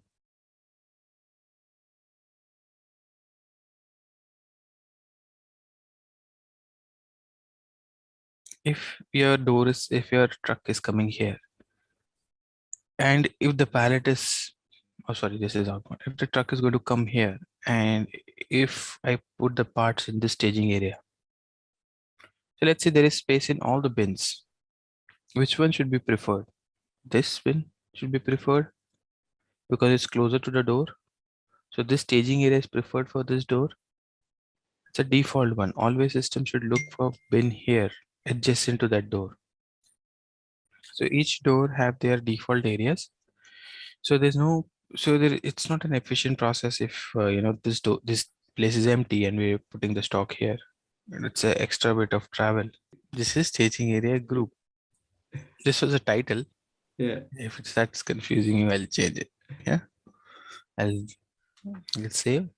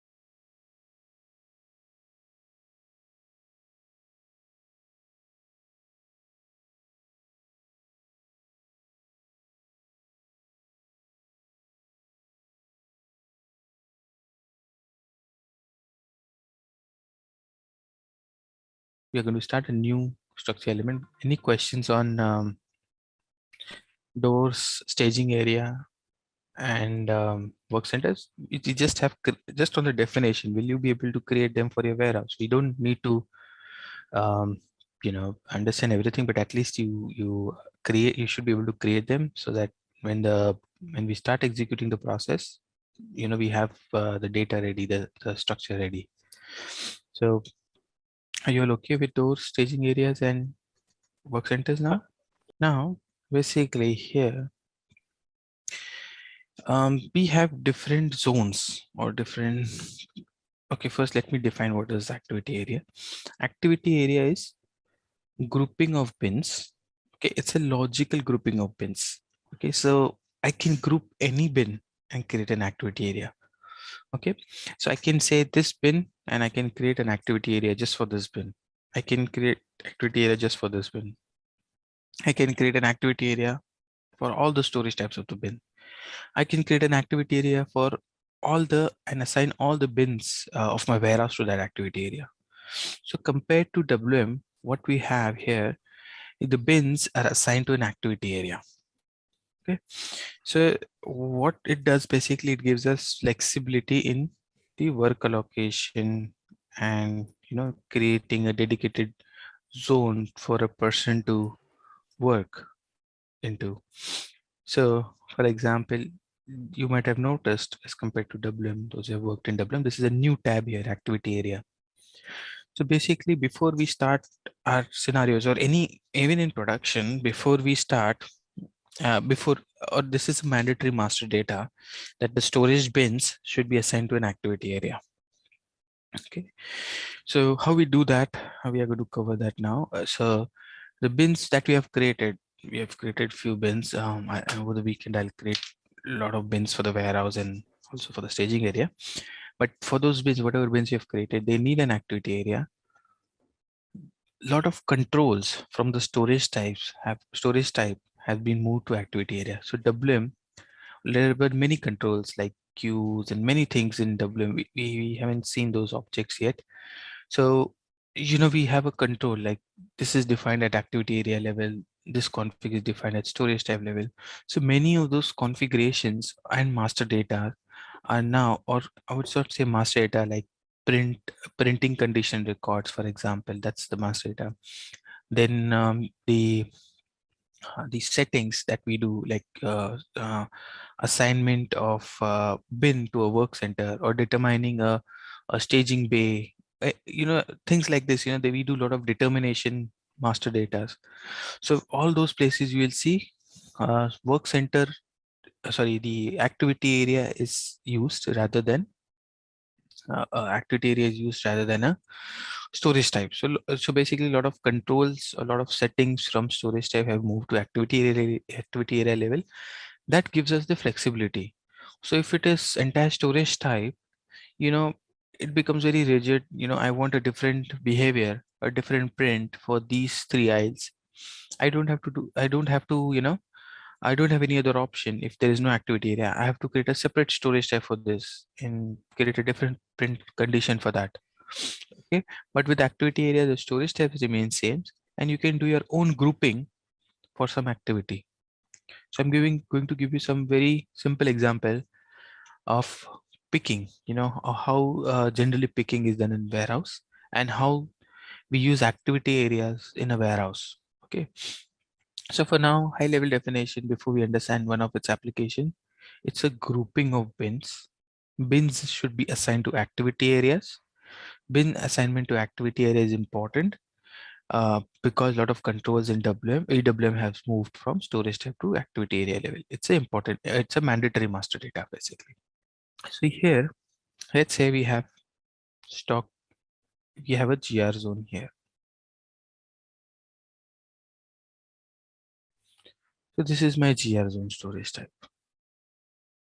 Let's take a very simple example.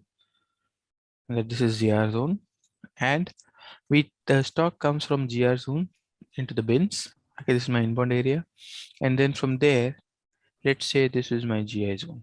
Very simple. Let's take a very simple setup. This is my GI zone. Like this is a place where we or staging area, outbound staging area. So let's say we have very simple warehouse. Stock comes from here, gets stored here, then from here it goes here. Okay, like a depot, very small depot. Okay. Now here in this depot, there are people working in the depot. Let's say we have said he's working in these two aisles. He's responsible to work for these two aisles. Okay. So Sid's job is that he has to, whenever the picking comes, I'm talking about picking at the moment. Okay. At the moment, we are only talking about picks. On we'll come to put away as well. So Sid's job is to take the parts from these two aisles, put it into a GI area. Sid is doing picking into these aisles. Kabir's job is to pick stock from these two aisles. Now this is very fast moving. What we don't need is the same person working in all the aisles. It will take a lot of time and a lot of movements. So dedicated pickers are assigned to each group of aisles. So there is a space between these two aisles. So he goes there, picks part from here, picks part from here, here, and then he drops it here. Okay. So I'm going to, so let's say this is Sid's movement. Okay. Sid basically moves from here. This is his and direction of travel. Then this is how he travels, and he comes to the GI zone, drops it, goes back, and then this is Kabir's movement. Yeah, he comes in, drops it here, goes back, and then maybe it's Shiva's movement. He comes in, drops in, and so basically, we have created a group or zones for, or we call them as different warehouses. Users will call them different ways. When we go for a discussion, some may call it as, they may say it's a pick area, some may say it's a zone, some may say it's a activity area is what we call it in SAP world. Okay, so work allocation area, something or the else, people will say. So let's say we have these 6, and then so now this is the work area. Okay, different work areas. So since work area, I'm going to create this as S001. So that is nothing but activity area S001. Kabir's a K001. Shiva's a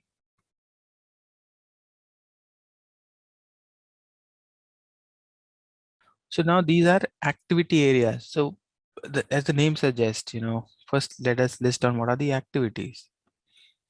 We are at the moment, we have various warehousing activities. At the moment, we are talking about picking. So we are focused only for picking. So we have created areas for, this is my, to further define it, we'll say pick activity area. So now let's talk about work allocation. Okay, we will slowly explore the other ones. What is this? What do you see a similarity between them? I don't see anything is similar, because work center, what we said, what is the definition of work center? We do packing, we do quality, we do any validated service activity in those areas. And this is picking. We are doing picking over here. So we are not doing any validated service activity. This is warehousing activity we are doing. This is, Oh, here. say That is a warehouse. process. Yeah, a warehouse team is supposed to do these activities: put away, picking, replenishment. So basically, we have 6 important activities in a warehouse. We have these areas.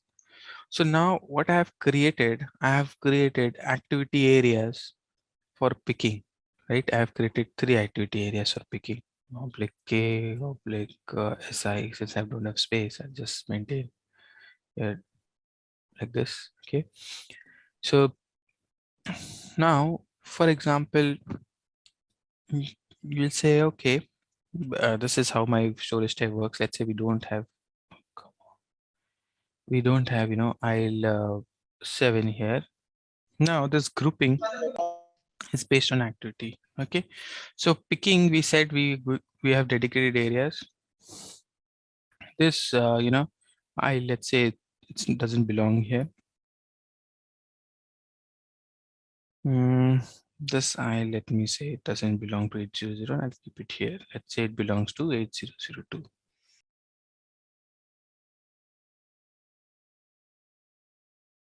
Let's say it belongs to 8002. And then we need now activity area.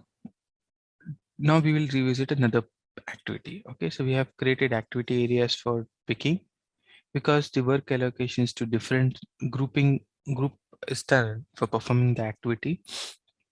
Now let's say my my put away, okay, which is like taking from GR zone to the 6 aisles. Now when we are designing the process, we are designing the layout. So when, as part of the warehouse design, the team, they sit across on table, and then they say who's going to work where, what is going to be the direction of travel, because what we need is minimum travel, plus people don't run onto each other. So the whole idea here is to make sure that the movements are designed, the routes are designed, there'll be markings on the floor, there'll be markings on big boards into the warehouse. So now the warehouse design is made for 8001. The design team, they're discussing how many people we need. So they agreed picking has to be per group of aisle, and there has to be a dedicated picker because the pick load is too much. A day, Sid, Kabir, and Shiva, they're totally busy with picking. Now, let's say put away is, they say, okay, now let's talk about put away. So how many pallets we're supposed to put away in a day? What is the plan? So they come across a conclusion that for inbound, they just need one person. One person is enough because in inbound, we receive pallets in bulk, and number of pallets we receive a day, one picker is enough. One put away person is enough. Okay. So here, this is going to be the person who is going to do the put away, his direction of travel. So the person who is supposed to do put away, his direction of travel will be, he'll take the pallets from here. For anything he has to drop in aisle 1, he'll come and drop from the back side. He's not going into Sid's area, right? He's dropping from the back. Because Sid is picking in that area, he's dropping the pallets from the back. Then if any pallet is supposed to go to aisle 2 and 3, is coming here, then he's traveling here, and then he's going between aisle 2 and 3, and he's dropping the pallet either in 2 and 3. And then if anything required in aisle 4 and 5, he's coming till here, and then he's going to drop between aisle 4 and 5. He'll travel between 4 and 5, and he'll drop the pallets on from the back side of aisle 4 and 5. Anything required for 6, he'll travel, and then he's going to drop the pallets in from the back of aisle 6. Okay, so now here, the one person is responsible. Let's say that person is Johan. One person does the put away. So now my question to you guys is, how many activity areas we need to create for put away? So the answer is 1. Yes. We don't need 4 because the person is having 4 routes, but the same person is doing it. So the work allocation or the pallet movement from GR area to all these 6 aisles, it can be any aisle, will be assigned to Johan. So it will be in one group. The whole storage type activity areas are created in one group for put away. So basically what we are doing for put away, we are not splitting into zones. Okay, for put away, it is just one activity area. So activity area always it will be with respect to the activity. Okay, SAP, if we create, see, you are free to create your own names, but general tendency is if it is one activity area, then we create with the same one activity area for the whole storage type, we created with the same code. So for put away, it is just one. So I'll create it with the same code of storage type. That means the entire storage type bins are part of this activity area for part of this picking, part of this put away activity.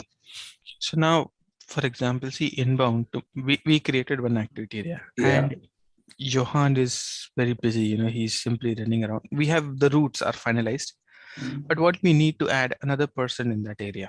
Let's say Bridge. So Johan and Bridge will, let's say there's pallet 1, Johan picks it up, it goes to aisle 3. The next pallet is for aisle 6.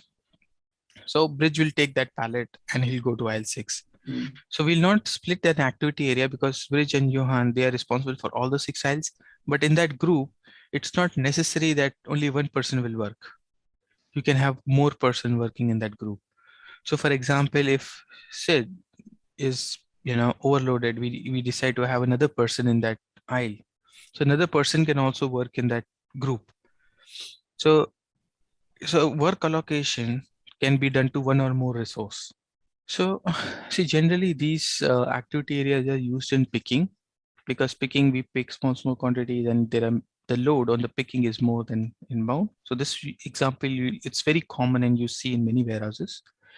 For physical inventory, for stock change, you just create one at a storage type level, because for internal movement, the same person is responsible for the entire, there's no grouping for internal or physical inventory. There can be groups for replenishment, but yeah, we'll discuss that later. But just keep it simple at this stage in put away picking to understand this. because put away is very simple. You place the part, picking is remove the parts. Then see, now in a warehouse, we have 8003, for example, which is a general area. We don't have aisles at all. We don't want to create groups at all because it's an open area. Pipes are kept, castings are kept on the floor. So what we'll do is we'll not split that area into separate activity areas. Okay, we will create just one area. So this is 8001. And for similarly, if I want to create for 8003, which is a general area, we don't need this kind of functionality for them. So for 8003, what I'm going to do, I'm going to do like this. Picking also, I'll just assign it to the same.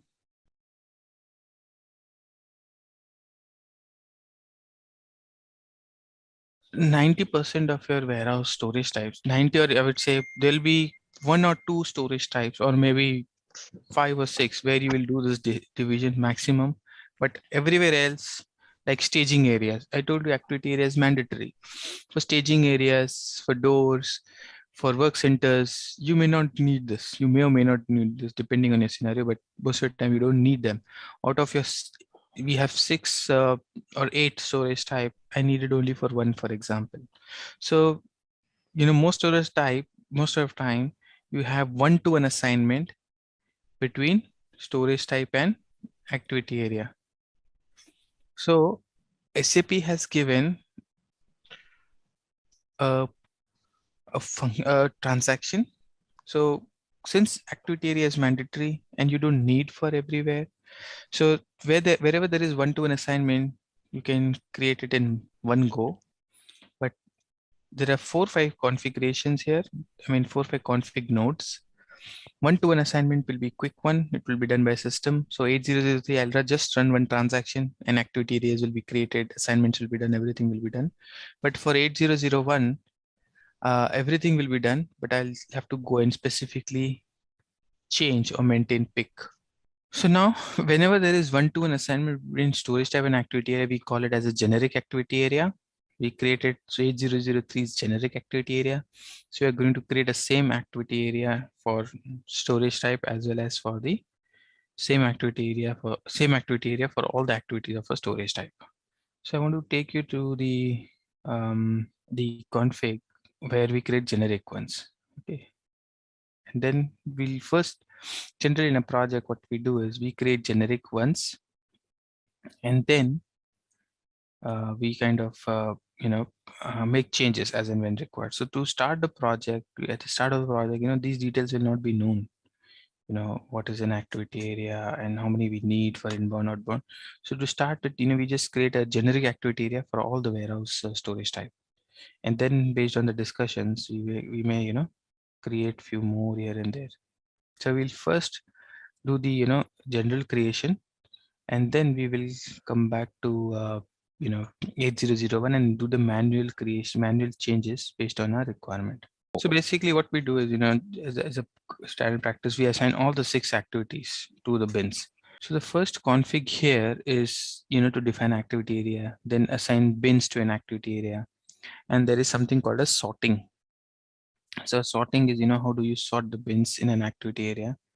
We'll see that tomorrow. All the 3 configs will maintain for 8001. But for now, what I'm going to do, I'm going to create a generic activity area for all the storage types. Okay. So for example, 8001. Okay. I'm not creating generic. You'll see I'm not maintaining the activity here. Just simply executing it. So it will create all the 6 activities. Just to drop down here, so that you can see what are the activities in standard system. So internal, just park the above one. Internal inventory, picking, put away, replenishment, stock change. So cross-line put away is an activity especially for put away, where it's a special put away where you just go one aisle, then split the other line, go to the other aisle. So you put your stock to your left, then to your right, then to your left, then to your right. So you do a put away in a crossway manner. So this is a special process we'll talk about in the inbound process, but these not used in all the warehouses. So not required, but it gets created with this template. So that's fine. It stays there, no worries. If you want, you can just delete this activity so that you don't create their activity areas.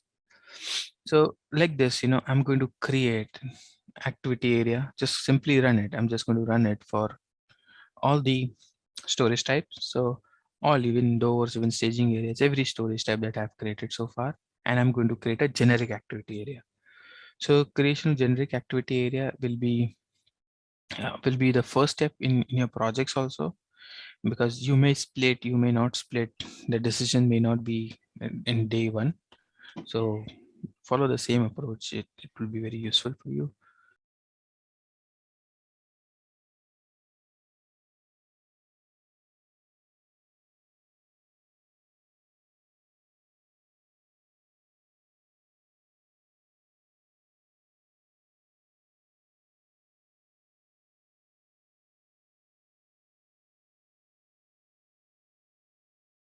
Then I'm going to do the storage type 9010, right? Start from inbound staging area. Then I'll do the work centers 8010, then 8020, then 8030, then outbound staging area 9020, then the doors 9030 and 9040. Yeah, so it will do for all, it will create all the activities. The generic, we create everything. See, the why I'm suggesting this way, because going and maintaining the all three config, it becomes slightly a big task. If you maintain this, your efforts are reduced. So now I've maintained, created activity areas for, I think, work centers, doors, staging areas, everything. So we'll stop here for today. Tomorrow we'll come and we'll maintain individual configuration for 8001. So what we'll also understand is there is something called as sorting. So let's say Sid is supposed to pick. Okay, so Sid, products should be, while he's picking the parts in these two aisles, there is a certain sequence which we want the system to, for Sid to pick. So I want him to pick, in this way. So the picking should start from the back. He'll take his trolley, go to the back and start picking from back to the front. So the picking is done in a sequence, in certain sequence. So this is my, this is the bin sequence that I want Sid to follow, because, once he's picking, there is no point, if he picks from this bin with sequence 16 and then goes back, then pick this one, then comes here. He doesn't have to do back and forth. He starts from the back. While he's walking towards the GI zone, he should be proposed by system. Now it's this bin, pick this bin. Now once he picks, okay, now you're picked from bin 8. Now the next bin is bin 11. The next bin is bin 14, bin 16. So these are not bins. These are the bin sequences. So basically we will create the storage type. We have created bins. Okay, we'll assign them to storage type. So how we do the bin assignment? So we have created bins, we have created activity areas, but the bins are not yet assigned to activity area. We need to perform sorting. Okay, in sorting, bins are assigned to activity area and bins are assigned to a sequence number. So for Sid, you can see it's a custom sequence number. Okay, so for example, this is the sequence number will be assigned to Sid's need custom sequence number where he's going this way, to go pick. But let's say Kabir, he just follow this approach. First I'll pick everything for aisle 3, and then I'll pick everything for aisle 4, and so on, right? So for Kabir, it's like very it can be achieved through standard. He can follow this sequence and system can do the sorting for him. But for Sid, the picking, he's just going to pick everything of aisle 3, come back, and then he's going to start everything in aisle 4. So for Sid, it's going to be custom sorting. He'll give its own sequence. So we do that through upload program. But for Kabir, system will do this assignment. So it's very, basically what we need to see here is, how the picking, sequence of work is, how the bin names are. So based on that, we will decide whether we need a custom sorting or we will run standard sorting and see, if it fulfills our requirement. If not, so basically the bins should be assigned to numbers, whether those numbers are, matching to our requirement. This is the sequence they want to follow. If not, then we do a sorting, custom sorting upload. We do an upload and we assign bin to a sequence number. So these are the 2 activities we'll cover tomorrow. Once we create activity areas, pick activity area for 8001. Sequence number is the sequence in which the bins will be proposed for picking. So this bin should always be proposed first. If Sid is supposed to pick, he will pick from here first, then here. So his pick should be from this way, right? First this bin, then that bin. So when he's picking, he's not going to pick from one product. He's going to pick product from multiple bins. So his direction of travel will be based on his direction of travel. He should be picking first from this bin, then from this bin, then from this bin, then from 16, then from 21. Customer account group. So in your business partner config, we assign a group, customer account group. So basically, your business partner is, so there's a business partner group, but within that group, if you're trying to create a customer, so it's trying to create in the background, it's trying to create a customer master, but it's not finding that account group. So based on that, the number range is not getting picked up. Hey there, wanna nail supply management? Our SAP ECC EWM course is here for you. It's all about handling supplies smoothly. This course is your go-to for mastering SAP ECC EWM. Think of it as your toolkit for planning, ensuring we've got enough stuff and getting it where it needs to be. We cover it all, from the basics to some cool advanced tricks. Experts made this so you're in good hands. Your teachers, total pros. They've been at this forever and are here to guide you and answer your questions. And guess what? Students love it. Just like you, they found it super useful.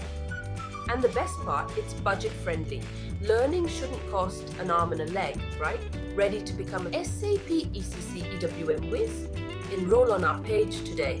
And for more details, visit ZaranTech's website. What topics we'll cover today? So we created a new warehouse, we have integrated it, and now we are at a stage where we are setting a master data for a warehouse. We have created storage type, section, bins, doors, staging areas, and work centers.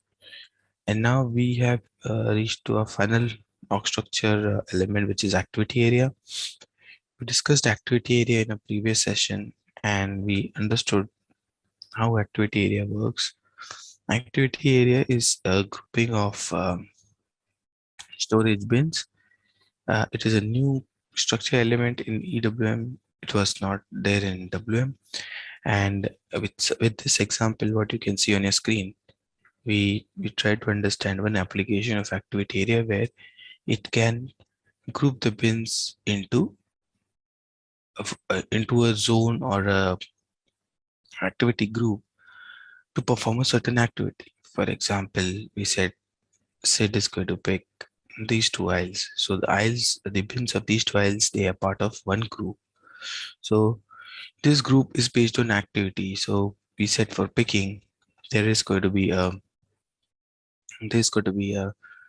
zone or a group here, group of bins. But for putaway, we don't have any grouping. We don't need any grouping required. So we can create groups within the storage types. We can also create individual activity areas for the activities where we don't want to do the grouping, like we call them as general activity areas for put away, replenishment, internal, stock change. We performed, or we created activity areas which is general to the storage type, same as the storage type, because we don't want to split them. So this splitting of activity area may not be required in all the storage type, may not be required in all the activities. As of now, we have seen picking, we'll see in physical inventory also, we might use activity area concept. But for picking, definitely when we are going to pick from the hierarchy storage, we would like to have different people and different work areas assigned. So another important point here is the activity area is not restricted to a storage type. So let's say, for example, this is storage type 8002 and there is just one aisle, let's say in 8002. So the group, let's say Sid's group is, sorry, this is Shiva's group is SI01. I can also add bins of another storage type to Shiva's group. So Shiva's groups becomes, so the bins of Shiva's group is other ones belonging to aisle 5 and 6 of storage type 8001 and aisle 7 of storage type 8002. So this grouping of bins is very dynamic. You can have grouping of bins.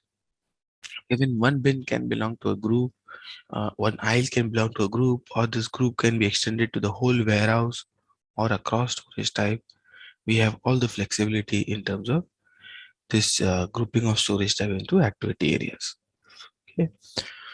So as part of setting up the activity areas into the system, I explained you the first thing we do is we create all the storage types with generic activity areas. There is a transaction given by SAP. We just run the transaction and system automatically creates activity areas and does the necessary assignments in the background. So this assignment will save us time in maintaining. Assignment does save us a lot of time in maintaining each node separately. So let's go and now maintain those 3 nodes and create these activity areas and do the necessary aisles assignment for the activity areas. So once the activity areas are completed, creations are completed, then we need to assign the bins to the activity areas. That step is called as sorting. So we'll also discuss sorting today. So let's look at what has happened in system after we created the activity areas.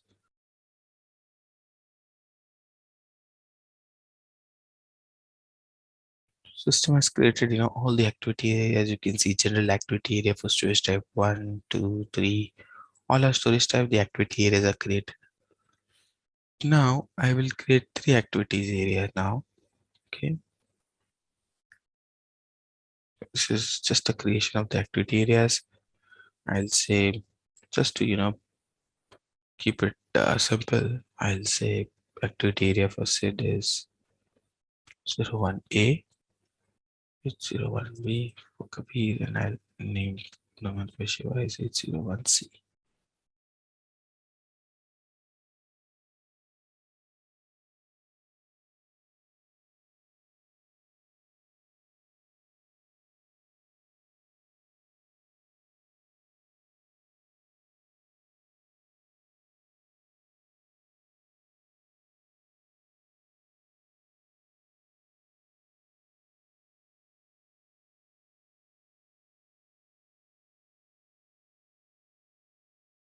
So we created these activity areas. Now there is assignment of storage business to activity areas. Okay. So here let's look at the configuration that has been created by system. So WH34, you can see for 8001, all the bins are assigned. See, there is no aisle detail, there's no stack, no level details, nothing. So just a generic entry has been made that all storage type, all bins of 8001 should belong to 8001 activity area. So this is an activity area. So there is no activity here. So this assignment is required because there is one-to-one assignment for put away, one-to-one assignment or replenishment. So this activity, this assignment is okay for the generic thing, but now we need to create and say here that for our storage, for our activity, the 801A, what bins are assigned to 801A? So I'll say assign bins which start with aisle 1 and end with aisle 2. Okay. Then for us, for our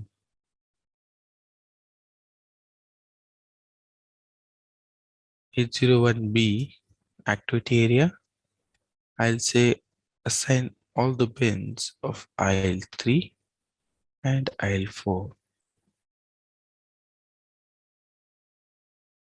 The 801C, I'll say assign all the bins of aisle 5 and aisle 6. Okay, now see our aim was to assign the bins with division of aisle with respect to aisles. You can also do stack, level, bin section, consolidation group. Basically, we'll discuss that later. We'll use this field for the deconsolidation process. Okay, and if this activity is used, then there is an interim storage type which always needs to be used. Then we can use this for this activity area. Otherwise, we also have option to use LOSC. During LOSC, we're going to use the intermediate storage concept. Okay, so for now, we've created the activity area, and we said for these 3 activity areas that we have created, these are the bins which are assigned to those activity areas. The bins which are in aisle 1 and 2, 3 and 4, and 5 and 6. So this was the second node which was maintained automatically when we generated activity area for the storage type.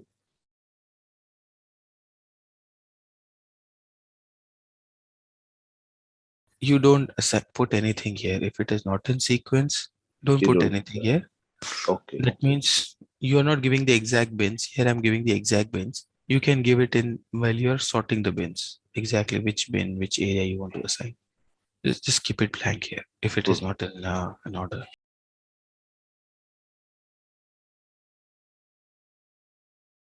Now, this is the third configuration which gets maintained. So you will see here WH34 8001. There are 6 entries that are maintained here: internal, picking, put away, replenishment, stock change. So here you can see there is one-to-one assignment since we use a transaction for mass general creation. So here you can see 8001 storage type, 8001 activity area. For put away, 8001 is the generic. For replenishment also generic. But now we don't want to do picking as part of 8001. We want to create separate, we have a created separate activity area for picking. So what I'm going to do, I'm just going to copy this. Okay. And I'm going to say 80 activity area 801A picking in 8001. Okay. For now, let us create these 3 entries and delete the entry where we say 8001 is supposed to do picking. So I'll just complete the creation first and we'll come back. So now we said these are the 3 activity areas used for picking in 8001. Okay, but we are not going to use the generic one. So I'm going to go up, page up, and I'm going to delete this entry because for picking my activity area is not 8001. So you have seen here, for my picking my activity is not 8001. So I'm going to delete this assignment. This is not required. For picking, my activity areas are 801A, B, and C, which I've maintained.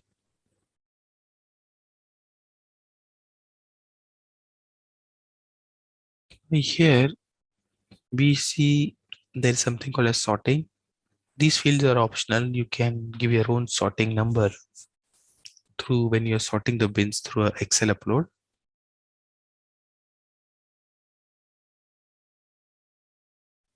So I'm back.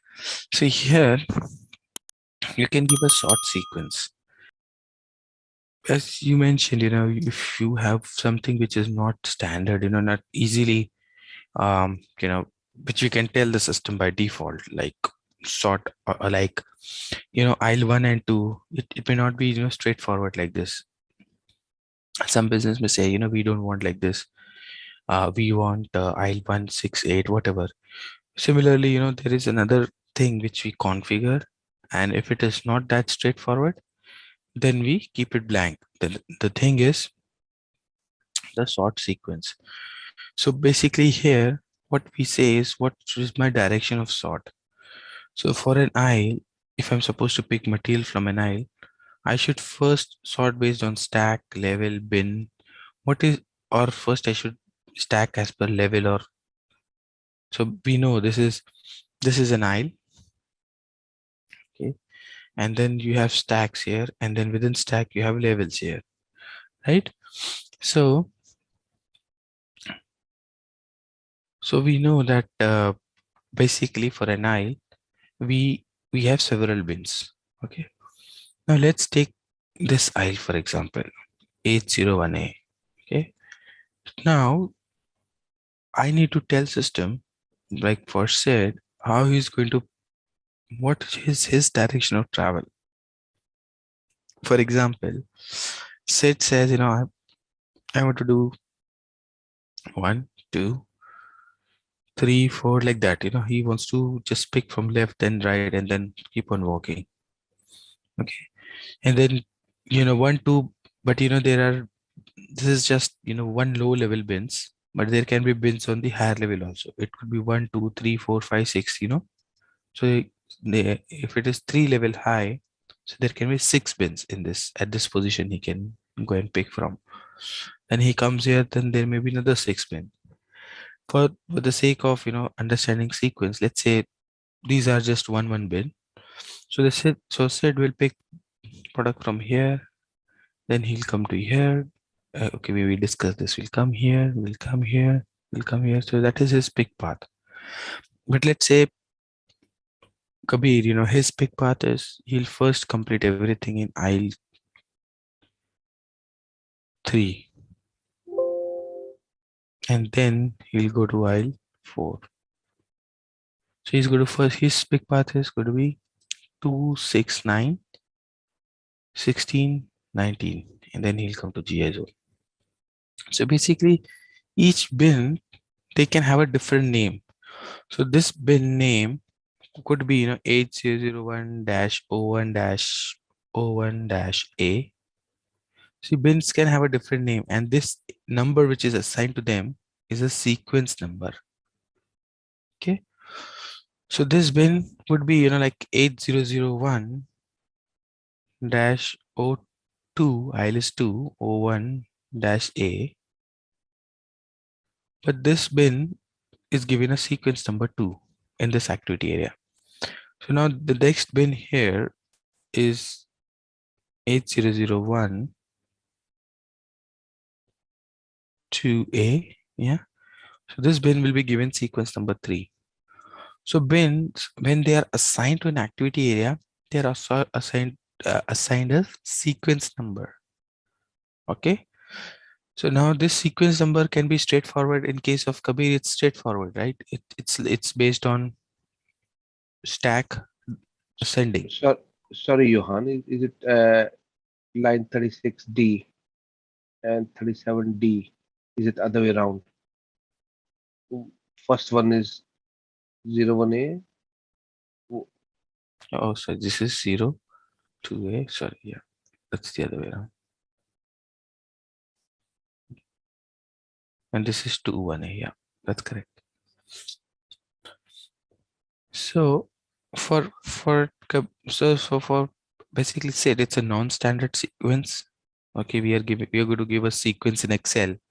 So for said, and we are going to say like this bin sequence 1, this bin. So I have to use an upload transaction to give a sequence number for said. Okay, we have, because he has its own sequence. Now there, so now like how we did um a transaction, general transaction, right? So their system did all the activity area creation itself. Similarly, when we are assigning this sequence, we call them as sorting. There are two ways of assigning this sequence. Option 1, system assignment. System does the assignment.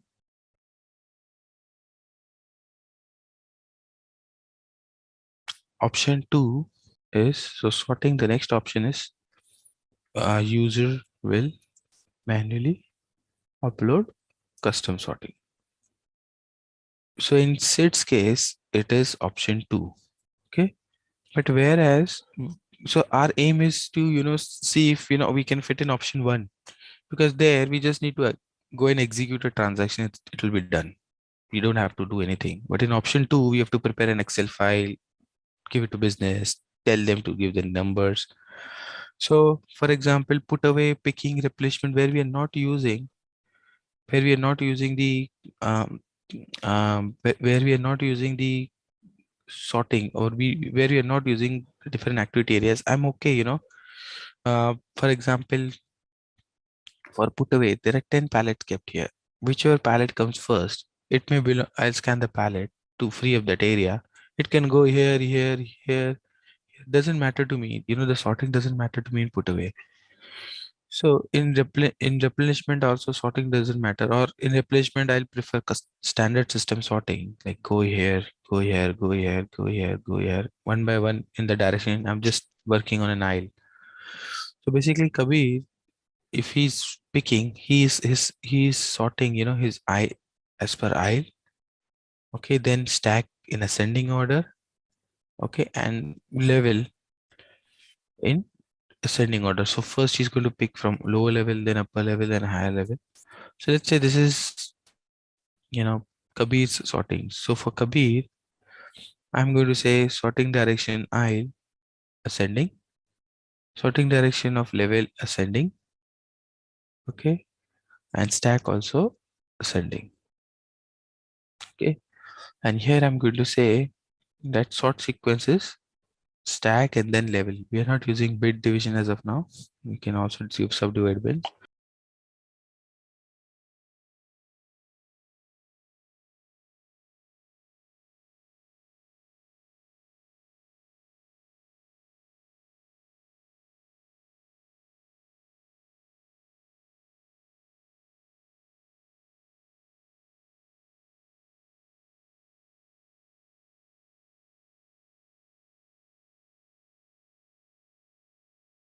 So this is 0, 1 is, let's say aisle. I can say, 10, 20, 30, right? That's what we discussed. This is 10, this is stack.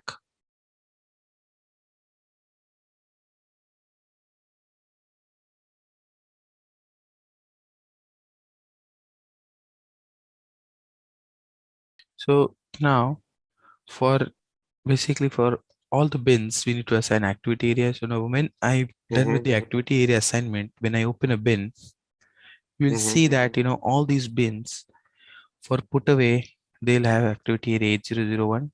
For picking, they will have their respective activity areas.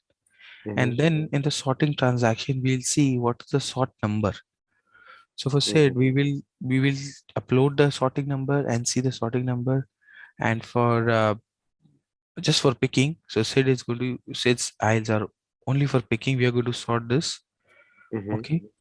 But in case of put away or replenishment for Sid's bins, it's going to remain option 1. The overall idea is to keep your, as consultants, our aim is to keep the activity areas to a minimum. only when it's really required. Why I'm saying, because there are a lot of dependent configuration, and and it is, you can imagine, if we, based on our experience, we consultants also sometimes face difficulty in understanding. I've been doing this for quite some time, but I can understand first time it will be it takes time to understand these things. So for just imagine business users, they will never understand, or it will take a while for them, 6 months, 1 year time till they use the system. They'll get used to the activity areas. So it kind of complicates things for them. So we try to keep them to a minimum, only as and when it's required. So what our first approach is always, yeah, to keep it minimum first. So, and start with general. So in case of put away, there is no need to have an activity area, because we are going one pallet at a time. So whatever pallet is physically there, I'm just picking and moving it. So there it doesn't matter. Internal also it doesn't matter, because internal are manual process. But it decides, now I want to take this pallet, move it to another bin, do a reshuffling, do a rearrangement, and all those things. For replenishment, yes, it may be required. Activity area may be required. Physical inventory, it's product specific. So wherever the product is, system will direct me. So it doesn't matter, I have to, at the end of the day, I have to count everywhere. So it's not, or if it's bin specific, I'll select those bins, and I'll create, and we'll discuss during physical inventory. But the idea is to start with generic ones, keep it simple, and only for fast moving complex warehouse, where you have this work allocation, and what we'll see all the parameters going forward, and then introduce activity areas. So uh, so basically we start with all general for everything, and as and when we design the process, work Value. allocation, sequence. See, this sequence is a master data. You can go from option 1 to 2 very easily. Okay, you have the config, but you don't want to config, you don't want to use a config, just ignore it, use the option 2. So sorting is very flexible. Just activity creation also, it's just two configs, three configs you have to do. So introducing new activity area at a later stage is also easy. It will not harm your existing stock or anything. So start with the minimum ones, and then as and when you get requirements, or you understand process in more detail, you can introduce more.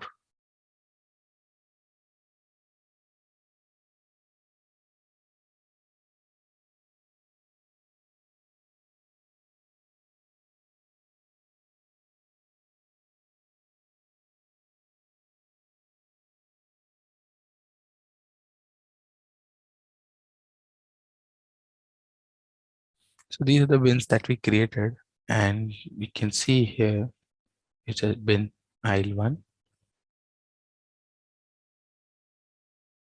So now these bins, we have to sort them and give them a sequence number. We'll try both ways, but let me create some more bins, so some other aisles also, so that we can see the impact.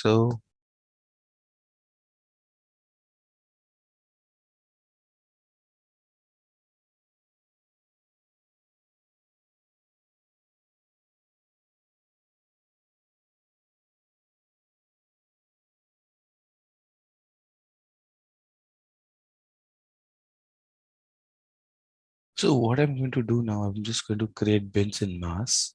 There is this bin structure.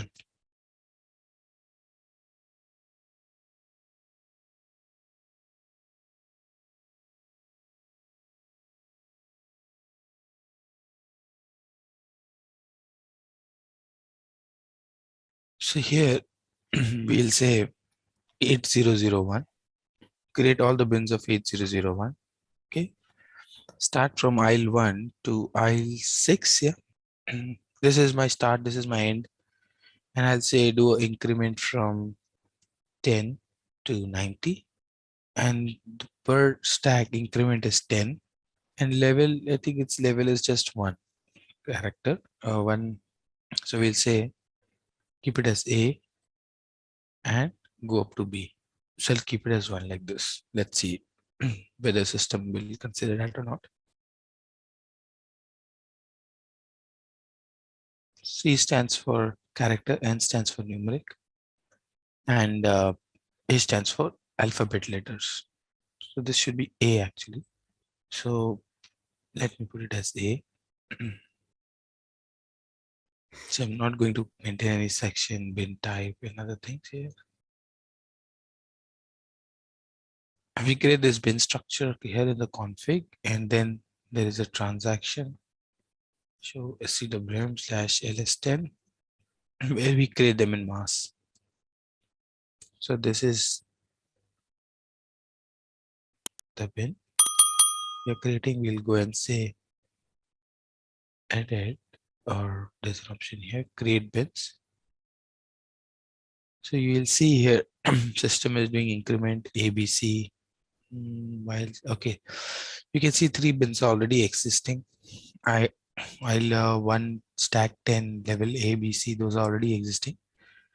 Apart from that, system is creating the other bins, all the bins, and doing a correct increment. So 10, 20A, sorry, 120A, 130A, then 140A, and then after all the bins of aisle ones are complete, it's going to aisle 2. So it will go up to aisle 6. Okay. And the bins are also going to be assigned to the aisle numbers.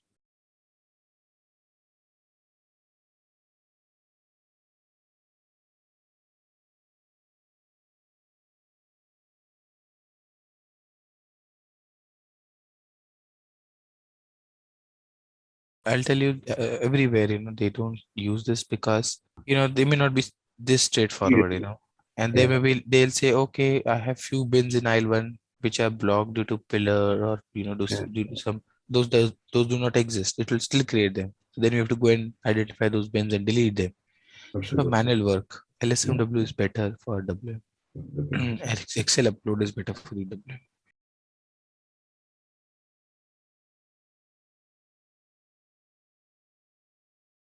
Why we are maintaining NNNN? I said you can, even if you maintain NNNN and keep this blank, there is no increment. See, for example, if I do a bin, let's say I create only 3 bin. I'll say 0110A and 8001 0130A, and I don't give this. So there is nothing here, right? I'm not incrementing I.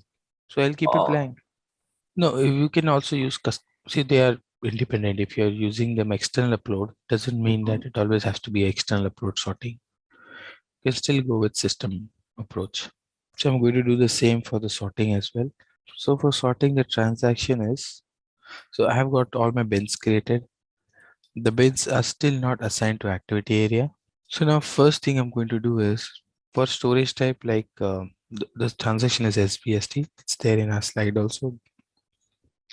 No need to worry remembering this.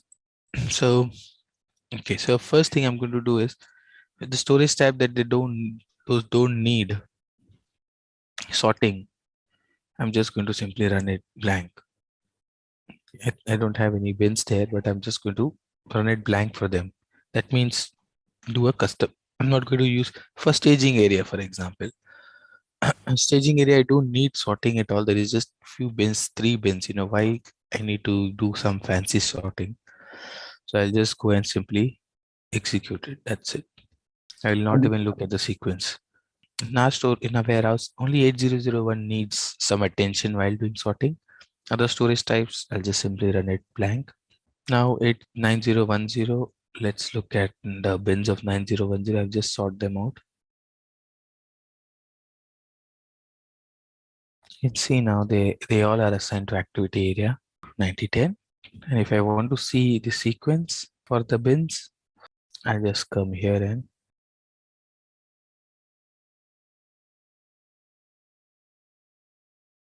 so there are different ways. I like this transaction. We'll see warehouse monitor also, where you can get this information. Okay, so let's do generic sorting of A001 for put away. So put away is a generic sorting here. So we are going with the config specific sorting for put away 001. So in that case, let me do every sorting. So 8001, you can see it's not going to sort picking. See, it is sorting everything because we deleted that assignment, isn't it? All right, let's test your knowledge. Here's a question for you. What is the primary benefit of using SAP EWM? Option A, improved inventory accuracy. Option B, reduced production costs. Option C, increased customer satisfaction. Option D, all of the above. Take a moment to think, and when you're ready, choose the correct option. Remember, each choice holds a key to unlocking the answer. Good luck. Type the correct answer in the comment section. Yeah, So it's very going to do a good. general sorting, customs, config specific sorting. It's doing here and will simply execute it. That's it. So here the bins of 8001, let's go into those bins again. You will see they are assigned to all activity areas except picking. So now generic sorting, like we create a generic area, generic sortings, only in picking we have to test, config relevant sorting or upload sorting. So let's look at the config sorting first. So 801C, I am not going to work into that. Let's simply sort it. See, everything is picking. Just I'll simply sort it away and just come out of it. Let's come to Kabir sorting, which is a config driven sorting, 801B. And here is where I'll come and check how system is assigning. So first it is assigning bin of aisle 3 and A, and that means this bin, this bin here, okay, and then 320A, see, 330A. So basically what it is doing, it is first going through the lower level, all the bins of lower level, okay, because we said level should be in ascending order, okay. Then it is going through all the B second level bins of aisle 3, and then it's going through third level bins of aisle 3, and then it is starting the fourth aisle, okay. It will cover all the lower level bins of fourth aisle, and then the above, and then the above. So first all the A, and you can see a sort number is given. So whenever Kabir starts picking, if the picking is supposed to pick, so the pick order is to pick from these two pins, let's say 320A and 370B, system will first tell Kabir to pick from 320A and not from 370B. Now, while you are checking the sorting, okay, you have agreed with business, should be my sort. You can do the config, come and check, how the sortings are being determined by system. If you're happy, go ahead with that. The preferences use config because you'll save efforts in Excel upload, and so only for only for special scenarios, special racks or VNA, we use VNA, narrow reach truck. All those cases we use custom sorting, or I would say, when I say custom sorting, means Excel upload. Otherwise we use the standard sorting. We try to use standard as much as possible. We play with that config and see the sort numbers are determined by system. So why we propose standard sorting? Because as a BAU, as a maintenance point of view, also it helps business. They just come and they just have to execute it here. But when it is custom, they have to go find the Excel, change it, load it. It's a tedious task, especially in production environment, whenever they change their bins or introduce new bins. Hey there, wanna nail supply management? Our SAP ECC EWM course is here for you. It's all about handling supplies smoothly. This course is your go-to for mastering SAP ECC EWM. Think of it as your toolkit for planning, ensuring we've got enough stuff and getting it where it needs to be. We cover it all, from the basics to some cool advanced tricks. Experts made this so you're in good hands. Your teachers, total pros. They've been at this forever and are here to guide you and answer your questions. And guess what? Students love it. Just like you, they found it super useful. And the best part, it's budget friendly. Learning shouldn't cost an arm and a leg, right? Ready to become an SAP ECC EWM whiz? Enroll on our page today. And for more details, visit ZaranTech's website.